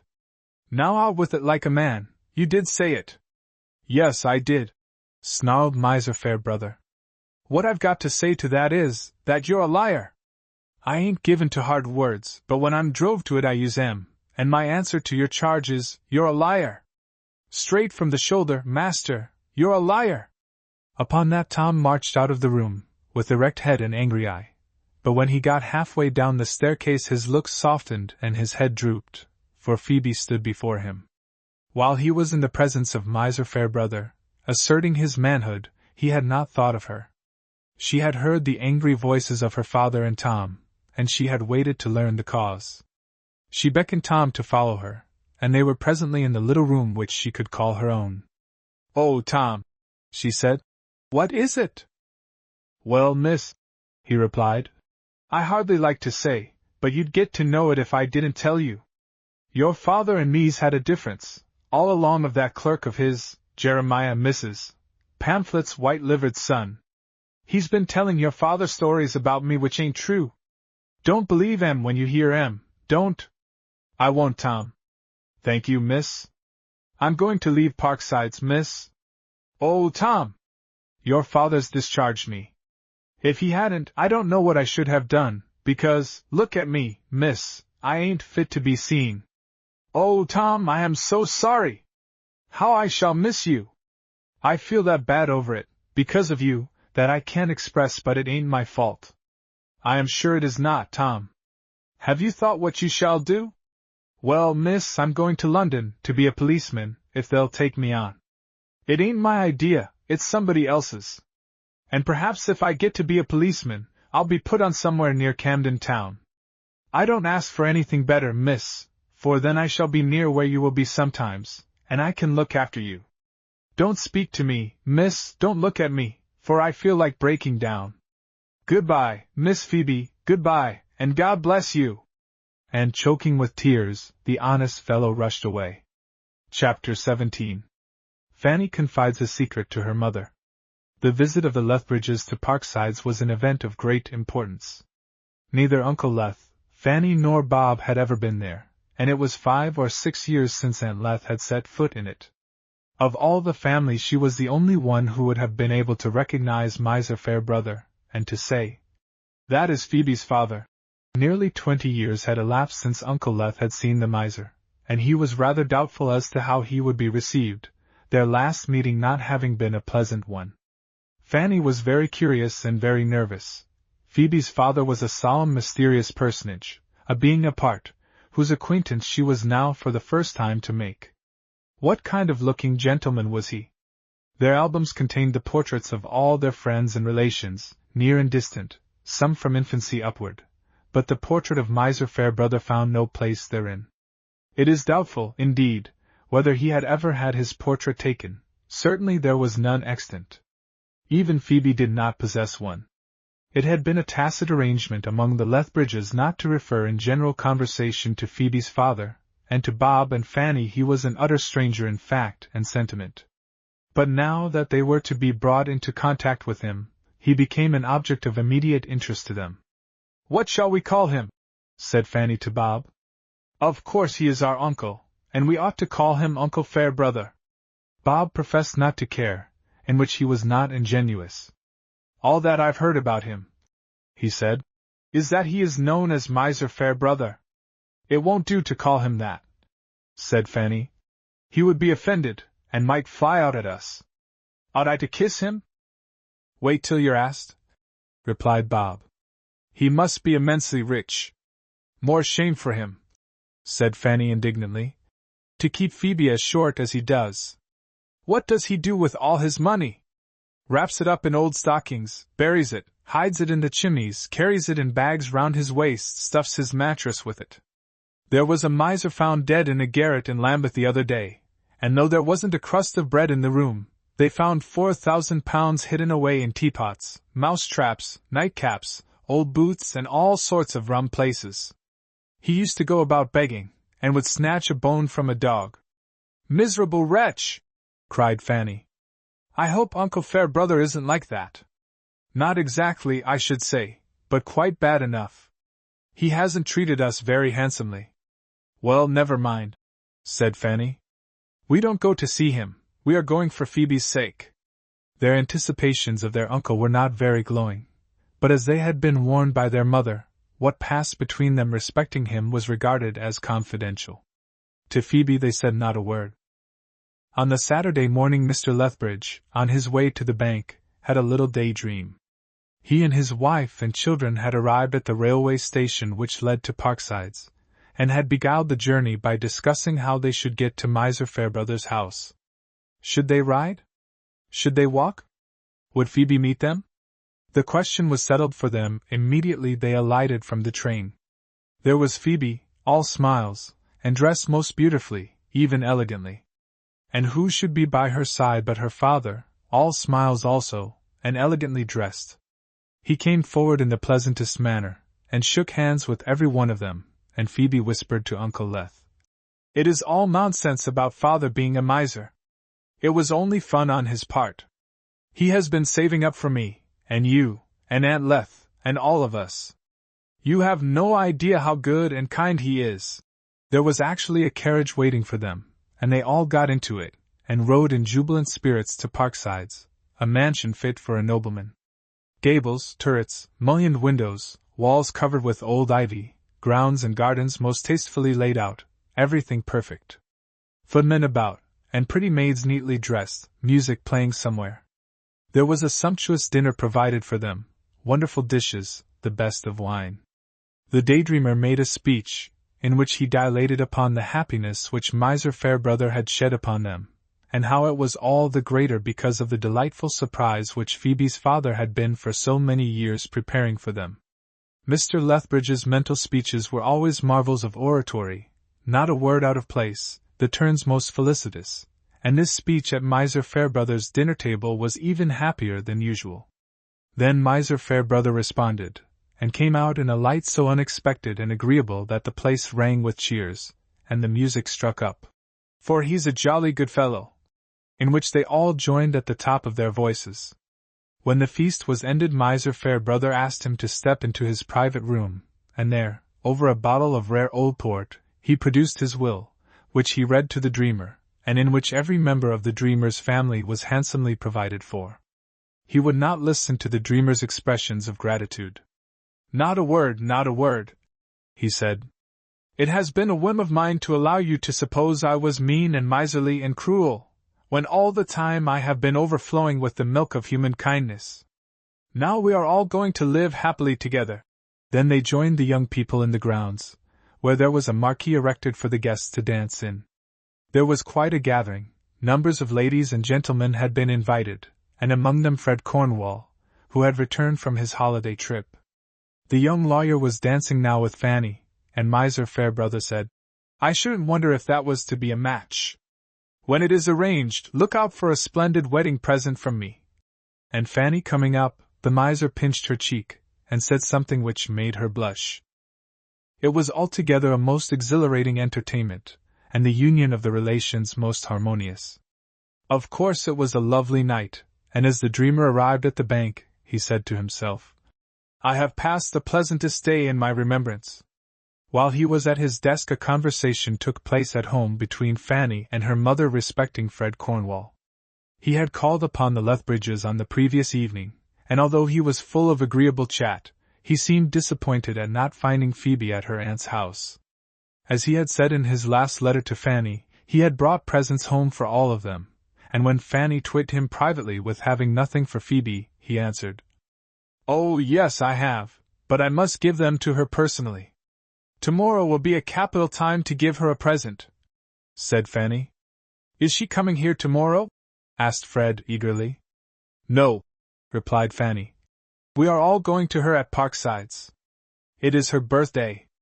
"She did not leave me an invitation, I suppose?" said Fred. "No," said Fanny. "But if I were a young gentleman I shouldn't wait for one." "Wouldn't you?" "No, I should make my way to Parksides, and take my presents with me, and give her a delightful surprise." "Do you really think I might venture?" "I shouldn't think twice about it," said Fanny, vivaciously. "But you mustn't come with us, because, of course, we don't know anything about it. We shall be quite astonished when you make your appearance with a flourish of trumpets." There and then the affectionate conspiracy was discussed and planned, and Fred said that Fanny was the dearest girl living, which Fanny disputed, asking how could she be when Phoebe stopped the way. It was about noon on the Saturday that Fanny said to her mother, "I am going to let you into a secret." Aunt Let's thoughts immediately traveled to Fred Cornwall.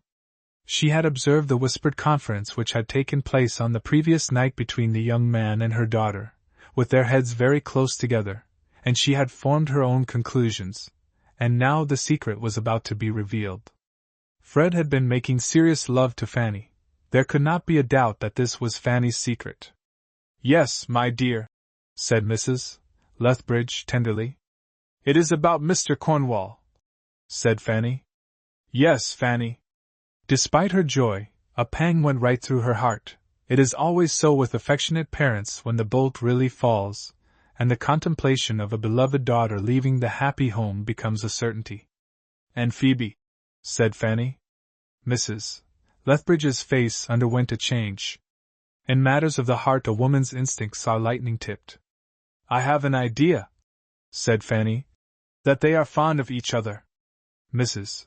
Lethbridge looked apprehensively at her daughter, but she saw in Fanny's face no despondency, no disappointment. On the contrary, it was radiant. The fond mother smiled. Only an idea, Fanny? She asked. Only an idea, mother, said Fanny. There has been nothing really serious said, but I am certain I am not mistaken. Now confess, mother, you thought I was the magnet? Well, my dear, I did have a suspicion, and it has been proved to be wrong. You are not sorry, mother? No, my dear, so long as you are happy. That is my only care. I am perfectly happy, and I mean to die an old maid. Dear Phoebe, I do hope everything will turn out right. We all hope so, Fanny. I suppose I must not say anything to her? Not for worlds, mother. You must wait till she speaks to you. I am not so sure, Fanny. She has no mother to confide in, and to whom she can unreservedly open her heart. I must think over it for her sake. If you thought Mr. Cornwall was good enough for me, said Fanny, he is good enough for Phoebe. My dear, the cases are different. How different? Mr. Cornwall knows her position. If it had been you instead of Phoebe, he would not have expected money with you. When people have arrived at the time of life which your father and I have reached, and have children whom they love as we love ours, they cannot help feeling a little disturbed at their want of fortune. Young men nowadays look out for money. It is not as it used to be. It is with me, mother. I am an old-fashioned girl, and if a young man casts sheep's eyes at me it will be a satisfaction to know that it isn't my dowry that attracts him. And for my part, mother, I mean to marry for love, if I ever do marry. I am glad to hear you say so, my dear. They are the happiest marriages. Our life has been a happy one. Never for one moment have I regretted marrying your father. I should think not, mother. Who is there in the world to compare with him? There is not one, my dear. It would be difficult indeed to meet with a man so good, so unselfish, so devoted. But we were speaking of Phoebe. The cases are different, I said. Mr. Cornwall would have had no difficulty in obtaining our consent, had it been you instead of Phoebe. Have you forgotten that Phoebe has a father? I did not think of him, said Fanny, a little depressed by the allusion. But what objection could he have to Mr. Cornwall? That is not for us to say. Phoebe's father is a peculiar man, and he may have views for Phoebe of which we are ignorant. Mr. Cornwall's suit will rest with him, not with us. Mr. Cornwall is a gentleman. Undoubtedly, and so far as I can judge, calculated to make a girl happy. But that is not the question. What is the question, mother? Money. Fanny, what I am about to say must not pass out of this room. Very well, mother. Phoebe's father may say to Mr. Cornwall, you asked me for my daughter's hand. How much money have you got? What a coarse way of putting it! Exclaimed Fanny disdainfully. I am aware of it, but for Phoebe's sake I am trying to think it out in the way it will happen. I have never inquired into Mr. Cornwall's circumstances, but they are not very flourishing at present, are they? I don't think they are. I know they are not. He and your father have had conversations which lead me to the belief that he earns just a sufficient income to keep himself comfortably. He is very clever in his profession, and there is the future. That is one of the things I am thinking of, said Mrs. Lethbridge gravely. The future. How much money have you got? Phoebe's father will ask him, and when the young man answers honestly, as Mr. Cornwall is sure to do, Phoebe's father will say, as you have no money of your own, you come after my daughters. I am very much afraid of it, Fanny. I pray that there is no trouble in store for her. Mother, you frighten me. Fanny experienced at that moment a feeling of terror at the conspiracy into which she and Fred Cornwall had entered, which was to result in Fred's unexpected appearance at Parksides with birthday presents for Phoebe. She did not dare to refer to it, so she kept the secret locked in her breast. I do not wish to frighten you, my dear, said Mrs. Lethbridge, and perhaps, after all, I am only raising bugbears. Let us hope for the best. We will, said Fanny, brightening up instantly. She was like an April day. The least glimpse of sunshine brought gladness to her. And now, mother, just one word. Well, my dear? If Mr. Cornwall proposes to Phoebe, which he will, and if she accepts him, which she will, and if he speaks to Phoebe's father, and Phoebe's father will not hear of it, what is to be done? My dear child, You are putting a riddle to me. What I want to know is, said Fanny, very determinedly, whether if Phoebe's father refuses his consent, Phoebe ought to marry without it. She felt that she had achieved a triumph in putting it so clearly. Would you marry without ours? Asked Mrs. Lethbridge. Mother, be logical, as Fred Cornwall says. Did you not say yourself that the cases are different? Yes, I did, replied the perplexed mother. Well, there it is, then, said Fanny, and as her mother did not speak, she relentlessly opened another broadside. If an honorable gentleman really and truly loves a young lady, and if a young lady really and truly loves him in return, and if they are worthy of each other, and if there is a fair prospect of his getting along in the world in an honorable profession, and of their being truly happy together, ought they not to marry in spite of a miserly hunks of a father? My dear, said Mrs. Lethbridge, let us drop the subject, and hope for the best. Thank you, Mother. We know that Phoebe is not happy at home. It is so, unfortunately. And we know that our home is hers if she should ever be without one. Yes, my dear. Then, my own dearest mother, said Fanny, putting her arms round the good mother's neck and showering kisses upon her. There is nothing more to be said. Chapter 18. Mrs. Pamphlet develops a sudden affection for Phoebe.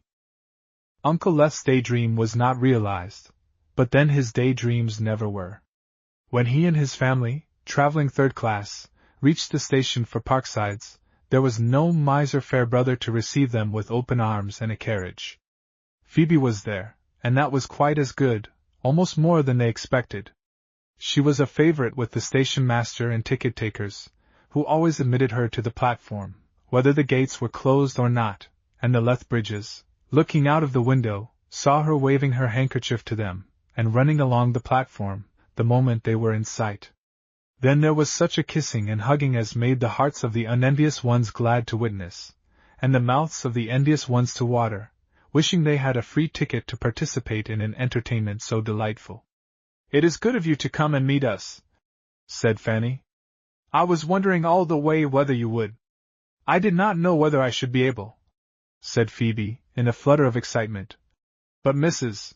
Pamphlet has been very kind.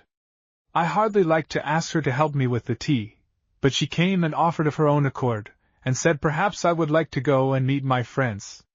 So here I am. Mr. Lethbridge opened his ears upon mention of Mrs. Pamphlet, and he was glad to hear so good an account of her.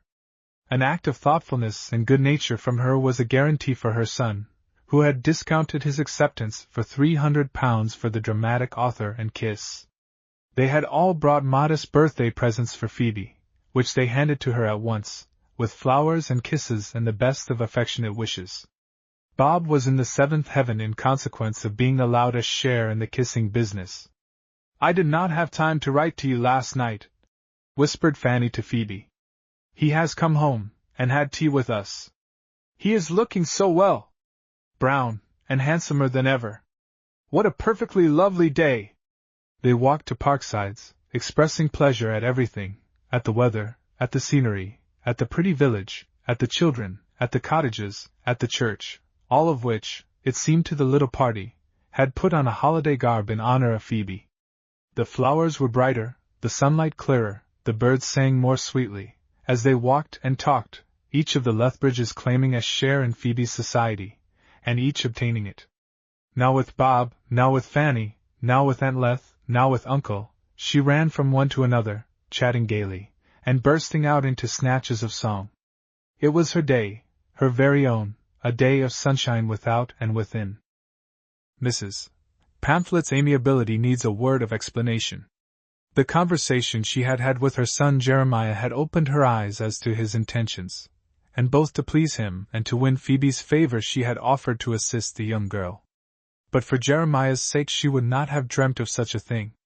She had lain awake half the night thinking of the conversation, and she had come to the conclusion that it would be a fine match for Jeremiah.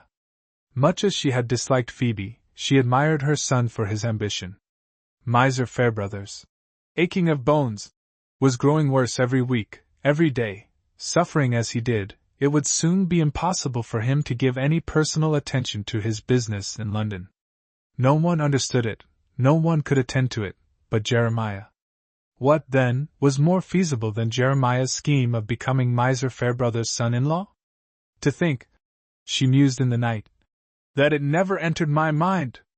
But Jeremiah's got a head on him. He will be a millionaire, and I shall be a lady. The idea of a repulse, that Phoebe would not think Jeremiah good enough for her, never occurred to Mrs. Pamphlet. If it had, she would have rejected it with scorn. What? Her son, her bright boy, handsome, shrewd, and clever, not good enough for the best lady in the land. A little chit like Phoebe might consider herself lucky that such a man as Jeremiah should condescend to her. I can't for the life of me see, she mused, why Jeremiah should be so taken with her, but there's no accounting for a man's fancies. And then he said he wasn't particular. Ah! Jeremiah knows what he's about. All her hopes, all her desires, all her ambitions, being centered in her bright boy, she determined to assist him by every means in her power. She commenced the next morning, on this happy birthday, and to Phoebe's surprise, wished her a happy birthday and many returns of them, and offered to relieve the young girl of all responsibility in the preparing of the tea for her friends. Phoebe met her advances gladly. On such a day no suspicion of sinister motives could occur to a nature so sweet, so pure, so innocent, and when Mrs. Pamphlet asked her to accept a brooch, she received it with a pleasant feeling of gratitude. It is an old brooch, Mrs. Pamphlet said, a memento, and although it is not very valuable, it comes from my heart. There was a certain literal truth in this, because the brooch was one which Mrs. Pamphlet was in the habit of wearing. It might not have been considered a very suitable gift for a young girl like Phoebe, as it contained a lock of some dead and gone person's hair, arranged as a feather or a curl over a tombstone. Once upon a time it doubtless had a meaning, and might have brought a light of joy or sorrow to special human eyes. But the memories which sanctified it being deader than the deadest ghost that superstition could conjure up, it certainly could not be considered a suitable gift for Phoebe. Its fatal meaning for her lay in the future. When Mrs. Pamphlet said to Phoebe that perhaps she would like to go and meet her friends at the railway station, she thought it likely that Jeremiah would be in the train. He had not told her by which train he was coming, and her desire was to give him an opportunity of walking home with Phoebe. She did not betray herself when she saw Phoebe return in the company of the Lethbridges and without Jeremiah. She possessed a gift invaluable to sly, secretive natures, the gift of absolute self-repression. Phoebe introduced Mrs. Pamphlet to her friends. Aunt Leth was already acquainted with her, and was astonished at the graciousness and amiability of the housekeeper, her previous experience of her having been quite the reverse. Uncle Leth nodded and said, "How do you do?" But Fanny was rather stiff. "Uppish," as Mrs. Pamphlet subsequently told her son. "Tea will not be ready for half an hour or so," said Mrs. Pamphlet, aside to Phoebe. "I have set it upstairs in your favorite room." "Oh," was Phoebe's delighted rejoinder. "How kind of you! I want you to love me," said Mrs. Pamphlet. "If you find that my only wish is to please you, perhaps you will." "Indeed I will," said Phoebe, and thought, "Perhaps my father will love me too." She asked the Lethbridges to wait a moment or two, and she went to her father's room. "Aunt and uncle are here, and my cousins." "What has that to do with me?" he asked. "May they come up and see you, father?" "No," he replied. "I can't be bothered. They wish to see me as little as I wish to see them." While this last question was being asked and answered, Mrs. Pamphlet entered the room. "I think you should see them, sir," she said. "Why?" he asked. "As a mark of politeness," said Mrs. Pamphlet. "Mr. Lethbridge and your nephew and niece have never been here before, and they might think it rude of you." "Do I care if they do?" he snarled. "It is not that," she answered calmly, "but it is Miss Phoebe's birthday." "Mrs. Pamphlet is very kind," said Phoebe nervously. "But if you don't wish, father—" "I wish to do what is right," he said very coolly, as was his habit when he was opposed. "We all know that," said Mrs. Pamphlet, in a voice as composed as his own. "You always do what is right." Mr. and Mrs. Lethbridge and their children are going to have tea with Miss Phoebe in honor of her birthday, and I have been getting it ready, and am going to wait on them. You ought to join them. I have set a chair for you at the head of the table. Oh, Father, if you would, implored Phoebe, clasping her hands. You wish it? He asked of her, but not removing his eyes from Mrs. Pamphlet's face. Yes, Father. If you would only be so good. And you wish it? He asked of Mrs. Pamphlet. For Miss Phoebe's sake I do, replied Mrs. Pamphlet, without so much as winking an eyelid. Not for your own.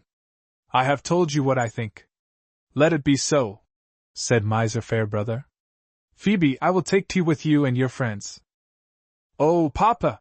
In her gratitude the affectionate girl, only too ready to give love for love, threw her arms round her father's neck and kissed him. There! There! He said, pushing her away. Go down to your friends. You can stop, Mrs. Pamphlet. Phoebe ran downstairs to convey the good news to the Lethbridges, and Mrs. Pamphlet and the miser were left together. Now, Mrs. Pamphlet, he said abruptly, what is all this about? I do not understand you, was her reply. You understand me thoroughly, he said. I can't see through a millstone, but I can see through you. Then why do you ask me to explain anything? She retorted. You have lived here 16 years, he said, and you think you know me as well as I am sure I know you. Because I have never interfered with you, because I have allowed you to do as you like. She interrupted him here. Have I ever wasted a penny of your money? To my knowledge, no. If you had, you would have heard of it. Yes, that is very certain. Every farthing spent in this house has been accounted for in the book which you look over every week. You would find it hard to get anybody in my place. Oh, that is it. You threaten to leave me. You are not only mistaken, you know you are stating an untruth. Yes, an untruth. The words denoted indignation, but it was not expressed in her voice or manner. Is that a proper way to speak to me? He cried. I pass no opinion, was her unimpassioned reply. If you are tired of me, or if I do not please you, you can send me away. You would go? I should be bound to go. What else could I do? If I refused, you could call in the police. You are bent upon exasperating me, I see. You know I could not do without you. I know it. And that is why you are impudent to me. You have never found me so. Because I am bound to you hand and foot, because you know my ways, having grown into them, because I depend upon you and trust you, because I am weak and ill and dependent, you think you can twist me about as you like. You shall find that you are mistaken. Do you wish me to leave Parksides tonight? I will go and get ready. He glared at her. Well, why don't you go? I am waiting for orders. Give them, and I will obey you, as I have obeyed you in everything else. You have no more wish to leave me, he said, laughing scornfully. Then I have that you should. You could no more do without me than I could do without you. There may be a balance, she said, and it may be to my credit. You seem to be angry because I have made an endeavor to please your daughter. Have you ever endeavored to please her before today? He asked slyly. Have you, she retorted, ever taken the trouble to ascertain? He paused a while before he spoke. Having been imprisoned up here, out of sight of things, with no eyes for anything beyond this room, you may think I haven't known what is going on in my house. You are mistaken, egregiously mistaken as your son Jeremiah, who perhaps has an idea that I do not know when I am absent what is going on in my office in London. Do you wish him to leave as well as me? Said Mrs. Pamphlet. The conspicuous and amazing feature of her speech was that she made these propositions as though they did not in the slightest degree affect her, or any person in whom she was interested. With his talents for business, he will not have the least difficulty in obtaining a position of trust elsewhere. I have unmasked you, said Miser Farebrother. You have a design. Out with it. I have no design, said Mrs. Pamphlet, except your interests, and if it happens that your interests and ours. And ours, he cried. And ours, she repeated. If it happens that our interests are identical, It should rather please than anger you. You say that you are bound hand and foot to me. That is a compliment, and I am obliged to you, but supposing it to be true, I am as much bound hand and foot to you, and so is my son Jeremiah. It may be in your power to so chain him to you that he would become an absolute slave to your interests. Interests again? He exclaimed, impatiently. Always interests, nothing but interests. Well, said Mrs. Pamphlet, what do we live for? What do you live for? This was a home thrust indeed, and Miser Farebrother accepted it in good part. Despite the outward aspect of this singular conversation, it was not entirely disagreeable to him. He appreciated the services of Mrs. Pamphlet and her son. He knew that he could not replace them. He had not left it to the present hour to reckon up their monetary value. To come back to Phoebe, he said. What is all this about? No beating about the bush, plain speaking. I love her, said Mrs. Pamphlet, as a daughter. And Jeremiah is your only son? My only son. The best, the brightest, the cleverest man in England. And devoted to you, body and soul. I am infinitely obliged to you, said Miser Farebrother, with a malicious grin. I will think about it. Chapter 19. A Beautiful Birthday. Miser Farebrother did not keep his promise of taking tea with Phoebe and her friends. He had matter more serious to occupy him, but to some extent he made atonement for it.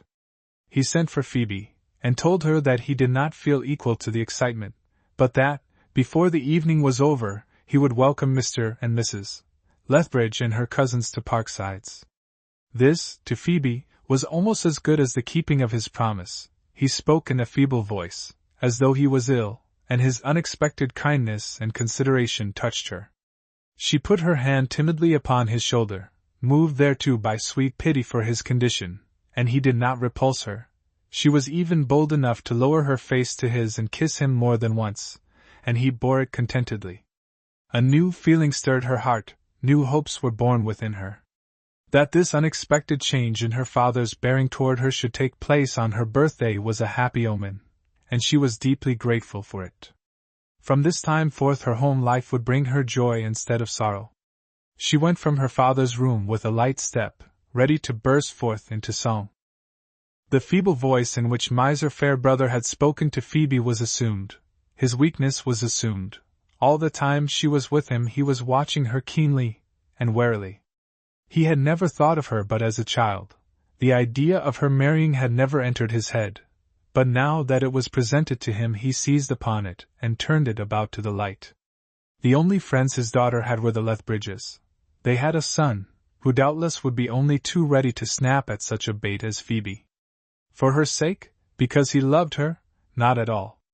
Because her father was supposed to be rich. Because of the money he would calculate upon getting with her. And thereafter there would ever and eternally be but one cry, money, money, money. All their arts, all their endeavors, their only object, would be to bleed his money-bags bare. No, no, Mr. Lethbridge, thought Miser Farebrother. Not a penny shall ever pass from my pockets to yours. But the danger might not present itself through the Lethbridges.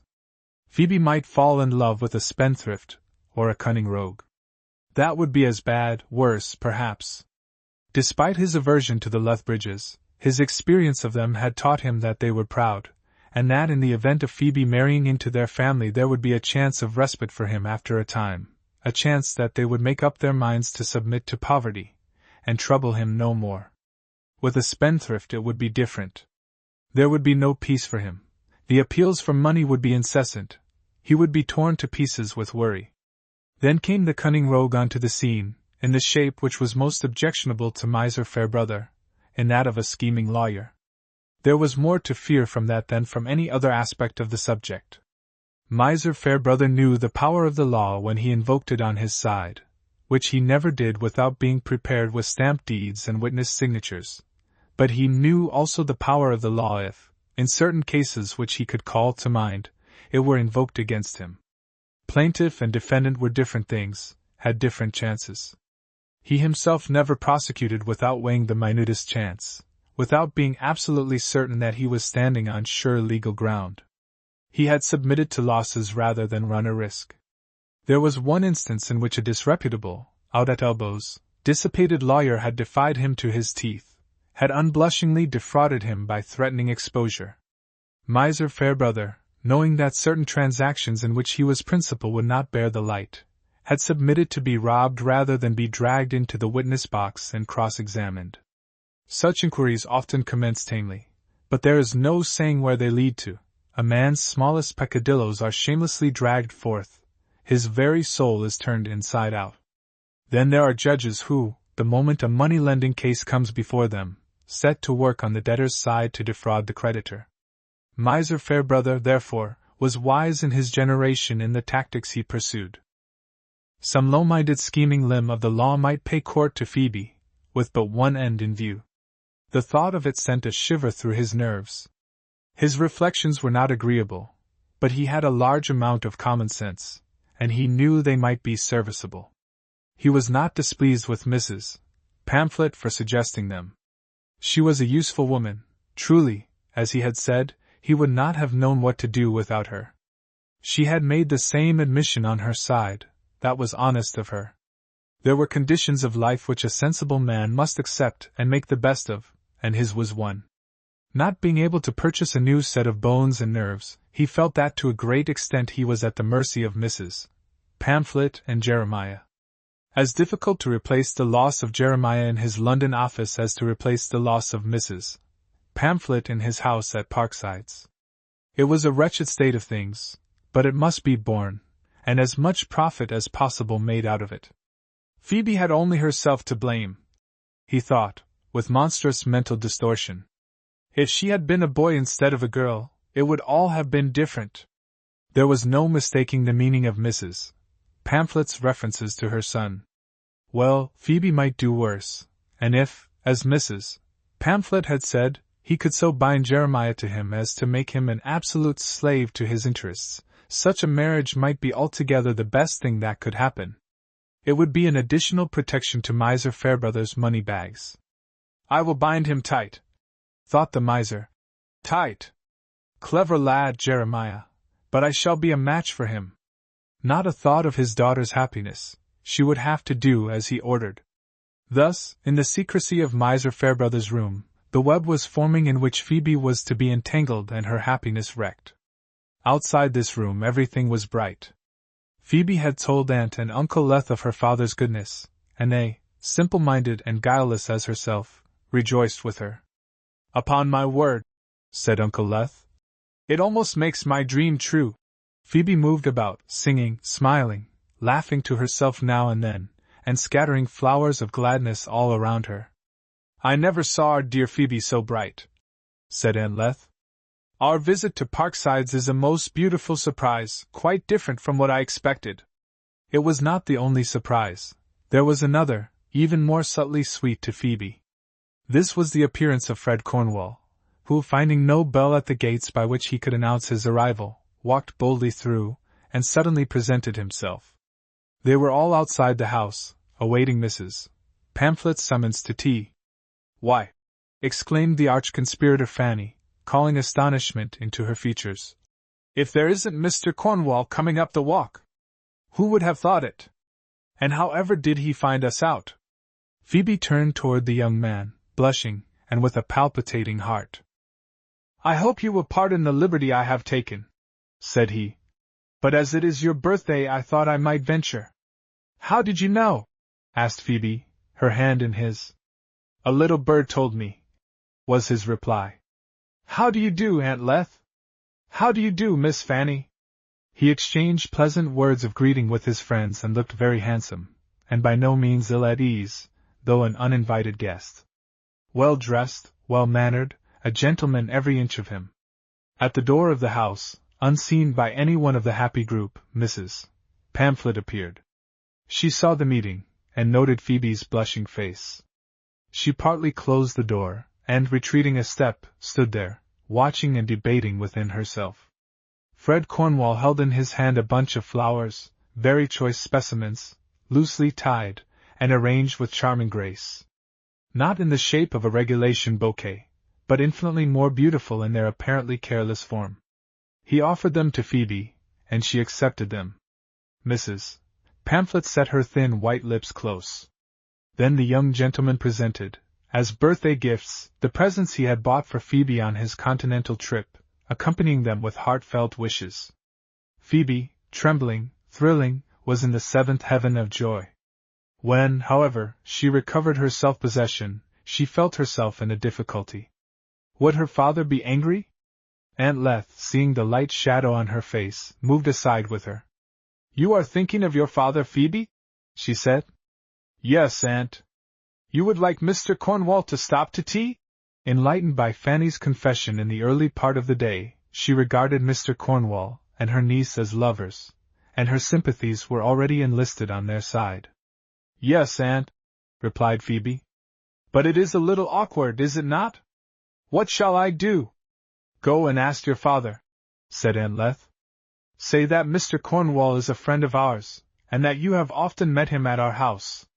Go at once, Mr. Cornwall need not know. I will keep him engaged while you are away."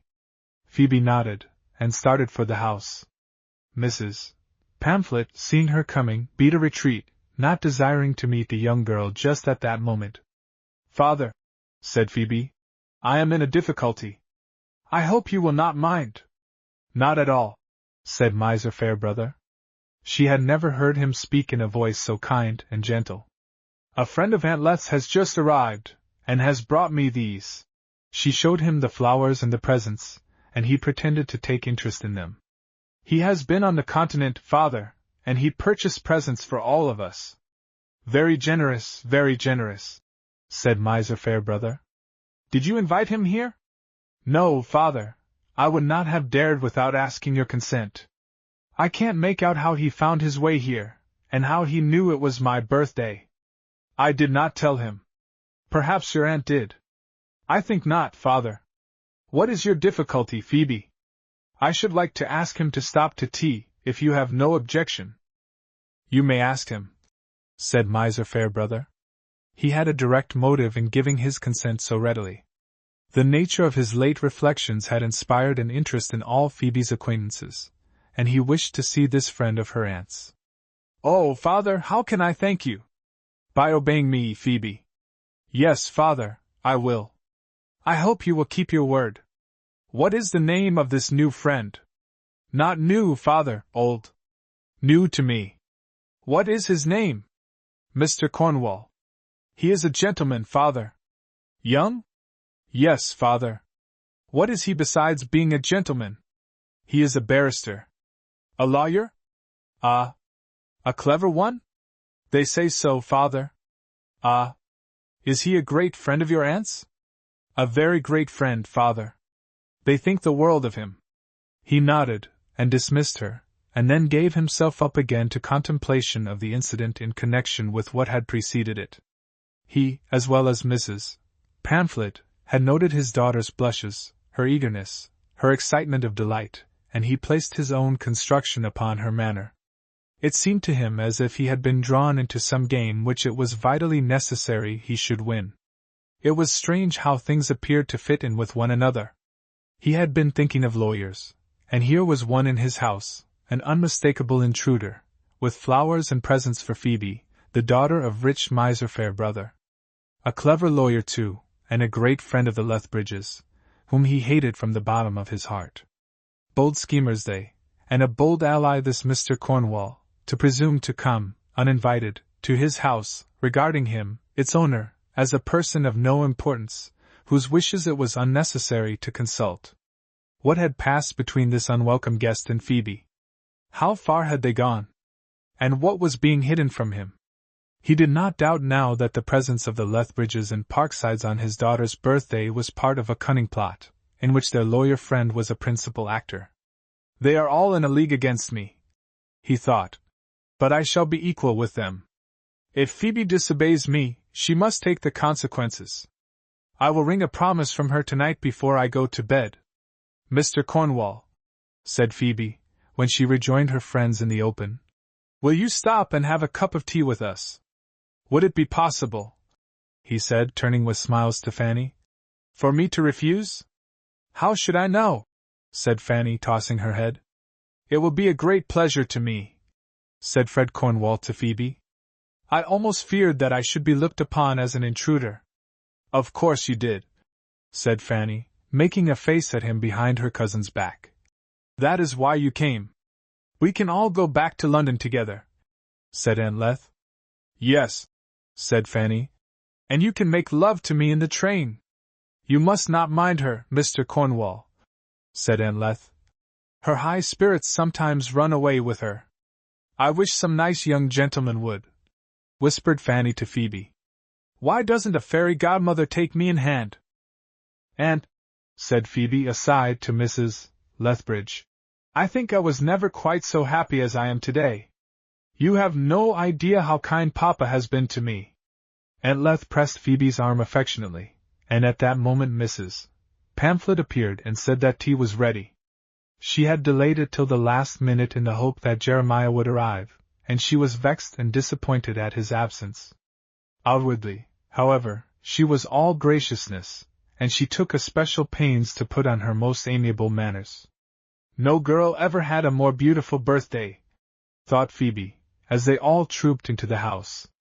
End of Volume 1. Printed by Kelly and Company, Gate Street, Lincoln's Inn Fields, W.C., and Middle Mill, Kingston-on-Thames.